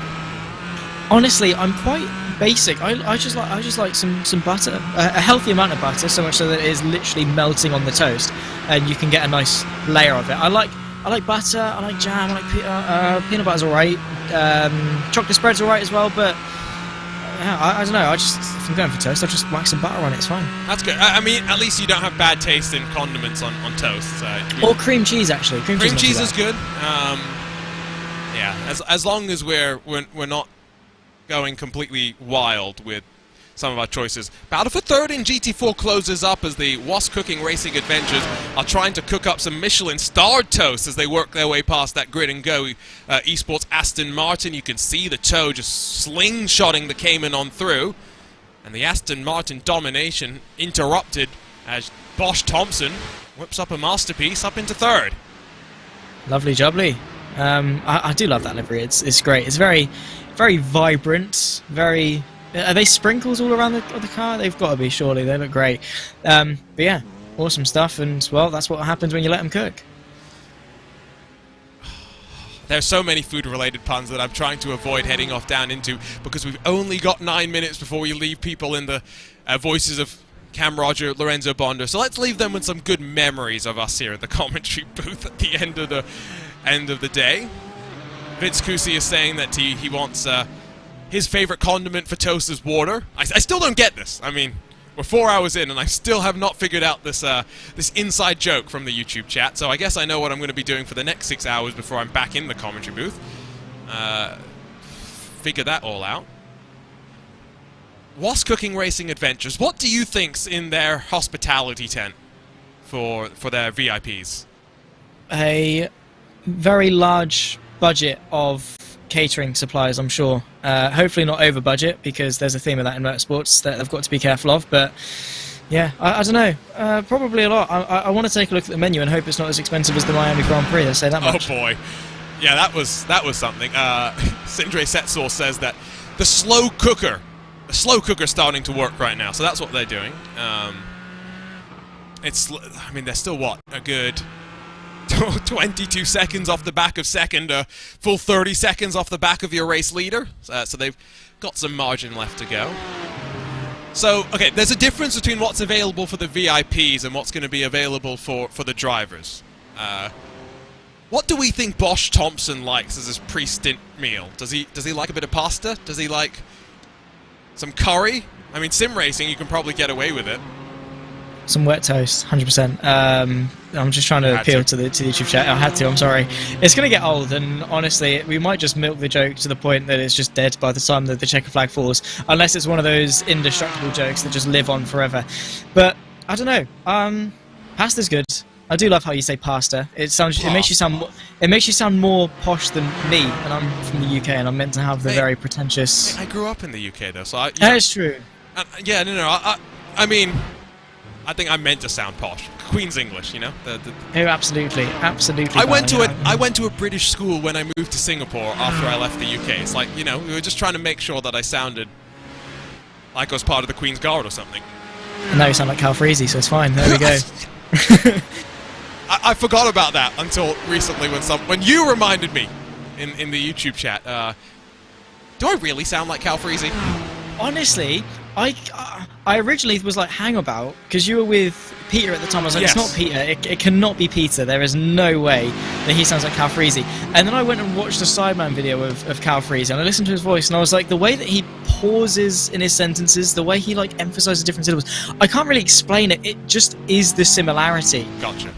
In very specific circumstances, I don't know. It's just one of those things that you kind of see, and then once you hear it, you can't unhear it. Fair enough. The pauses are because my brain is so cracked that I have to make sure that I think about what I'm saying so that I don't let out all my rage about how prototypes are terrible at passing slower class cars. I guess it's the fact that I have... Once on an iRacing special event, someone was able to figure out which school I went to by my accent. And so to me, it's like, yeah, I kind of get that. I went to a school where there's every sort of different accent, and so like, I'm sure I've picked up various different things, and I can kind of appreciate that. I did not, yeah, I sound like a YouTuber. I've always tipped you to be quite American sounding, though. Like, obviously that makes sense. Been here for 10 years. Yeah, you're going to pick it up. Your mannerisms are very American, and like, I don't know, the way you commentate is quite American. But and then you get the slips of Britain and things where you've obviously a man of the world. But I don't know. Yeah, you're just a quirky one, Arjuna. I did like how David Haynes noticed some scouse in my accent earlier, which I was a bit confused about. So I guess we're both a little bit special. You're not Liverpudlian, are you? I'm nowhere near. I'm Norfolk. I'm the six finger lot. That's me. No. I mean, if you were a Liverpudlian, well, I'd probably tease you a little bit more about the Premier League this year. That'd be one. Well, my family is a Liverpool fan. Are you a Liverpool fan? Well, it's red. So sure, as the one I've always grown up with, so I've always just been like, yeah, cool, Liverpool. If you do well, you do well. But I don't really care much for football. It's just there. Like the only time I really watch it if it's important, like a World Cup that we bottle. So yeah. I mean, that's per usual. Yeah, supporting England in a World Cup is asking for pain and disappointment, isn't it? It's like being a Ferrari fan. Yeah. It is funny, I support the England football team. I'm a Three Lions supporter. But the Barmy Army can go somewhere else. Because if India and England are playing cricket, my allegiances are nowhere near the English Isles. Dan? Again, you could tell that I'm clearly just supporting England's football team because it means I can actually have a little bit of success instead of abject failure. isn't cricket meant to be the thing we're good at, though? I don't know. No, but I think we can probably say that England is by far better at cricket, better at football than India. There's not a shadow of a doubt there. Cricket's where you could make the argument that maybe India is actually a little bit better sometimes, not often. I don't know, I don't really watch cricket, I'll be honest. I know we're pretty good at racing, kind of, which is decent. Other than that, what else is there to be happy about being British? I don't know. So let's see if we can dial up our next set of commentators as Cam Roger and Lorenzo Bonder, one stepping out, or rather stepping into a hotel room in Denmark to talk us through the next couple of hours, one stepping out of the car to join us in the broadcast booth. Cam, let's start with you over in Denmark. How are you feeling about this Nürburgring 24 hours with about 4 hours burned off the clock, night still not yet here, 20 hours to go, and strategy galore in GT3 and 992 classes?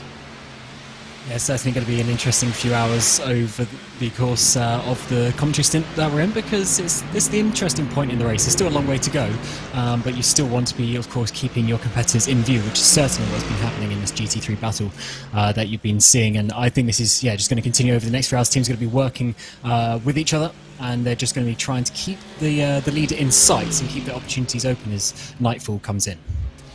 Lorenzo, pulling double duty today. I regret to ask you this question because I already know the answer. How did your double stint go?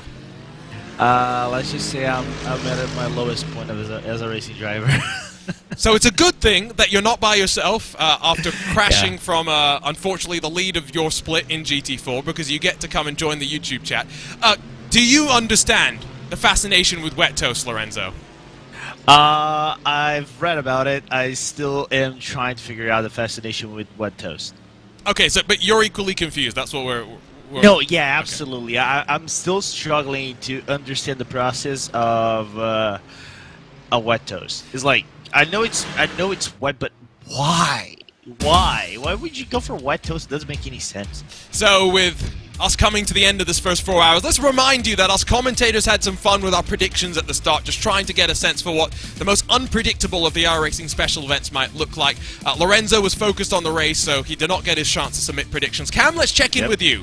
Williams, Kawanda, Urano, Hoisingveld, and Geodesic. So let's go back to front. GR86, I think we're basically all going to be wrong there. TCR, you're part of the majority consensus for Hoisingveld. Same effectively for Urano, which is looking pretty good as well. Kawanda looking comfortable, although strategy such a wild card there. And then GT3, I think we're all got on slightly the wrong page there.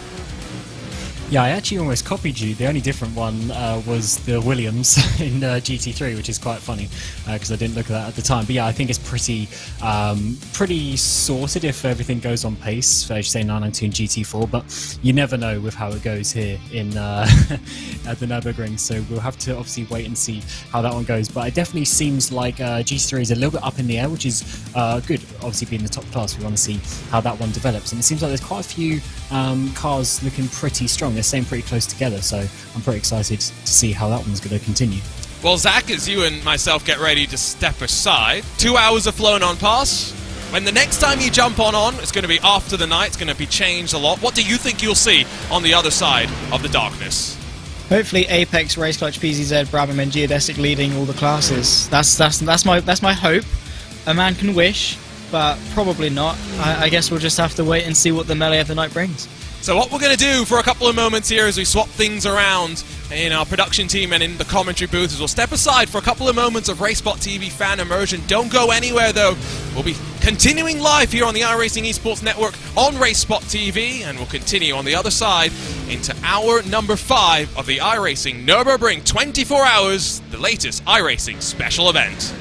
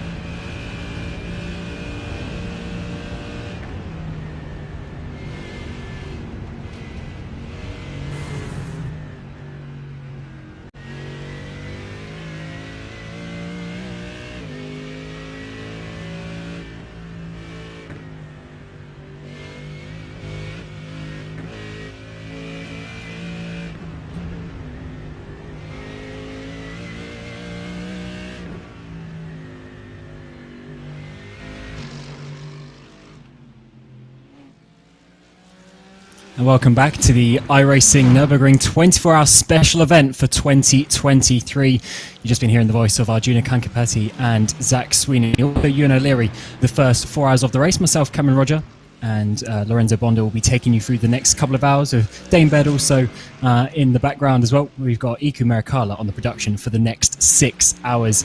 As we've entered the final 20 hours of the race, 4 hours done. And as ever, our 5 classes are continuing their way through the Green Hell.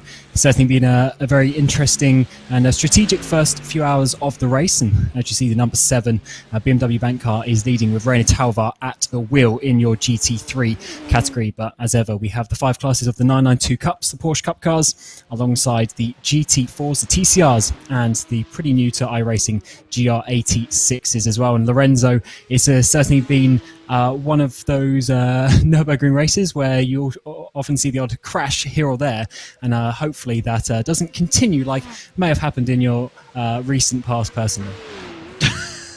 Okay. Yeah, Sorry. No, it's okay. Like I said, thank you, Iku. It's like, yeah, it's been a little bit more eventful than I probably I would have thought, but I think given the fact that it's the Green Hell, it's I think it's been much colder, and this I don't know if you agree with me. Personally speaking, I think this has been one of the coldest N24s to drive. I think it brought a little bit of much of a difficulty trying to keep up the car because, you know, colder track, you got a faster car on paper. But finding the right setup that would avoid bumping the car like a pogo stick or something like that, like probably you'll find it in the Porsche Cayman. It's a little bit difficult, so that's why we're seeing a little bit more attrition into these first 4 hours of racing than probably in the past few years. And plus, I think the G86 comes into this race bringing an extra factor of fun with some caveats here and there.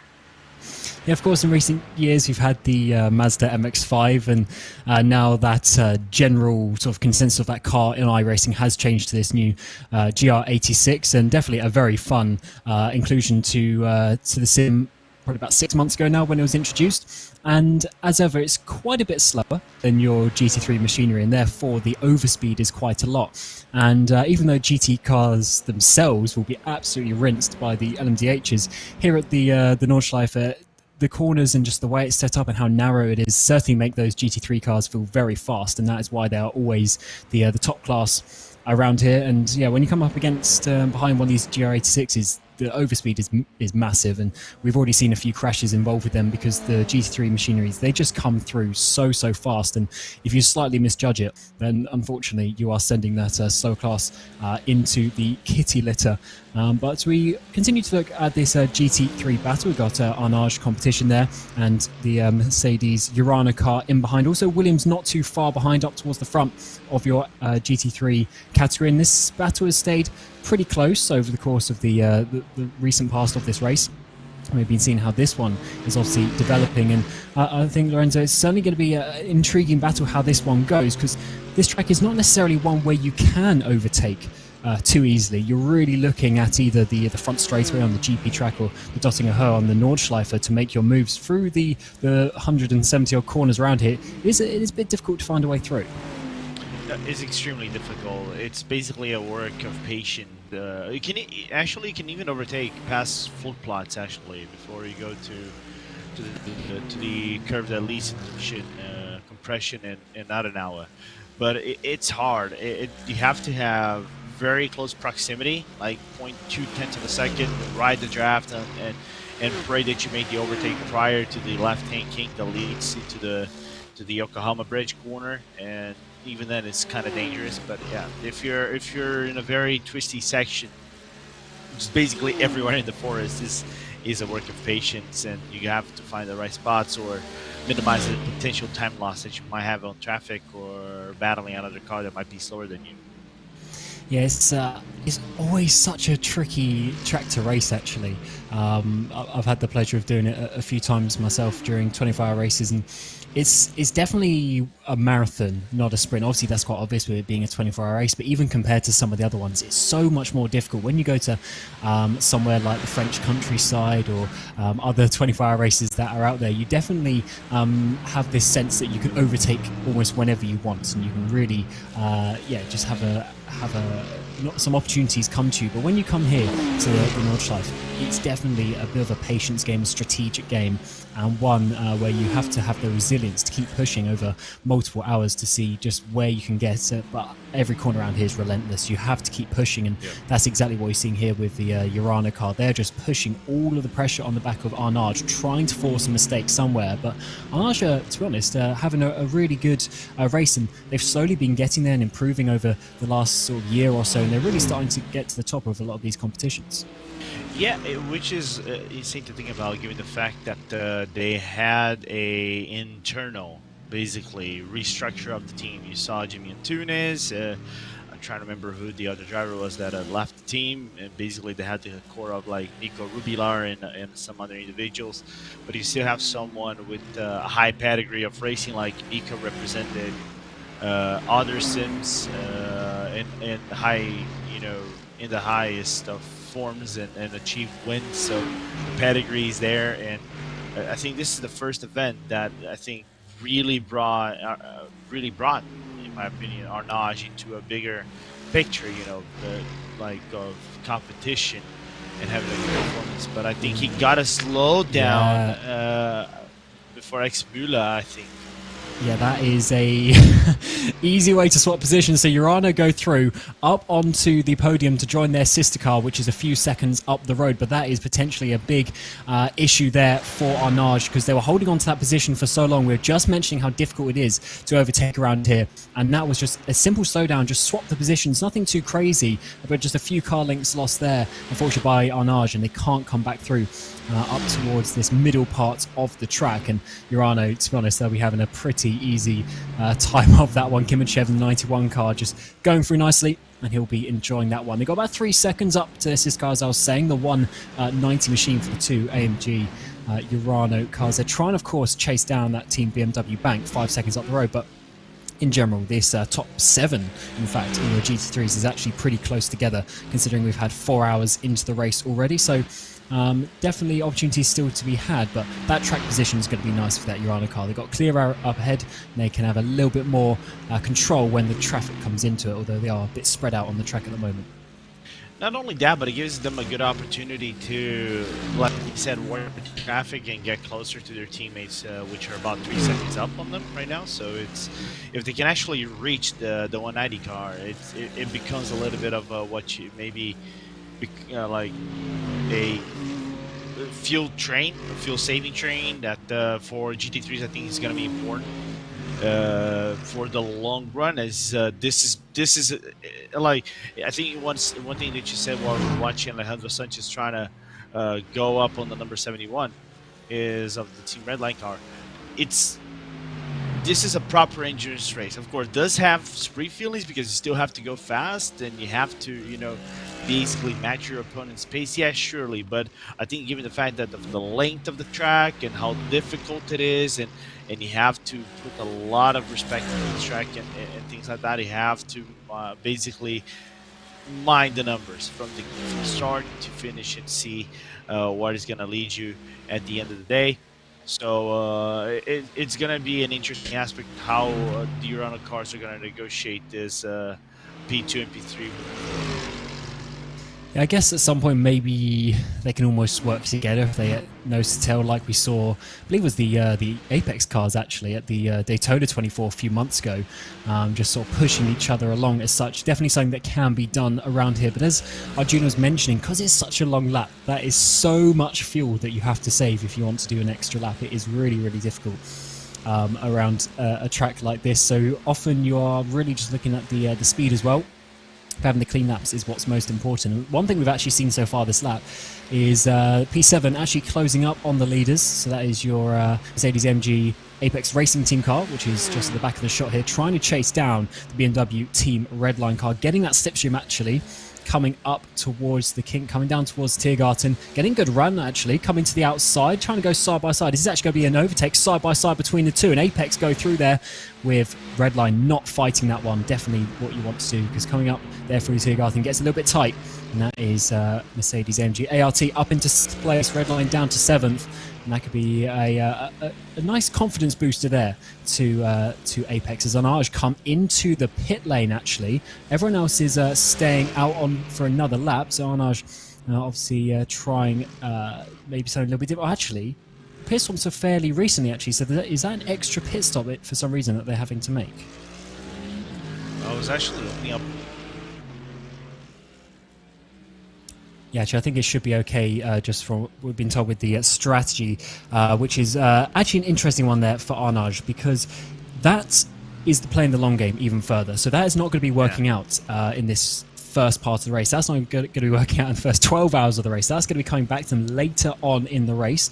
And definitely an interesting one to be able to do that. So they drop to the back of this front pack there into 7th place, as we now have the top 6 separated by that 14 seconds. So still very close in your GT3 battle, and especially at Arnage there. Hopefully they'll be able to keep up with that over the course of the race, and that eventually should come back to them, but we'll see how that one works out. But for Apex that are on the screen, that was definitely a good move. They're up into the top 5 now, with Arnage getting out of the way, and they only have 3 and a bit seconds up to the 55 up the road, and they can start potentially challenging, but as ever so close in GT3. But don't you, you know what the weirdest thing for me is right now is the fact that you're looking at cars that are weirdly in top 5 positions. For me, you'd think, oh, Redline or Apex, you would normally think they would be battling like for top 3s or even for the win of this race. So it's odd for us to see them battle for it. Of course, it's going to be net top 5, but we still have to see them pit and everything. So it's a little bit odd to see them at the back. Of course, Max Verstappen had a few issues earlier on in his stint, from what I've saw. So, and also from the Apex team, has not been the brightest of stints as well this early on in the race. But it's a very interesting battle, as we're still basically 4 hours in and watching 2 giants battling for outside of the top 5. Absolutely. As we come back to the 992 category, here is your Coanda eSport entry. Bryn Collins at the wheel in that number 6, and as ever, this category has been very fast and ferocious. This battle with the Williams car as well has been going on for quite a while. We've seen some contact being made in this category as well, which is not always what you want to see, and as ever, that has spread things out just a little bit. But we are seeing some close battles though in the midfield, but as ever, I think there is different tyre strategies, as we've been seeing in this car go along, especially the way it works and the tyre warm-up and things like that. Definitely an interesting aspect of the car. I don't quite get that in the GT3, so it does actually make it quite an interesting category, to be honest. And certainly we'll see that continue as we go on throughout this 24 hours. But as you see there in the mid part of the screen, just a few seconds covering quite a few of these cars. So I do expect these battles to stay rather close. But yeah, that Williams car just can't quite get within proper slipstream range just yet at this point of the track. Yeah, but I think for all sense and purposes, I think even 4 hours in, I'm slightly surprised that there is some proximity between the cars, right? We expect maybe 4 hours in with the traffic and all, there would be a bigger separation, but you see cars battling it out or chasing themselves around the track. So for me, that's quite impressive. My car prior to my, I'm trying to find a better word, is my blunder in split 3 has been quite interesting for us to approach on, because there has been some bigger separation in GT3s and 992 class cars, but in here you have everybody just kind of like different, maybe some different strategies, but everyone still close to one another, which is very interesting to look at early on in the race.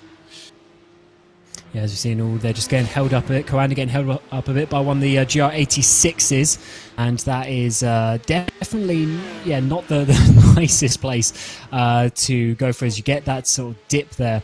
A bit awkward, but they've actually been able to pull away quite nicely coming through. Now the Stefan Beloff S's. And that is it's good to see, but that just shows you how traffic can be so important. Of course, in the real life race, sometimes we have 200 cars, or well over 100 cars at least, going around the track. Today we got just over 50, which is still obviously quite a lot. But when you spread that out over the 25 kilometers off the track, there's certainly a lot of room for all of the cars. So when you do meet one, it can be very, very important, and it's a little bit more difficult to predict. But actually, as we come now onto the Dusting Herd, there's going to be some slipstream there coming the way of the Williams Razor car.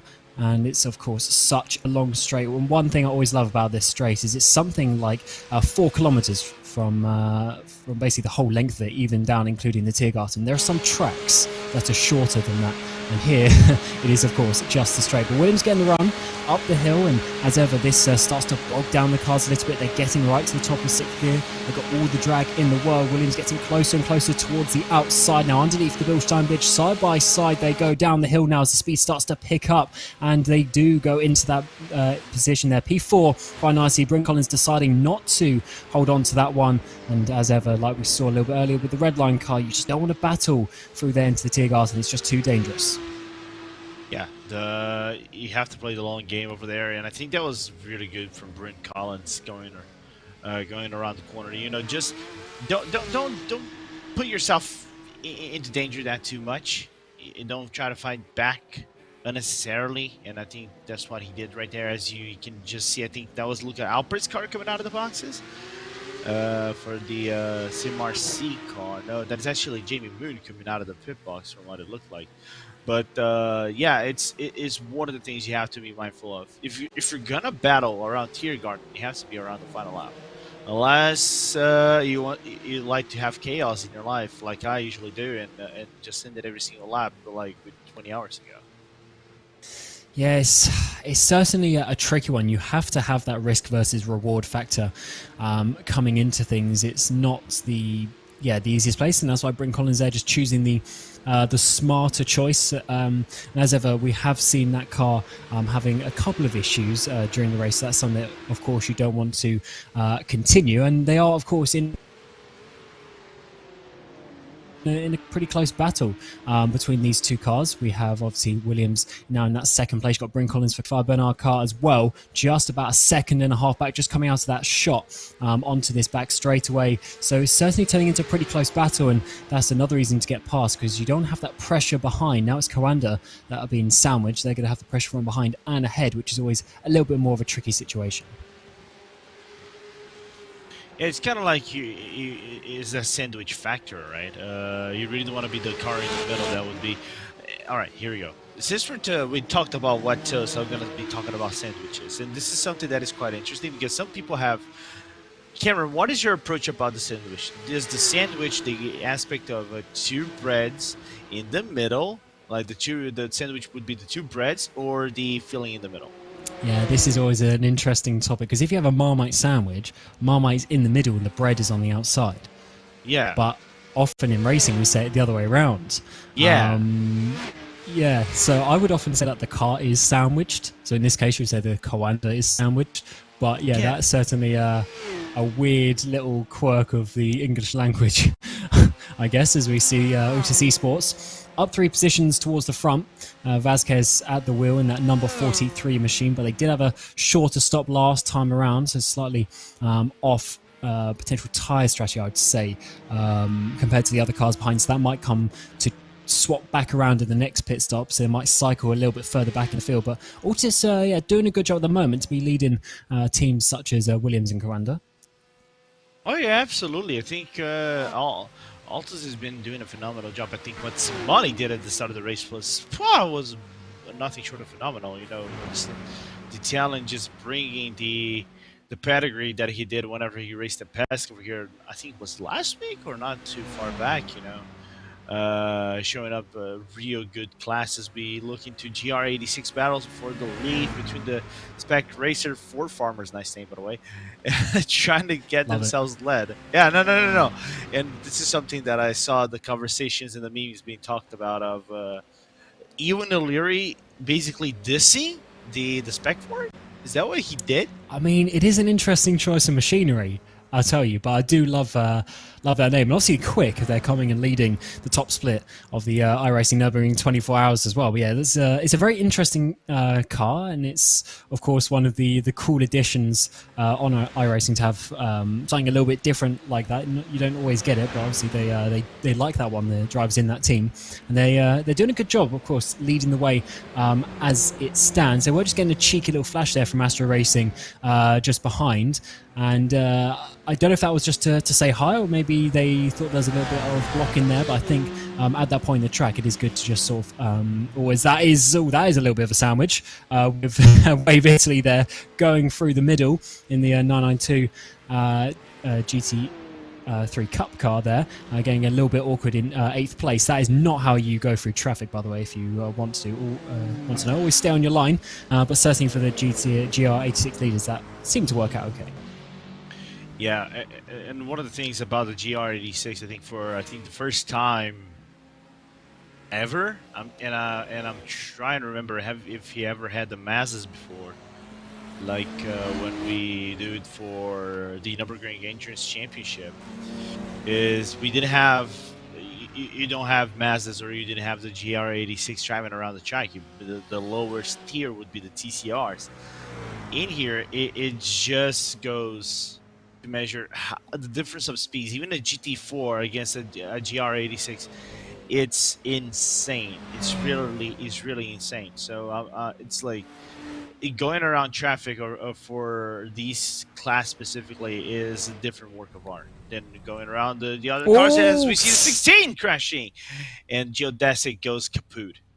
Oh, that was a big hit into the wall, just going way too wide there on the exit, losing the bonnet as well on that car, and that is going to be some big damage. 5th place for Austin Young as it stands, already down 4 place. Oh no, they're going to be towing back. Yes, they are, and fortunately they're not too far from the pit, so hopefully it shouldn't be the longest turn in the world, but that is obviously going to be some time loss from that, and also with the repairs. That was a big hit, and that is just the little mistakes that can start creeping in and really bite you around here. The track certainly is unforgiving. Yeah, and I'm seeing ghosts over here. It's like I'm seeing the ghosts of my split 3 blunder. I know. Yeah, and there's been some issues. There's been some issues for some other cars as well. For the first time this stint, we'll bring in Dane Baird, pit lane reporter for this commentary stint. And Dane, what have you seen out there? Yeah, thank you, Cam. Hello, everybody, and Lorenzo as well. I'm doing my best Ted Kravitz impression there. But yeah, we've had some information that unfortunately the Was Cooking car, one of them, has had a throughput, and that is obviously very unfortunate. They need to redistribute some of the catering budget over towards the internet, as EQ, our producer, has said. I agree. That's definitely what they need to be doing. But unfortunately, that car, yeah, they have had the throughput, and unfortunately, that's put them back into the pits. Unsure yet as to whether or not they're going to continue in the race. We'll see. But for now, they're back in the pits. Yeah, it's a shame for Was Cooking. Of course, quite a bit of a fan favourite team, actually, out there. Saw some chants for them in the YouTube chat a little bit earlier, but it's a shame for them. Obviously, having to sit in the pit lane for some time.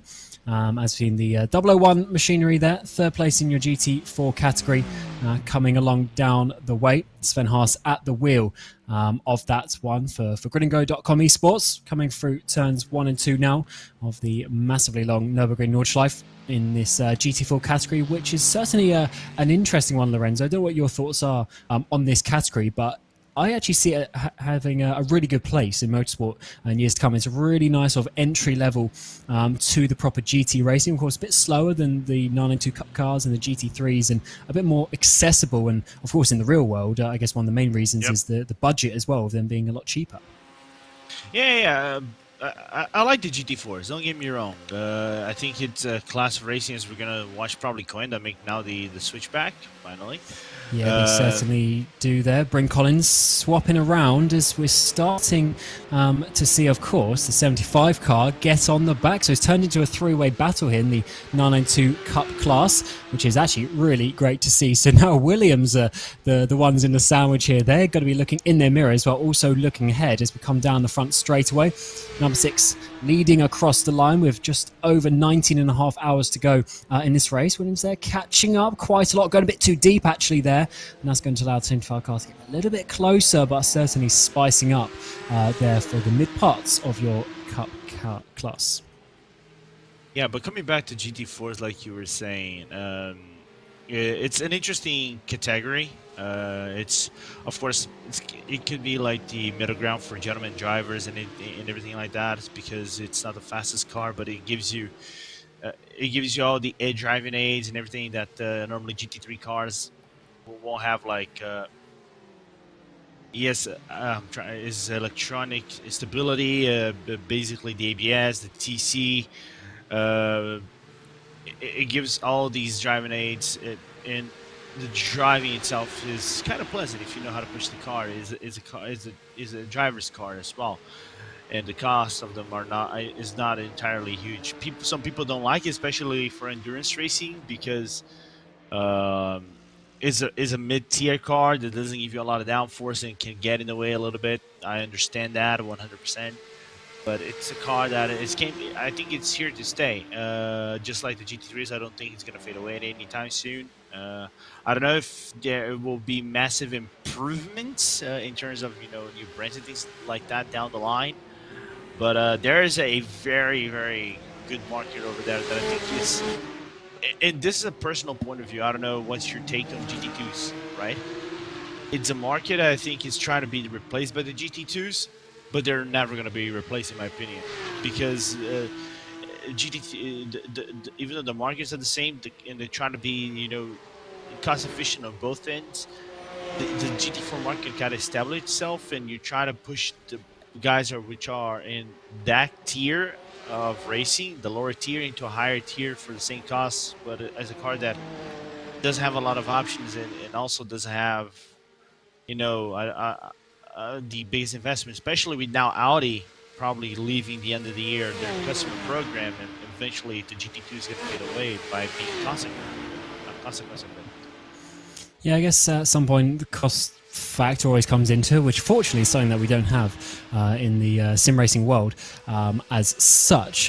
But certainly when it comes to the real life stuff that we obviously are replicating in the service and in the simulation, we definitely want to keep the manufacturers involved in that. And one that, of course, over the last few years has got massively involved is Porsche, as you're seeing on the screens, not just, of course, with the GT3 machinery, but also in this Cup class as well.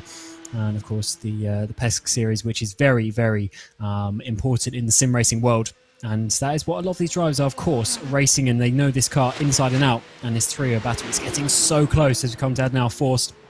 Getting Grabowski there so close, almost pushing Bryn Collins through, really starting to put the pressure on now as the three of them are just within a few tenths of a second. Four is currently second place in your 992 category. We have seen the 43 Altis car go up the road, but they are on a slightly different strategy, so we'll see how that one comes in. So who knows, at some point this might come to be the lead battle, at least for some point in the race. And Collins is holding on very nicely indeed, but it's just a pressure cooker, this track. You've got to keep putting on the pressure, and especially now 2 cars behind, but Collins looking comfortable.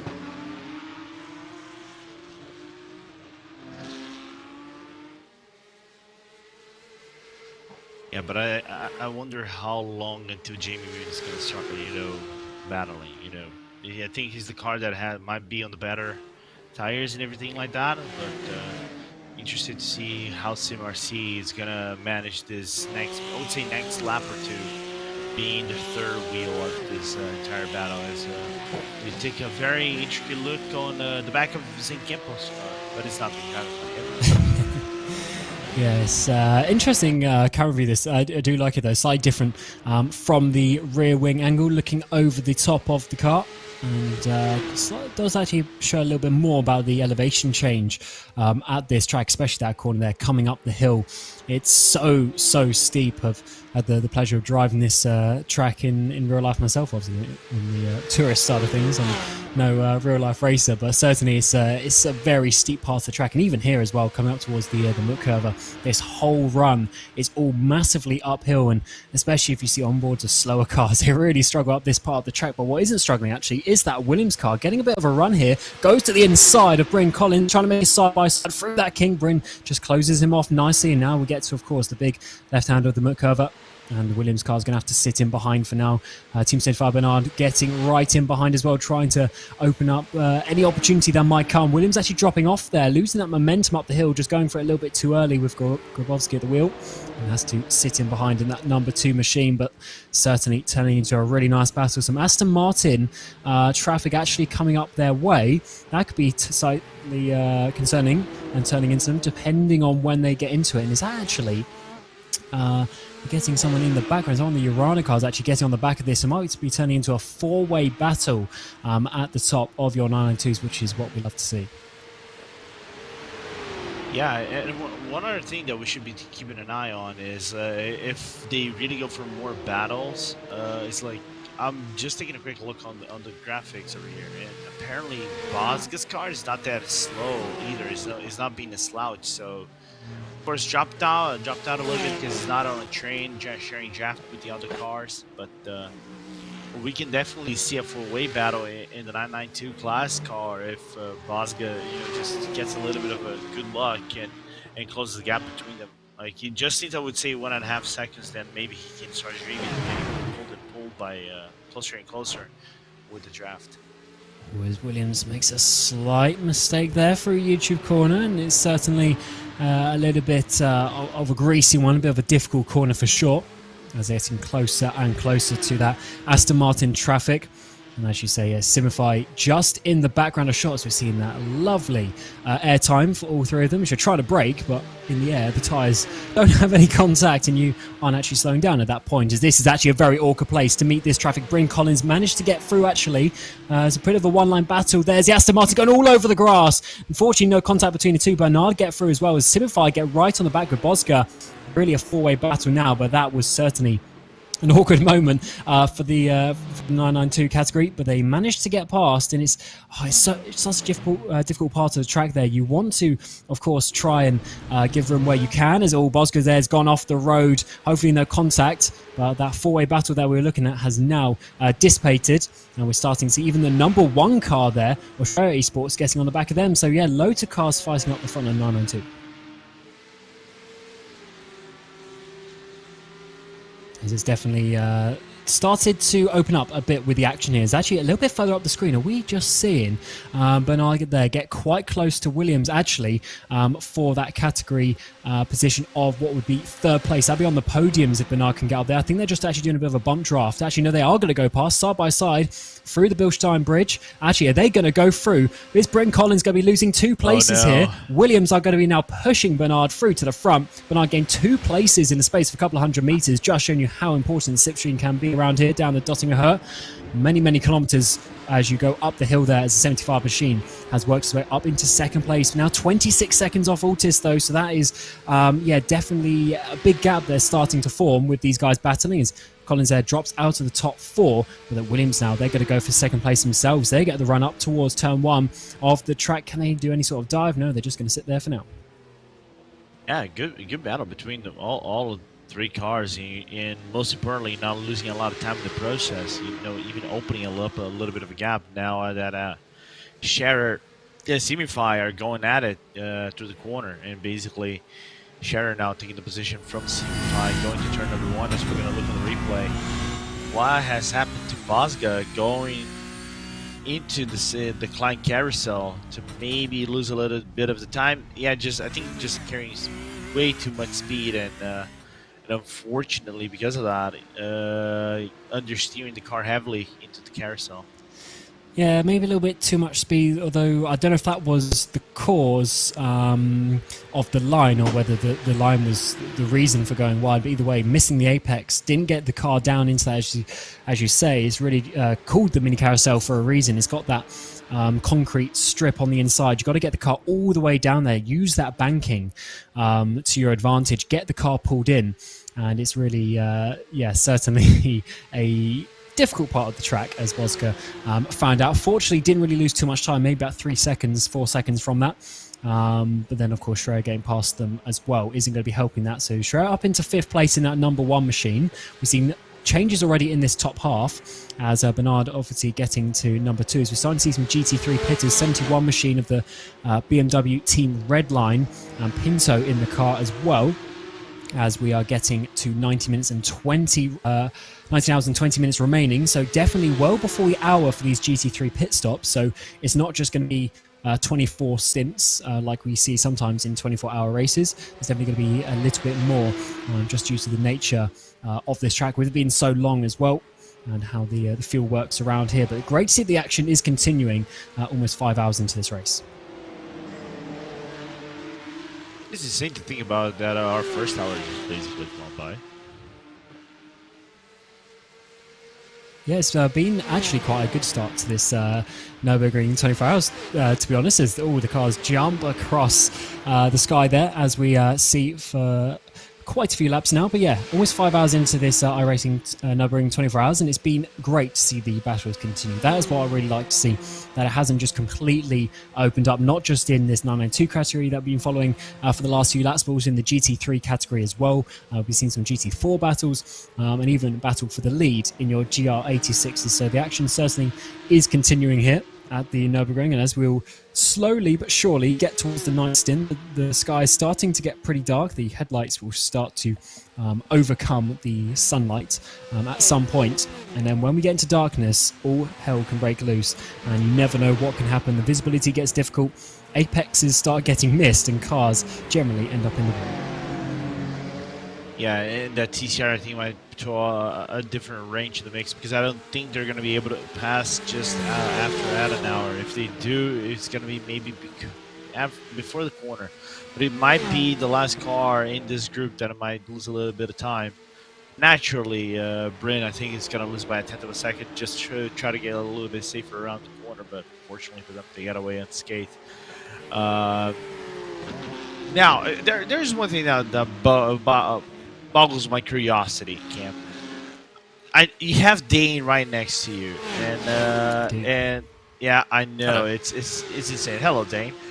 How's it been working with Dane in a hotel room in the middle of Copenhagen? Absolutely terrible. I figured as much. That's actually it works out well. Obviously, we have separate hotel rooms. As if you're a follower of RaceSpot, me and Dane were doing the camera work at other simulations yesterday for ESL R1, and certainly been a nice time having the weekend spent here in Copenhagen with Dane. But yeah, it's certainly good. He's got his laptop next to me as well, so we've got live timing up. We've got all the screens up, going, of course, in a slightly different setup to where we'd normally be doing stuff from home. But Dane is certainly enjoying his time here as well. Yeah, and I did just want to say as well, if you do want to have a little sneak peek at what our setup is looking like in this very small hotel room in Copenhagen, members of the BAME Club do actually get access to a channel in our Discord, and I've got a photo of it in there, so feel free. And you know what's the most important thing, Cameron?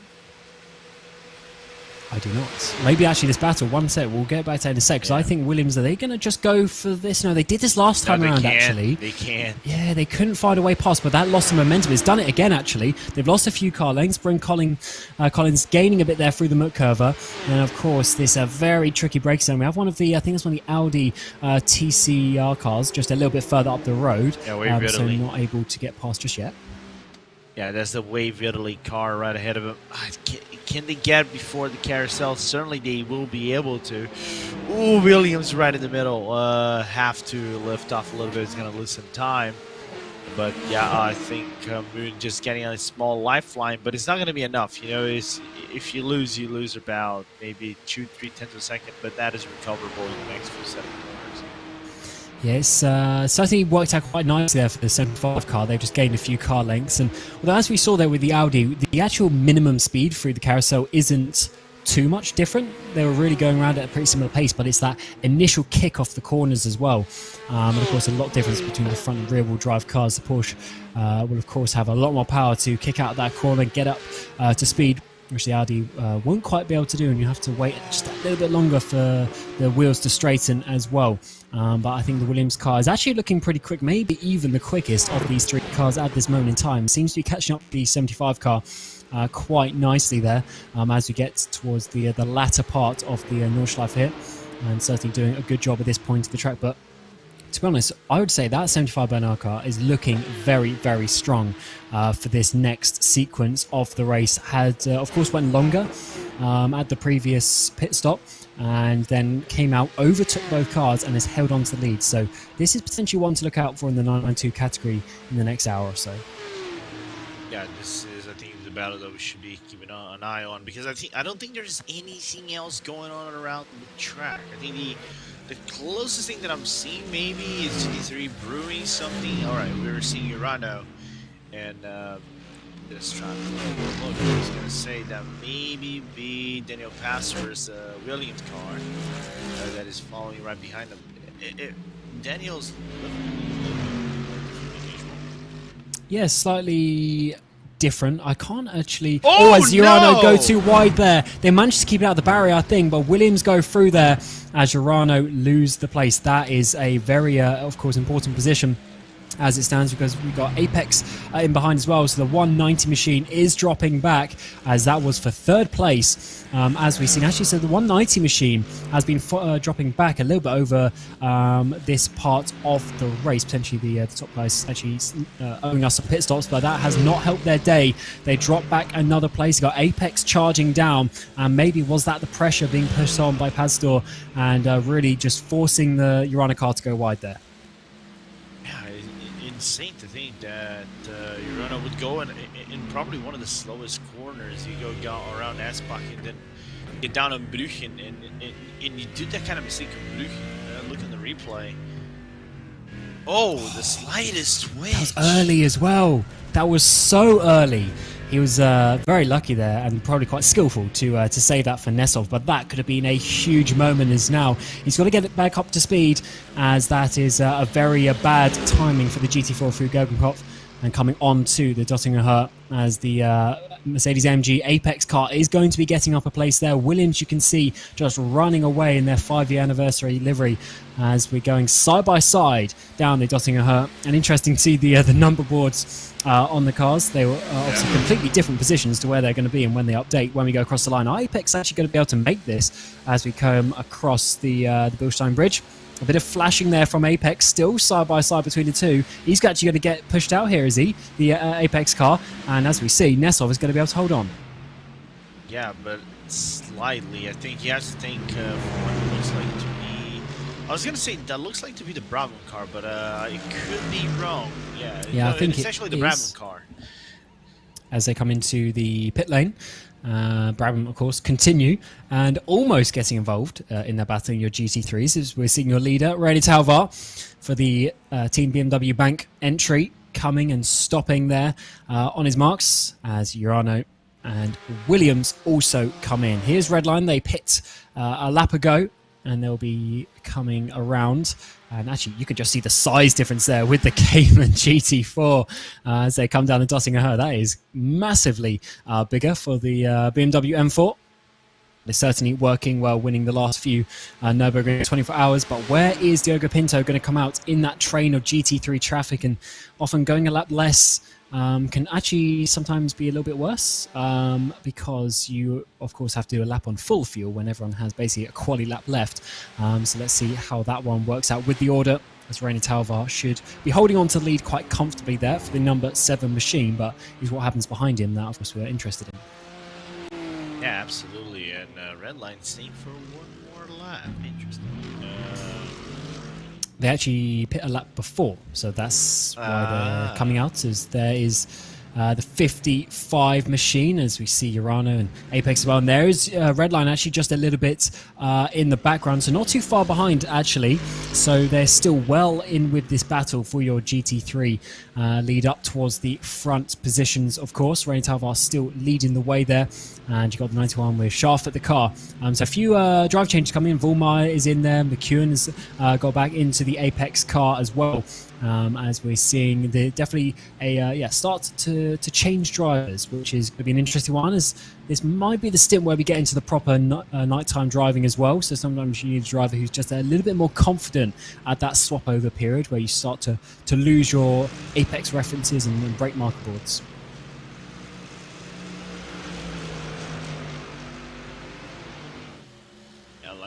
I like the fact that they're, like I said before, they're all close to one another, even with the spit stop swap, and it's insane to think that they are all following close to one another.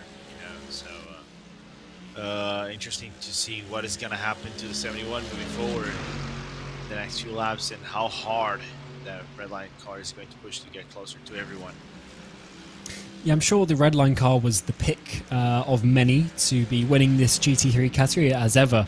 At the top level of iRacing, the split one of the special events, it is very difficult to predict who's going to be winning. But I'm sure they were definitely the top pick for quite a few people. So to be down in sort of 6th, 7th position where they have been for the latter part of this race, I'm sure they'll definitely want to be a bit higher up. They did, I say, struggle in qualifying. They're a second off pole position in qualifying, which realistically around 25 kilometers isn't that much, but certainly when you get stuck a little bit further back in the traffic, you just naturally get spread back behind. As we're seeing here, this is our 5-year anniversary livery for Williams Esports, and they've certainly been a massive team in sim racing and esports over the last 5 years. They've really got themselves involved in many competitions over many platforms and many different levels, and of course now partnered very often with Mercedes as well. Multiple competitions, just really pushing themselves towards the front. So yeah, congratulations to them, and we hope for another 5 years of their existence in the competition, as we're seeing the number 190 car now with Apex all over. Apex been making some good progress over the course of the last parts of the race, and now starting to put some pressure on that 190 Urano car, trying to get themselves up into that top 4.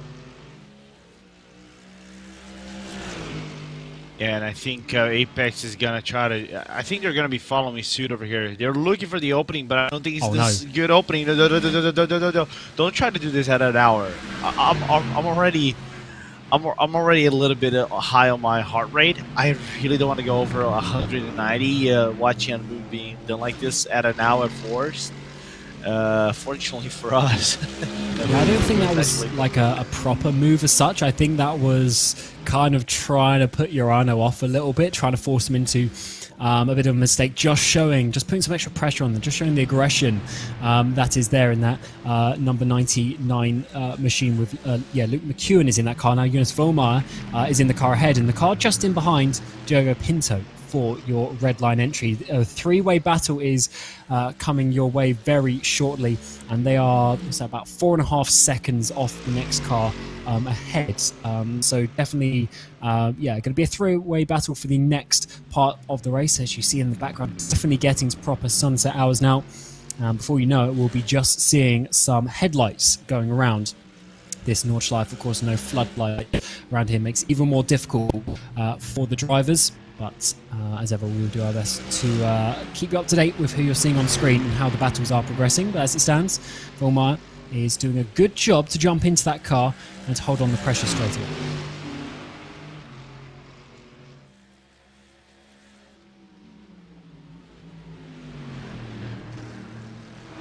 As it stands, we are of course seeing many battles go on, and that continues into the 992 category as well, with three-way battles still being led by the 75 car, but they're getting held up actually. It's out by the 001 machine, I think it is. That is obviously up towards the front of the GT4s. They obviously have no obligation, just get out of the way. 75 cars made its way through, as they all do, through the Stefan Beloff S. But that's very awkward there in the background for Bryn Collins, and that could have been a lot worse than it was, but the three continue on. They've been in this order for a few laps now. but they, of course, need to continue the battle as ever. You've just got to keep pushing forward as you enter into the night here at the Nürburgring. And it's actually been a great battle to watch, to be honest. We've seen all three of these cars be in each of the positions so far, as they've swapped around quite a few times. And now we get the run up the Dottinger. Is there going to be any sort of battle this time around? We often see the slipstream working. It takes a little while to come there, but when it does, it hits very hard as Bryn Collins moves to the right-hand side of the track, left-hand side of your screen. Can he make a double move, actually? We've seen Williams now start to do a bit of bump draft on the 75 machine, but Bryn Collins is trying to do a double overtake. What happened to him just a few laps ago? Side-by-side underneath the Bilstein Bridge. 75 is getting that aero push, though, by the Williams car. Bryn Collins has made at least one position, coming through into Tiergarten, as that is a nice move. Had to work a little bit hard for it, had to keep his foot in. At least that is up one place there, back into third position, and now maybe a run onto the 75 machine. Yeah, absolutely. But I'm impressed on the drivers giving respect to one another, you know, just not going over the distance or over driving too much. I think the only one we've seen as Bryn goes for the dive on turn number 1. I don't think he's going to be able to pull it off. Oh, that's close. Round the outside of turn 2. That's never going to work out. You always go so much extra distance. Now Williams come always 3 wide on the exit. This is great racing between these three. Up towards the front, second place of your 992 category. Bernard, hold on. Williams up the inside, though, in towards this chicane sequence of corners. Bryn Collins holding it on the outside. Now to the inside corner, side by side on the apex. Space given between the two, but on the exit, Bryn Collins manages to hold on to that brilliant fight here for your 992 category. Yeah, and I think that was a great battle. I thought it could be disaster between Moon and Colin going to turn number 1 and 2. Fortunately for them, you know, no major drama whatsoever. We nearly saw 3 wide, but I think whoever Grabowski, you know, smartly didn't try to force that. In my opinion, if he had tried to force that, that could have been catastrophic. But I think the biggest winner, in my opinion, in all of this might be the Shattered car, which is right behind them in this 3-car train. As you're going to see, just coming, coming around the corner, but we switched the battle now to the GT3s in the Dottinger Hoa, as now Redline is going to be the one giving chase to Apex, and Apex not making it easy through the Bilstein Bridge. 3 wide for your GT3s. This is for 4th place as we come onto the Bilstein Bridge. This is amazing racing as Apex slightly go into the lead. Urano lose 2 places, but is Redline going to be able to make up those 2 places? Round the outside now. Who is going to be brave? It looks like it's going to be Redline. Apex lift off a little bit there. Amazing double move by Pinto. Nicely done for Redline as they jump up. They've been just a little bit back in this GT3 category over the last few hours or so. They are starting to have a push. That is 4th place for them as we come across the line to start the next lap. Apex get past Urano as well, so it's flipped around quite a lot for that number 190 machine. I believe that was even up into 2nd place at one point in the previous stint, but is now down to what is 6th place. So all change at the front of your GT3s, and as ever the Nürburgring is giving us some great battles as we're almost 5 hours into the Nürburgring 24 for 2023.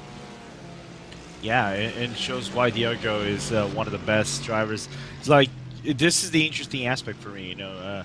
We try to get it in terms of momentum and everything. Of course, Diogo being the Porsche Sports Super Cup champion right now, but I think his form and not only at PESC but in general, right, has been stellar in terms of, you know, driving the car, maintaining pace, of getting data, putting setup on the car, putting the effort.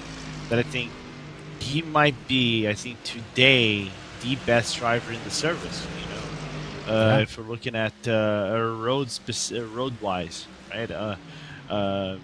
Because if we're talking about maybe overall, doubt he might come into discussion because he's no slouch in the oval leaders, but then again, you would have to bring like Casey Kerwin into the conversation, being I think the only 10K driver in ovals right now, and I think he's 9K rated. He's the highest I-rated driver overall in iRacing today. So that's a good conversation we could have like for ages on if Diogo is the best in the road, or if we are to look at a certain area only, or we should look into a more broad perspective and see if he's the best today in the iRacing service. It's always a tricky discussion, that, because there's so many competitions now, so many teams, and it's just a pretty saturated market, to be honest. And it's always a difficult discussion, but certainly there are standout drivers, of course, and people like Pinto, maybe not so much always in the competitions, but you know, look back over the last couple of years, but like Rogers as well, always there up towards the top. Sebastian Job as well, and it's so difficult when you want to choose that, because of course as ever, the different competitions will start to jump out. Yeah, but Cam, most importantly, what are your thoughts about Will Chadwick? Probably he's number one. I mean, to be honest, number one toaster. I agree 100%. Yeah, I mean, but that's always the issue, though, because often we end up talking about maybe the top 5, top 10, top 20 drivers that, they're the best, but underneath them, there's just this massive pool of probably 1,000 drivers who could be, maybe 50th best. And at the end of the day, they're still very good drivers, and that's why we still see these absolutely stacked fields. I mean, today we got well over 50 cars here for the Nürburgring 24. Absolutely massive strength of field as well. Just all the teams bring out the big guns for the big races, which is what we want to see. And even saying that, there's a few teams and a few drivers who are not here, and if they were, that would further increase the level. It's just amazing how many drivers there are on the service now, and it's just grown so much. And even at the top level, there's so many people taking it seriously now. It's amazing to see how the level has increased over the years. Yeah. Now there's one thing that comes into my head. Well, we basically settle on the fact that Will Chadwick might be the biggest toaster we've ever met, but at the same time, it might be the second best commentator, or like RaceSpot staff. Well, we do have commentators race annually, and I believe we're trying to set up another one. So it's definitely there's definitely a argument as to who's the best commentator, because there's actually quite a few. Will Chadwick is definitely one of the faster ones out there. Our junior's actually no slouch himself behind the wheel. So and then we've got Dane Baird next to me waving his hands as well. He wants to shout for the bragging rights. No. When we get to the latter part of the year, we cannot trust Dane to drive a car. Not even to drive the car. Wow, that is. I mean. Should we look at the Mook curve about 2 hours ago to find out that discussion? As ever, I myself have crashed many a car in a sim race over the years, as we just get to 19 hours remaining, so 5 hours done here for the iRacing Nürburgring 24 hours special event for 2023, and the battles continue on as ever at the top of the categories. We've been seeing this battle here, so that gets a little bit tricky there. That is so slow tight as Bryn Collins round the outside, managing to just about get through as well as the other Williams 992. Diving up the inside the Marla car there, the number 10 machine. That was getting very close and just showing you how the traffic can often be very good. But as you say, we've got the number 1 machine just getting in behind as well, Shreya Esports. So it's definitely some action still to come, even though we're getting to the middle part of the race. But he lost a considerable chunk of time right now going through basically what we call Galgen Cup. So it's like, I think he lost about 3/4 of a second on these guys at Galgen Cup and going to the Doriga Hoa, which to set yourself up properly into the car, it's quite tough. So the Shatter car is not going to have that draft that you can see Bryn and Camille getting down into Busen curve as they go down Tiergarten right now, and set yourself up appropriately. And as Vasquez comes into the pit lane, your leader, we did note that they were on a little bit of a different strategy, as Chadwick is at the machine of that one now, so we were just calling them out just a handful of minutes ago, as they of course dropped down being in the pit lane, but I can't remember if they were basically ahead or behind on the strategy, so let's see how that one works out when everyone else comes into the pit lane. But certainly as 5 hours are done, Chad is getting into that car, the number 43 machine, and we'll be trying to, of course, bring that out and continue the speed of that number 43 Altis Esports. Of course, Chadwick joining that fairly recently, was of Team Fordzilla a short while ago. and is now going to try and show his speed. But that has meant that the 75 Bernard car has got to the front of this 992 category. We've been following it for the last hour or so because the action has just been coming. Bryn Collins there for Coanda, just in behind him, Grabowski as well for Williams, Razor in behind them. So it's really getting close. As always, that GR86 is right in the middle of the Schumacher S. That is going to be a slow exit for the 75 car. Williams are getting the run up towards the hill as well. This is a tricky part of the track to try and go side by side. Bryn Collins is thinking about it around the outside there. But as we work our way onto this back straight of the GP track, he's going to have to sit in behind. What? I was nearly as I nearly got betrayed by the timing screen.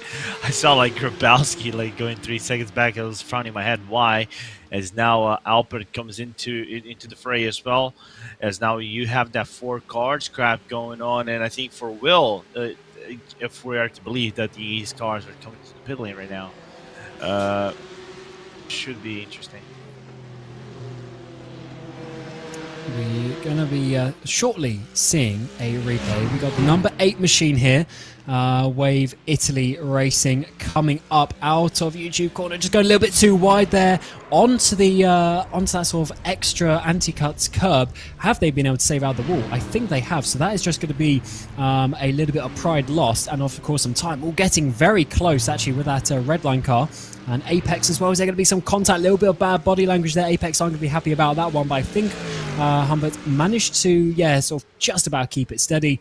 But of course, that is just some time lost that they won't want to do. As ever, even every 5-10 seconds does count in these races. But we definitely have a 4-way battle now. We've got the number 1 machine of Luca Alpert right on the back of this. So this is your top 4 for your 992s. 5 hours gone in the race, and they're just separated by a couple of seconds. And in fact, as Alpert got a run there, as we come up to Trading Cross, that is certainly a half an overtaking opportunity. Then down, obviously, through the King, then in towards Arenberg and the braking zone, which is a pretty heavy braking zone. You can make a move if you want to have a bit of a dive, but I think Albert's going to be wise enough to hold on to that one for now. But yeah, great racing at the front of this 992 category has given us so much action so far, and it looks like it's going to continue as some of the traffic is starting to get in the way. I think it's right ahead of P1 and P2 in the GT86 class as they go up about an hour. And the gap is somewhat steady between these 4 cars, so good to know that we're still having a really good battle for the Porsches. Don't know if it's going to be net lead depending on circumstances if they come to the pit lane and try to hit the strategy, but nevertheless, it's gonna be quite tricky navigating and see if Alpert and Grabowski are going to work together to get closer towards Bryn Collins and then form a 4-car train again. Yeah, it's going to be good, especially if Altus end up being into this being a 5-way battle. But they do have a little bit of a lead with how it went, and as well we've seen some crashes come. We've seen here the Falcon GT3 number 44 with Toniak at the difficult point of the track to try and make some overtakes. Very one line. Oh, the TCR car goes way too wide, sends the 44 into the barriers. That is a huge hit there with the number 56 machine. That is, wow, that was a massive send. I feel so bad for the number 44 there. Audi just, completely offline, chunking on the curb, spinning around, and, just going right into the path of them. That was, definitely a big collision. Yeah, insane. I don't know if we should call the police on that one. Yeah, there was definitely, a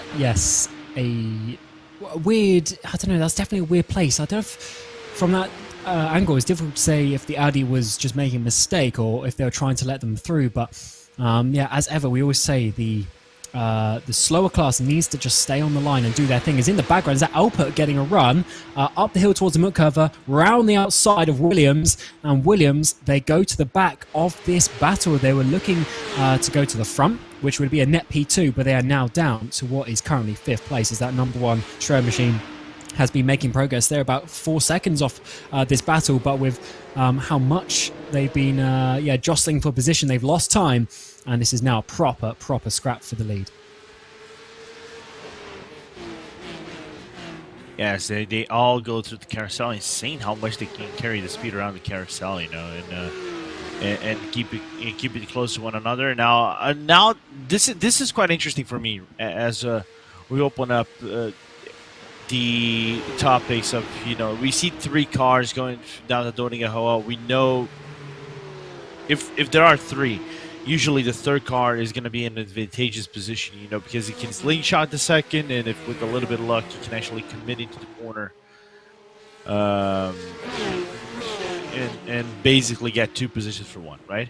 Now you got 4 cars. I've seen 992 class cars going 4 wide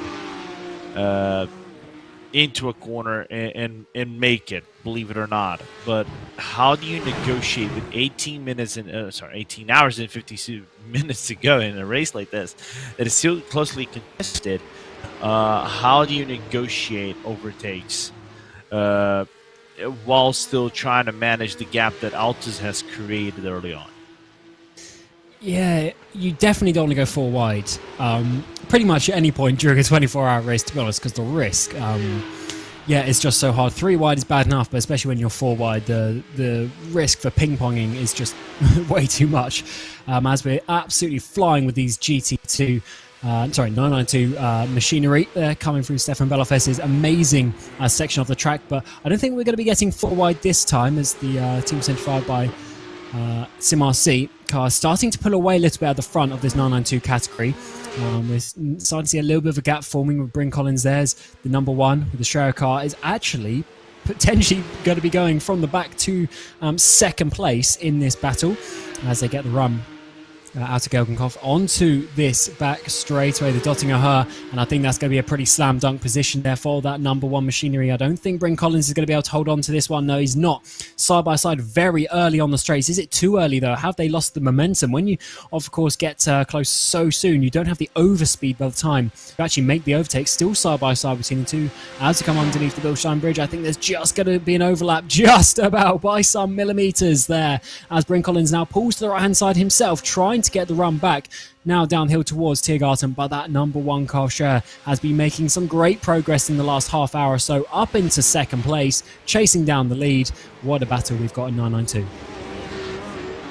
A good battle and no time lost, even though Jamie Moon broke away a little bit, and now Alpert is going to have that position of being the rabbit and try to chase Moon, as the gap is going to widen a little bit between all of them, but it's still a good battle nevertheless between all of them. 1 second for us is nothing. Yeah, 1 second, really isn't that much. That will often spin around as well as we come back to your GT3 battles. As Redline, they're coming for the podium. They're coming for the top 3 as Williams are working their way through the final parts of the Nordschleife. And as ever, Redline are chasing them down. This is a great comeback from Pinto. Since he's gone, the car has been massively quick and has got that car back from what was 7th place a short while ago, and now potentially challenging for this podium. Once again, around the Nürburgring, often you have to wait for this back straight Dottinger Her. I think he's a little bit too far back to get a slam dunk move, but it's certainly going to be getting a nice dose of slipstream there up towards the Bilstein Bridge. What is the top speeds like between the 2 manufacturers, of course, with the Mercedes AMG and the BMW M4? It looks like it's actually going to be a bit of a run here for Pinto to the outside. That's going to be some superior straight line speed, of course, with the slipstream as well. Number 71 machine going to be making their way up in towards 3rd place of the GT3 category. And that is just starting. Is this a potential run? Starting a run to them, going towards the front and maybe challenging the Team BMW Bank, who have been leading the way for so long. They do have quite a way. They got about 23 seconds up towards the front, but this is certainly the start of their charge at least.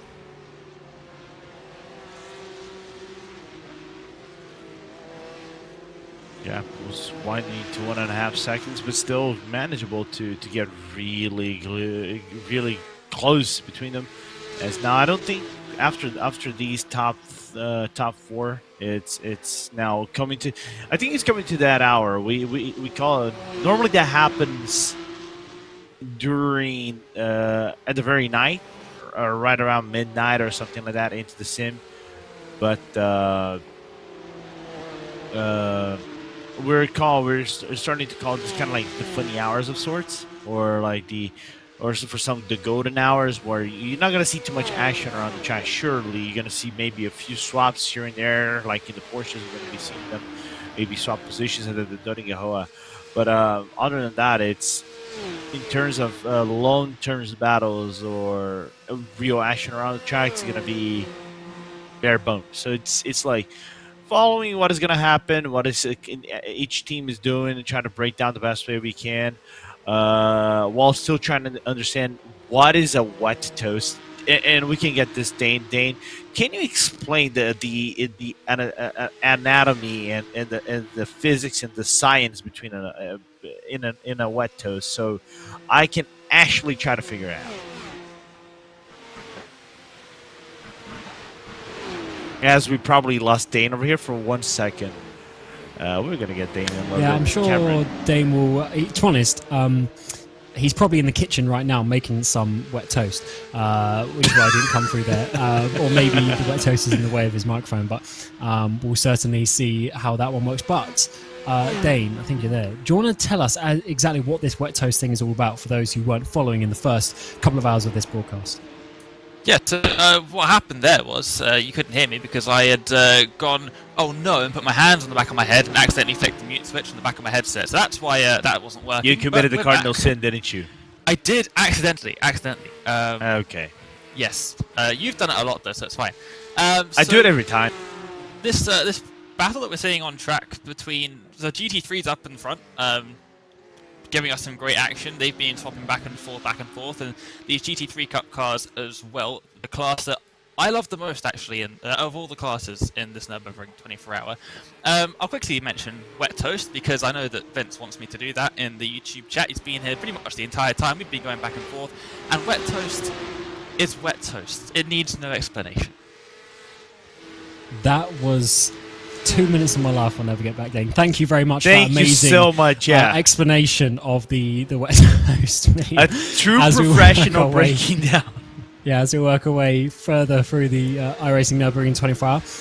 And as, of course, you would have noticed, there's, in some of the categories, of course, some of the positions have opened out. And one thing, obviously, continuing from your point a few minutes ago, Lorenzo, I always find, say, a 6-hour race works differently to the first 6 hours of a 24.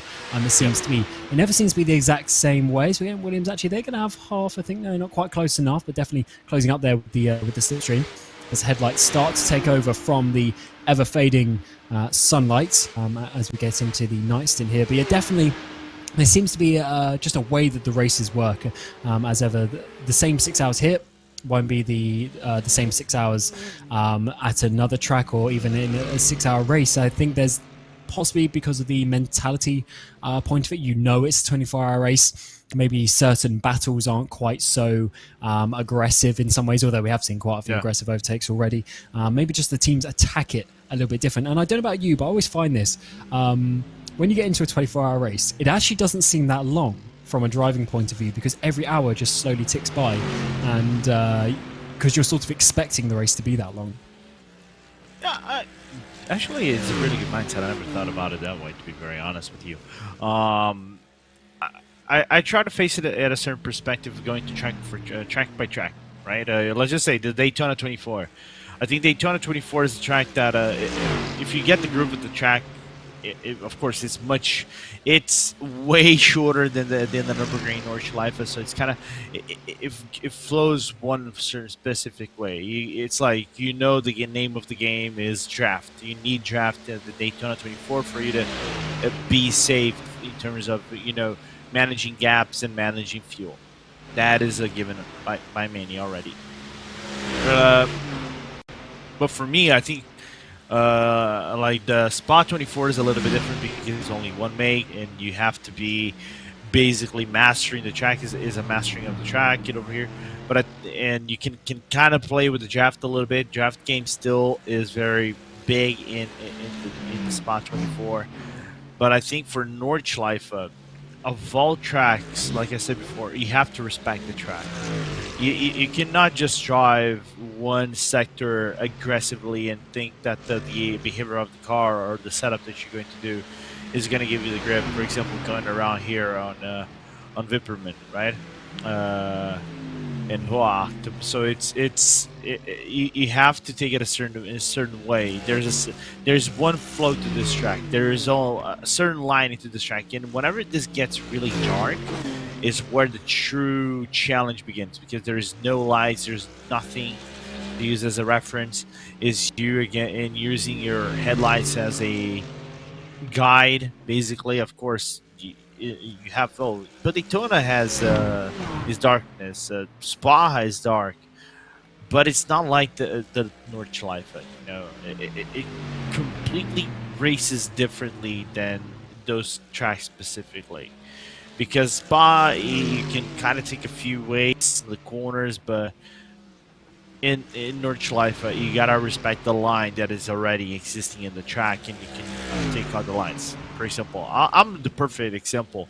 I took Mutkurva with a little bit over acceleration on the gas. I made the apex, I accelerated a little bit, and I thought, oh, the car is gonna give me grip, the Cayman is gonna give me grip. None at all. So it's hard for you to, if you make a mistake, it's hard for you to come back from the mistake that you made. And I just wanted to add on a point to that as well, is that you say how it's really dark in the Nürburgring Nordschleife, especially in the Nordschleife sections at the night. And in the real world, we don't have that problem, because you've got fans and spectators lining the track on both sides with fires and all of their floodlights and all the activity around the circuit. And when we had the first Nürburgring 24 Hour in the real world without fans a couple of years ago, the drivers were complaining that they could see so much less because there was none of that around. The ambient light, there was none, which is what we have in the race. As we just see here, the BMW Team Redline round the outside for second place of your Urano machine. And what a comeback this is. I'll keep going back to it for Redline. They have just put in an absolute monster last hour or so, and they go up into second place. Remember, this car was down in 7th not too long ago, and they've just been enjoying their time with Pinto at the wheel. 22 seconds, though, behind the Team BMW bank, but that time is very quickly coming down, and slowly but surely they'll be getting there as Urano go to third place. So yeah, it's certainly an important point in the race for the 71 car, because I think this is the stint where they're really going to turn their race around. But yeah, but coming back to what you two were saying, it's definitely right. Even in real life, during the night, there aren't even the cameras, the TV cameras being shown in the Nordschleife, because you can't see anything. Of course, we'll continue that with our coverage here, RaceSpotTV for the iRacing Nürburgring 24, but certainly it's going to be, of course, a lot of headlights that you're going to be seeing and a lot of number boards. So it's going to be, yeah, certainly an interesting time here for the night. And as ever with the with the way that the time works, pretty much half the race is going to be in darkness as we come here to the GR86 machine coming out of the Dunlop Co. Got one of the GT, is that the Urano car? I think it is the 3 car, just sending the 86 into the barrier. I don't know why they were going to the left there. Hello, the body language was definitely not that way, as Franosh there is going to be not very happy with that one. He was far left of the track as Urano decided to go to the left of the track as well. But that was definitely just completely misjudging the situation.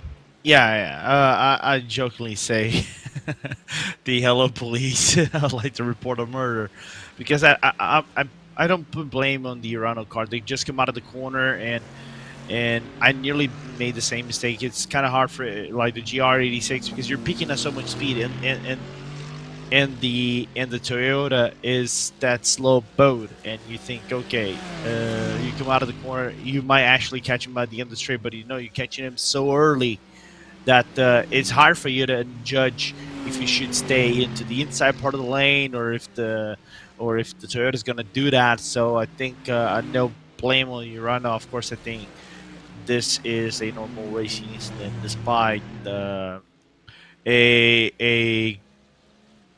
German on German murder of sorts. Yeah, that was fully bent. GR86 is definitely bent now after that collision with the barrier. Very, very weird situation. You don't always see that, especially between like the GT4s and GR86s. The speed difference isn't absolutely ridiculous. They're both fairly slow cars in the grand scheme of things, especially compared to the GT3 machinery. But yeah, certainly that was a interesting one for Urano to come around in that number 3 machine. Back to the 992s, the Team 75 Bernard by SimRC is still leading the way, but that number 1 machine is getting closer and closer, who's also, just like Pinto in the Redline car, actually, GT3s, that number 1 992 is also having a very good stint over the last hour or so, really starting to push their way up towards the lead of the category. They've really spread out now. Actually, or have there just been some pit stops? Actually, there's some pit stops behind. That is, of course, where Williams and Kawanda have gone. So these two going extra laps, which is going to be a very important point when we get to strategy later on in the race. Maybe pit stop saved here or there. But the number 1 machine now coming up the hill. They got a massive run here on the SimRC entry. Number 75 up towards the Mook curve. I think there was definitely some lifting off there by the number 1 car, just not having any room at this part of the track to make an overtake. So risky to get past, but certainly putting the pressure on, as this, of course, is a battle for the leading class. Yeah, absolutely. And I think if we're seeing any kind of battle going on, a real battle in terms of switching positions, this is not going to go over here at the carousel, not even outside of the carousel when you go through Hoacht. So I think this is like the Doninga traditional pass, maybe Alpert coming into the lead and coming into the boxes with a little bit of an advantage. So it's just like your traditional job of trying to keep up with the car ahead of you and set yourself into a really good overtaking situation coming down Doninga. Yeah, that's the safest thing to do around this track, really, is just wait for the Dossinger, because of course then you get the run out of Tiergarten down the front straight as well, which is a very important one. But it just seems like the 75 car has a few car lengths advantage here, actually, as we come down from Hoacht through from the highest point of the track all the way down here, the hill here, through Wipperman, Eschbach, and of course through Brünchen as well. Some very important corners, some very fun corners actually, from Hoacht back basically to the mini carousel. That part of the track is generally one of my favorite parts in the world. It's such a flowing section of track. It's so narrow, so tight and twisty. Got massive curbs. Got the the cars flying, as we see there as well, into Flansgarten. So yeah, an amazing sequence of corners. And yeah, it's just awesome that we've been able, through the modernization of racetracks, we've been able to keep it there pretty much untouched, and just enjoying these top-level machineries in sports cars coming through them. And it's a great sight to see. As ever, we got the ever-darkening clouds there as these cars work their way through for the race lead. It's amazing just to sit there and watch these cars bounce all over these curbs. You know, it's insane to think about that. For me, this is a track that I really, if we really like to go into fantasy world or something like that, is trying to bring the southern loop, because Nordschleife back, I think back in the 30s or 40s, I think back in the day, used to do full runs of the Nord and Südschleife around the track. And Südschleife, for those who never ran it in other sims, because I don't think there is any other racing game that ever shown the southern loop in its full capacity. It's very, very different beast than the Nordschleife. It's still big in length, but it has so much challenge of navigating through its corners, as we're seeing both Shatter and CMRC by Team Bernard coming to the pit lane. Yep, Jim Mooney there coming into the pit lane from the lead, and here on your screen is that number 2 Williams Razor entry. The green machine is coming up the Dottinger, and they've actually lost Coandra and Bryn Collins by a good second there down the back straight. And they are certainly enjoying that lead in that battle, to be fair, because Bryn Collins was right in there, but now they are on their own. They can start pushing themselves. But is this pitting one lap early, is that going to benefit them in terms of any sort of undercut? Or is this just going to come out and be pretty much status quo of what we saw earlier in the race? There was, probably a second or so gap between them and the 75 machine. As in the pit lane, Trey Esports have got the lead, but I'm wondering if that's just to do with their pit stop position, or if there's been any sort of issues on the pit entry for the 75 machine. We'll slowly find out. No, 75 goes back to the lead, so they're obviously on pit exit, coming down the way. There is the green cone where they can get back up to full racing speed. And where is the Williams car? There it is. It's going to be fairly close coming towards turn 1, but I think these two should hold on to their positions. But they, of course, need to get up to speed as quickly as they can. And they do have about a second or so gap between them. So, yeah, the top 5 in your 992 still close together, but they've spread out a little bit, about a second between each of them.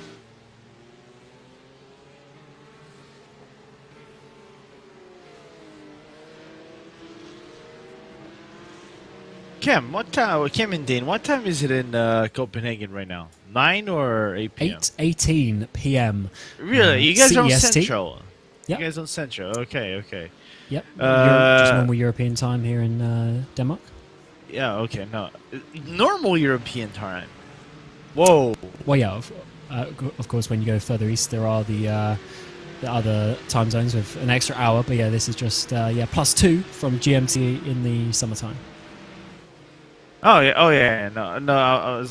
I was thinking because I think Iku is +1 as well, despite him being in the most remote places in the history of Finland. Yeah. So Iku Finland says are an he's extra hour. actually later than us. Okay, Yeah, so they're even further east, so they get the extra hour, which is always good when we have something like the GSR Ivra Endurance Series. Here on RaceSpot as well, when we finish at like 1 o'clock in the morning, which of course is like 3 o'clock in the morning for Iku's time. So yeah, certainly a tricky one being the producers. But yeah, Iku Murakala is doing the camera and the production behind the scenes for us today here for the iRacing Nürburgring 24 Hours 2023. We had Arjuna Kankapati a little bit earlier on. He's going to come back before we get Hugo Louise as well through the night here. So you've got a big team of commentators and producers here for the Nürburgring 24 Hours. We will have full uninterrupted coverage for the full 24 hours. We are going to be, of course, here on the RaceSpot YouTube channel, are going to be splitting that up into different parts every 6 hours. So in 30 minutes time, when myself, Lorenzo and Dane just go for a break for a few hours, and you get the voices of Ewan O'Leary and Justin Prince. They will be going on to part 2, so do be prepared for that in 30 minutes time, as we are just about to hit 5.5 hours completed, 18.5 to go in this Nürburgring 24 hours. And as ever, the battles do continue out on track. We have been keeping up with this Team 75 Bernard by Simar C, who's been leading the way for quite a while now in your 992 category. And it started to just spread out a little bit behind them, but that number 1 car is certainly trying to chase them down. yeah, absolutely, and it's a good chase nevertheless that the Alpine is trying to do. But I gotta say, commendable job by Mood going around the corners and breaking away. You know, not giving any room whatsoever for the Shatter car to come closer and closer and duel for the position as we speak. But interested to see how if whenever I think the bunching up of the the GT3 Cup cars happen due to traffic, if we're gonna get that scrap of cars switching back and forth into the positions, you know. I think the switching back and forth is something that we're definitely going to see a bit less of through the night. I think as it gets darker, I mean, to be honest, it's almost getting to darkness now. It is getting a little bit harder and harder as it goes on to start seeing the liveries and such. But as we get into darkness, of course, mistakes will start to come into it. We were mentioning earlier, you lose your braking points, you lose your apex markers as well, where your turning points are, all these things. And as ever, we are looking at, you know, split one on iRacing. We've got 10k iRacing drivers here, 9k, 8k stacking the field. So high level drivers. But as ever, if you can't see, you can't see. And if your brain doesn't quite recognize those cues of when to brake, when to turn in, it can get a little bit disorientating, especially out in the back half of the Nordschleife, when I mean, these cars are still pretty fast and the corners will come at you very quickly, so you've got to keep awake. Fatigue will come into it a little bit. Some of these teams, of course, only have 2-3 drivers behind the wheel, and when you start getting fatigued, again, your reaction times your ability to see all these markers is going to become less you're going to lose that ability, so of course mistakes will come into it. The gaps will spread out, of course, over the night, but as ever, when we get to that sunrise, who is still in the game, who's close, when we get to those final few hours of the race, that is what it's all about. This is the slog over the night, and that of course is where you start having to maybe be a little bit more selective who you put in the car, which drivers you put in, when you give sleep to your drivers. That is all what comes into the strategy, and that's why loads of these teams have engineers and strategists behind them. And actually, I really want to bring Dane into this conversation because I think, if I remember, I know I've seen you drive a few leagues back in the day, Cam, but I cannot remember if you ever were a team owner or something like it. I was, sadly. Were you part of the Zen Show gang? No, like, no, not Zen oh, Show. okay. Okay. I still am. Oh no, Coanda, is that Bryn Collins making a mistake? This was a car that was going for pretty much P2 in class a short while ago. Was there contact with another machine out on the track, or is that just a solo mistake? That looks like it might be in her act part of the track. As again, one of the Williams GT3s coming behind them. Let's see, it might be one of the Urano cars. We'll have to find out if we can get a replay of that one, but there's certainly some front right damage of that Coanda car, and that is going to be a big struggle now for them to get back towards the front of your 992s. Here is the replay, Lorenzo. You're just taking two. I think that might be something. I'd want to see that one again, but I think that might be something that we were. Yeah, just the sort of the chicane before that coming up the hill, because I think that might just be one of those things. It's starting to get darker, slightly losing the reference points, and just using too much curb. Yeah, no, I think I really want to look from another angle, because from what it looks like, car bottoms out. Let's have a look again. Coming up the inside, doesn't really take too much curb there or there. Very interesting one. I think it goes onto the grass. Just millimeters, centimeters too wide. Although, interesting to say about bottoming out, because of course that can be included with things like tire pressures and stuff, which of course is very important to get right. And as we get into the night, everything's cooling down, so things like that will have to be adjusted, during pit stops and things like that. And getting yourself into the rhythm of how the car balance might change as well is very important, because might get used to the grip front to rear with how it is, and just in that corner it looked to be okay, but maybe just the front pushing a little bit, maybe something like that, the rear just gripping up a bit, making it slightly understeer. I don't know, very difficult to say, but it was the smallest mistake. Yeah, just a very tiny mistake from Coanda right there, and it shows that this comes back to my mistake. This, the green hell punishes and takes no one as a hostage, right? Even the slightest mistake, you go with overconfidence. I think there might have been a little bit of overconfidence for Bryn going around the corner. I think he would have the grip during a reacceleration, but unfortunately didn't happen right there. And getting that damage on the car. Unfortunately, it didn't. Wasn't enough for him to not get a lot of damage, as we see what happened to the Urano GT4 car. Yeah, number 3, Daniel Alvarez Lorenzo, coming up the hill. Oh, also on the grass, catching that. Oh, that's a heavy hit there, coming out to Adenauer Forst, down through the foxhole. That is a huge hit. Massive damage will be on that number 3 car, as they, I believe they are still going out on the track, trying to get back to the pits, I would assume. But that was a massive hit, and 2 cars pretty much at the same time, because that was pretty much the same time as we saw the Coanda car going off as well. Just going onto that grass, losing all the grip, and just shows you how important it is to keep it on the grey stuff, keep it on the tarmac, and as ever, the drivers are pushing the limits. Yeah. So hopefully the drivers will, of course, continue to drive nicely. But yeah, when you're pushing the limits, you're pushing for these positions, you're going to be going to the edge, and it's one of those things where you can sort of warn the drivers, like, oh yeah, don't do that, but at the end of the day, if you start under pushing the car as well, that can also lead to mistakes. As again, the Urana car blast past Coanda, which definitely has some massive damage on the front there, as Nightfall has definitely struck here. 5.5 hours into this race, and I wonder just how long this night stint is going to be. So yeah, we've had almost a quarter of the race in sunlight, so I assume we'll be getting similar at the end, but this long slog over the night is going to be the next important factor. And at the front of your 992 categories, it's still this Team 75 Bernard by SimRC leading the way. Got the number 1 Trey Sports right in behind them. Hasn't been able to challenge though, and just in the background you can see the Williams Razor car as well. Your top 3 in the 992 category. They've also got the Urana car. Or is there a bit of contact maybe between the two coming up the hill?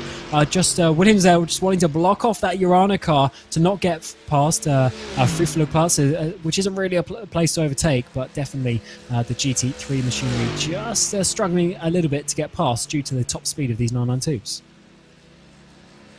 Yeah, and I was actually gonna bring up a question. If you had the opportunity to have a Doringahoa battle, straight line battle, right? Which one would you take? The 992 car or the GT3 car? Well, I have actually never driven the 992 car in the game, but I'm told that it's faster in a straight line by multiple people. But what I'd be interested to see is not necessarily the top speed, but also how fast they get there. Because obviously the Dottinger here is so long that you have a lot of time to build up that speed. But of course on a normal track, like if we're at the GP track here at the Nürburgring with a slightly shorter straight, just wonder how the acceleration would be between the two. But I think overall the 992 car is probably a little bit more fun to drive in some ways because of how less sophisticated it is than the normal GT3 car. All right. Long story short, you would pick the GT3 car. I think I'd take the Cup car. But yeah, I mean, a straight line race is always a little bit tricky because the course, as ever. No. But this is just straight line. The finish ends when you started getting to the corner. Probably the 992, to be honest, just from what I'm told. But as I said, I've never driven it myself in the sim yet. And what would be your choice in that? Well, I actually would pick the 992. It would lose at the start for me, but then it would gain actually the time right down in the middle of the Doringahoa, and then it picks up the speed. And whenever it picks up the speed, it kind of matches the GT3 at the very end of the finish line, and it could even top its speed. I'm wondering, Dane, what would you choose if Dane is around? I would pick the Porsche Cup car. Okay, so 3 for Porsche. I'm impressed. 3 commentators picking the Porsche Cup. Although we just saw the Urana car that overtake the C75 car on a straight, so maybe we're all wrong on that one. As ever, the top speed game is always interesting. We had this even real life in the French countryside where we saw the LMP2s have higher top speed than the P1s a few years ago. Such is the way that things work out like that as well. But of course, they're much slower overall in the lap. So it's definitely something that will change over the course of a different lap, a different track, and how the cars are set up. But it is a very interesting battle. We saw this with you and Arjun in the qualifying session, mentioning how it's only about 9 seconds lap slower, these cup cars, which, considering it's 25-kilometer track, is really not that much. There's only about 2 seconds per 5 kilometers, which of course is the average length of a normal Grand Prix track that we go to, so they really aren't that much slower. So yeah, definitely a great great one when you see them in the same category. As ever, we often see the GT3s at the bottom end of a 3-class category, or we might see the 992s at the top of like a club level race. So it's nice to have them both together on track.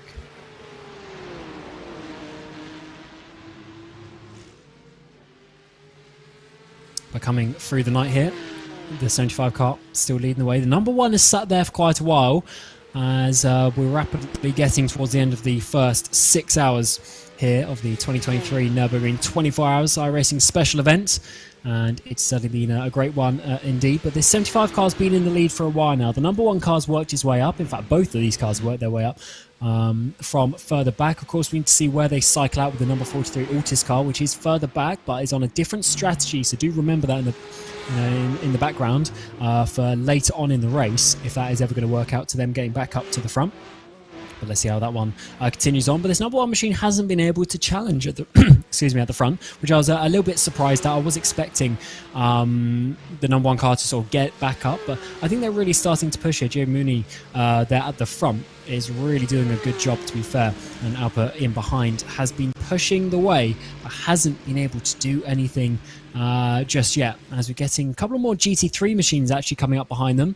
We've got the Williams car and the Apex car, 4th and 5th in your GT3 category, trying to get further up, but they can't quite seem to get past just yet. But they might get past at some awkward moments, and that might cause 75 to lose some time. As we've seen the number 7 come into the pit lane. So is this the pit lap for your GT3s? It might just about be.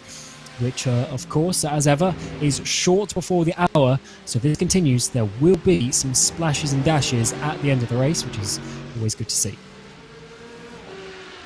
No, absolutely. And I think you hit the right, just saying that I think the Shire could give a fighting chance. It's giving a fighting chance, and it's really good for us to see that, try to come up on top. But I don't think he's going to be able to do it before turn number 1. He could definitely go for a try and make it a enormous dive bomb, but then again, I think the dive bomb will just bring more the team of the Williams car closer and closer. But other than that, it's been a very compelling battle between all these cars, and we haven't talked about the Altis car as well, which has been on a sort of an off strategy in comparison to these cars. But you can see, like, whenever Jamie Moon and everybody else come to the pit lane, they're going to get the lead again, because Will is just about 11 seconds behind them. So this switchback of the leads and things like that has been quite interesting between all of them moving forward in this race. And from what it looks like, this won't end or have a perspective of ending until maybe at the final hours of the race. As we're seeing, who is that as well? The 99 car, or one of the other cars coming in. A lot of the GT3 pit stops are actually coming in. We've seen Keika Schuber get in the BMW bank car for your GT3s. We've seen Ole Steinbranton as well, a fairly recent signing to Redline, get in the car. And also, actually, the drivers behind, I think, have stayed in. We've got Schraff there, as well as Lafuente and McEwen, rounding out your top 5 in your GT3 category. So definitely a change around of the drivers at some points in the last couple of stints, at least, between the drivers. As, of course, night has fallen here at the Nürburgring. And this is where you got to have your concentration at its highest. You've got to be looking out for the apex. You've got to be looking out for that traffic in front of you that'll be coming up. As here is on the left-hand side of your screen is the rundown of your GT3s as it stands. The number 7 team BMW Bank is leading the way by 23 seconds, but then it's really close behind top 7, all within half a shout of the lead if things go their way. This is the battle between 4th and 5th with the 55 and the 99 machine of Williams, and then ART, Apex, just in behind, and they've been doing a great job so far. Just 30 seconds off in almost 6 hours just shows they do have the pace to challenge a little bit later if things start to fall their way. Absolutely. Good to know that we still have this battle going on between all of them, as we're back into with the Jamie Moons and Luca Albert's chase down Schwedenkreuz. Here's the thing. Do you know every single corner by the German name, Cameron, without making a blunder on how you say it? Well, the corner names here, I mean, I guess I know a few, but I will absolutely butcher the pronunciation. I should, because a lot of my teammates are German, but fortunately they speak really good English. But I've been trying to work some out, but fortunately you can get away with saying them in a little bit more of an English way. No, of course. If there's one thing I'm not gonna judge is by butchering corner names, unlike Will Chadwick like to butcher every people's names, right? German, Portuguese, English, even You English name he it. butcher. Yeah, you name it. He can butcher anything that you can see right in front of him. Yeah, give him And the he's- list, he'll get it wrong. No, absolutely. I'm never gonna forget like him. Or Dane saying that me butchering every single word of the English language. You wouldn't be wrong, Dane. Portuguese is my first language. English is my second language. So butchering the second language. I've been speaking for 25 years now. You're doing a good job. Don't let him put you down. You're doing a good job with it. No. But here's the thing. At least I'm not doing food crimes. Like, has he committed food crimes? Not that sure. Both in Copenhagen again. I mean, I don't. In this hotel room behind me, I don't have a toaster, but I do have a kettle. So maybe Dane puts his toast in the kettle to get it wet. But I can't confirm. But it's like, would you do it because it's gonna be wet, or you'd rather have it moist? Because I've been reading now this moist chat as well. I don't want to get into this discussion. No, I'm not, I don't want to get into the discussion. I'm trying to keep myself. It's kind of like I want to have a restraint order about this. Well, against like, toast. Certainly, night has fallen here at the Nürburgring 24 Hours for 2023. We're taking a rundown through your GT4 category. The number 10 is leading the way with Felix Kronbach at the wheel. 23 seconds, though, to Sven Haas in the 001. And the gaps just get even bigger behind. Third place, the 114 with Samuel Ward at the wheel is already a minute and 10 seconds behind. And then another minute and 20 seconds to Nathan Moore in the 116. So, it looks to me, Lorenzo, that this field is certainly spread out a bit more, which is slightly disappointing because the GT4 category is great. We have such a great option of cars in the GT4 category here on iRacing. Of course, just the two options with the Cayman and the Aston today. But it's certainly a great category, as we were mentioning earlier, and just a shame that it hasn't remained as close as we're seeing in the other categories. Yeah. It surprises me a little bit. It's not as close as I would think it would be in the GT4s, because I think we've seen a few races back when we used to commentate on Winter Hell. I think that was the name that me and Arjuna used to commentate from time to time. I think even me and Ewan commentated on this and saw GT4s being close to one another. So it's a little bit interesting how you take those races. I guess it depends who enters the race as well. Yeah, it's like this. I think Nürburgring. I think of all tracks in the whole world, you have like you have those who only drive that specific track. That's why for example, those who only do Nürburgring, I think it's called the Ringers or something like that, the Ringmeisters or something like that. Like, we're gonna have now the Ringmeister Challenge coming up in iRacing that has been announced, I think today or earlier, not later this week. But they only do races around the Nordschleife. They're Nordschleife specialists. So it's kind of interesting. How does one track bring like a very specific niche of people and gather around it, you know?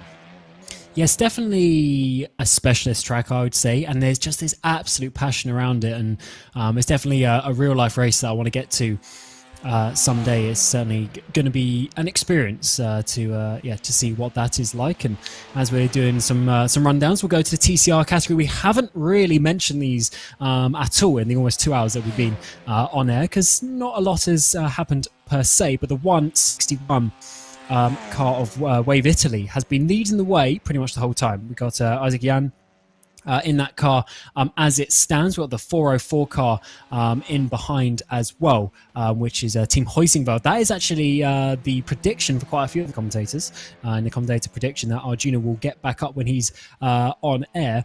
They're 30 seconds off the lead though, and then only 6 seconds behind actually is Norbert Leitner for the 121 machine. That's Impulse Racing rounding out your top 3. So I guess it's not overly spread out, but it is a little bit more than the top 2 categories.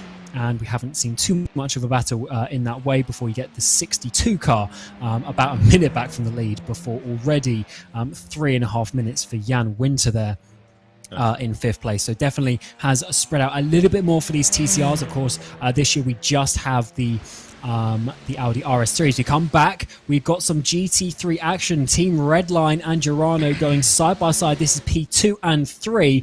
Urano on a charge. Steinbratton getting in that car and losing that place that Pinto gained a little bit earlier on, as McEwen as well in the background in the 99 machine getting up into 4th place. So swapping around here in the GT3 category, and this is certainly one to look out for. Amazing to see. Almost 6 hours into the race and we're getting some top battles, and already as well you see them in the background. They are so close on the track as we see there. McEwen trying to break the slipstream coming down towards turn 1, and certainly some great battles to be had. Just 4 seconds cover 2nd to 5th place in your GT3s almost 6 hours in. This is what we love to see. And that's what we love to see. You know, the short gaps, we can still see maybe 4 cars depending on circumstances altogether due to traffic, but the battling has been very, very strong. Yes, now Scharf ahead of Steinbratton, and it shows that I think it's like, if there's one thing I've been seeing as a trend in the GT3s during the official cities, it has been there has not had, I think, a really supreme car in terms of being the OP car this season. Surely you could say now the Audi is a supreme car this season whenever you go to tracks, but it's not like overly dominant like you would have like back when you used to say the Porsche Cup in GT3s, or the Mercedes-Benz Cup, or the Z4 Cup back in I think the iRacing Road GT Championship back in 2018. If I remember correctly, where you used to see, I think, 99.9% of the grid as BMW Z4s. But now you have a better even distribution in the season. I think good to know that there's not a strong car over here. You can have BMW has superiority in a few lines, but in some other parts of the track, the Mercedes comes back on top. So good to know there's some decent distribution in terms of how the car performs. Yes, it's great that, of course, we still have those manufacturers in the GT3 class. Of course, a couple of the other categories are pretty much spec cars, with the GR86 and the TCRs, and of course the 992s as well. Only has one chassis to choose from. But when you come to these GT3s, of course, we have massive manufacturer backing for some of these teams, especially Mercedes, BMW, and of course Porsche as well. Getting involved with a number of the teams, and it's great to see that. Of course, we can still use them here because obviously, for those that know on iRacing, you can't just have unlimited cars in a class, in a race, I should say. So to have multiple classes, you have to be a little bit selective with which classes have options. But we are getting, of course, towards the end of this second hour of mine, Lorenzo and Dane's time in the commentary booth. So we'll start to close things up here. First of all, we'll bring Dane in from the pit lane, and it's actually been quite an eventful couple of hours. I wasn't quite expecting that, hour 5 and 6 of a 24-hour race, but we've seen a lot of battles towards the front. How have you made it so far? Yeah, thank you, Cam. It has been very entertaining, actually. We've had I wouldn't expect this, especially at the Nürburgring, where you don't just tend to see this happen. It's kind of a strange turn of events that we've had over the last couple of hours, where the GT3s and the Porsche Cup cars, they've been pretty much nose to tail, and they've separated a bit, then they've all come back together in the last few laps or so. So when we do turn over onto our next commentary team for the next couple of hours as the three of us go for a break. They're going to have plenty of action, that's for sure. So we've got a couple of the drivers, I think P4 and P5, also going at it as well at the moment, only separated by 3/10. So you don't normally see this kind of thing 6 hours into an endurance race, especially not at the Nürburgring, but looks like we're set for a fascinating night stint, and already a lot of cars retiring from the race. Hopefully we can keep that sort of minimum over the next sort of 11 hours or so of darkness that we'll be expecting. Yeah, absolutely. As we're getting very, very close here with McEwen now having to defend quite a lot from the 55. I don't think he's going to be able to find a way too closely at this part of the track, so he'll have to work his way up. But yes, myself, Dane, and of course Lorenzo will be leaving the commentary box shortly. We'll get a quick chat though before we hand over. We've got Ewan O'Leary and Justin Prince coming into it. Ewan, I'll come to you first. Of course, you were here the first couple of hours of race, and how do you think this is really going to work coming into the next sort of section of this race as we've entered the dark? Well, in that regard, I think tonight it's going to be intriguing to see how the drivers fare in terms of being able to not just make sure they hit the marks, but also just the team progression throughout the entire evening, because throughout this entire event, it's so important to be able to keep the momentum up, but also make sure you limit mistakes. And this is a track, mind you, that makes a ton of mistakes we've seen over the years, or drivers have those said mistakes. It can be a difficult one, to say the very least, to drive around this racetrack. Yes, and of course you're going to have the darkness well in your way over the next few stints. Of course, Justin, you'll be on and off for the next 8 hours or so. How do you reckon the race is going to be progressing? It's sort of going to be a more strategic night here at the Nürburgring. Well, when it comes to 24-hour races, that's the play, right? It's very strategic. You are very much dedicated by this point to stick to your marks. That's kind of the goal in mindset if you're a respective team at this point. You're also going to be focusing on, say, avoiding those touring cars like we're seeing right now on the racetrack and other traffic, making sure you limit any incidents. You do not want to be in a situation where you end up having your teammates come back, wake up, and you end up having a demolished race car. Absolutely, and of course, Ewan O'Leary as well here for the next couple of hours. You were here at the beginning parts of the race. What do you expect to be different from those first couple of hours? Well, I was going to say that things will be a lot more spread out, and there'll be a lot less battling going on, but it's really not true. The GT3 field was pretty close in the top 2 hours, as you'd expect, but it's still quite close. Top 7 separated by 35 seconds. I mean, I can't remember a race quite like it. You'd expect Nürburgring to be a lot more attritional than that, but it's not just about them as well. 992, especially interesting. So, yeah, it's there's a lot to look forward to here, and I wasn't quite expecting it to be quite so close. And as we get towards the end of this first 6 hours of the iRacing Nürburgring 24 hours for 2023 here on the RaceSpot YouTube channel, we'll be going to the second part. So do make sure that you make sure you've gone over to the second part. So obviously a different stream. So that will, of course, continue our uninterrupted coverage here. We're going through the night here. The Nürburgring 24 hours is going to be great, but just while we have a quick handover to Ewan and Justin, we'll go for some fan immersion and we'll jump on board with Luca Alpert for Shrey Esports going for the lead in your 992 categories. But from myself, Dane, and of course Lorenzo Bonda, we will see you in a few hours.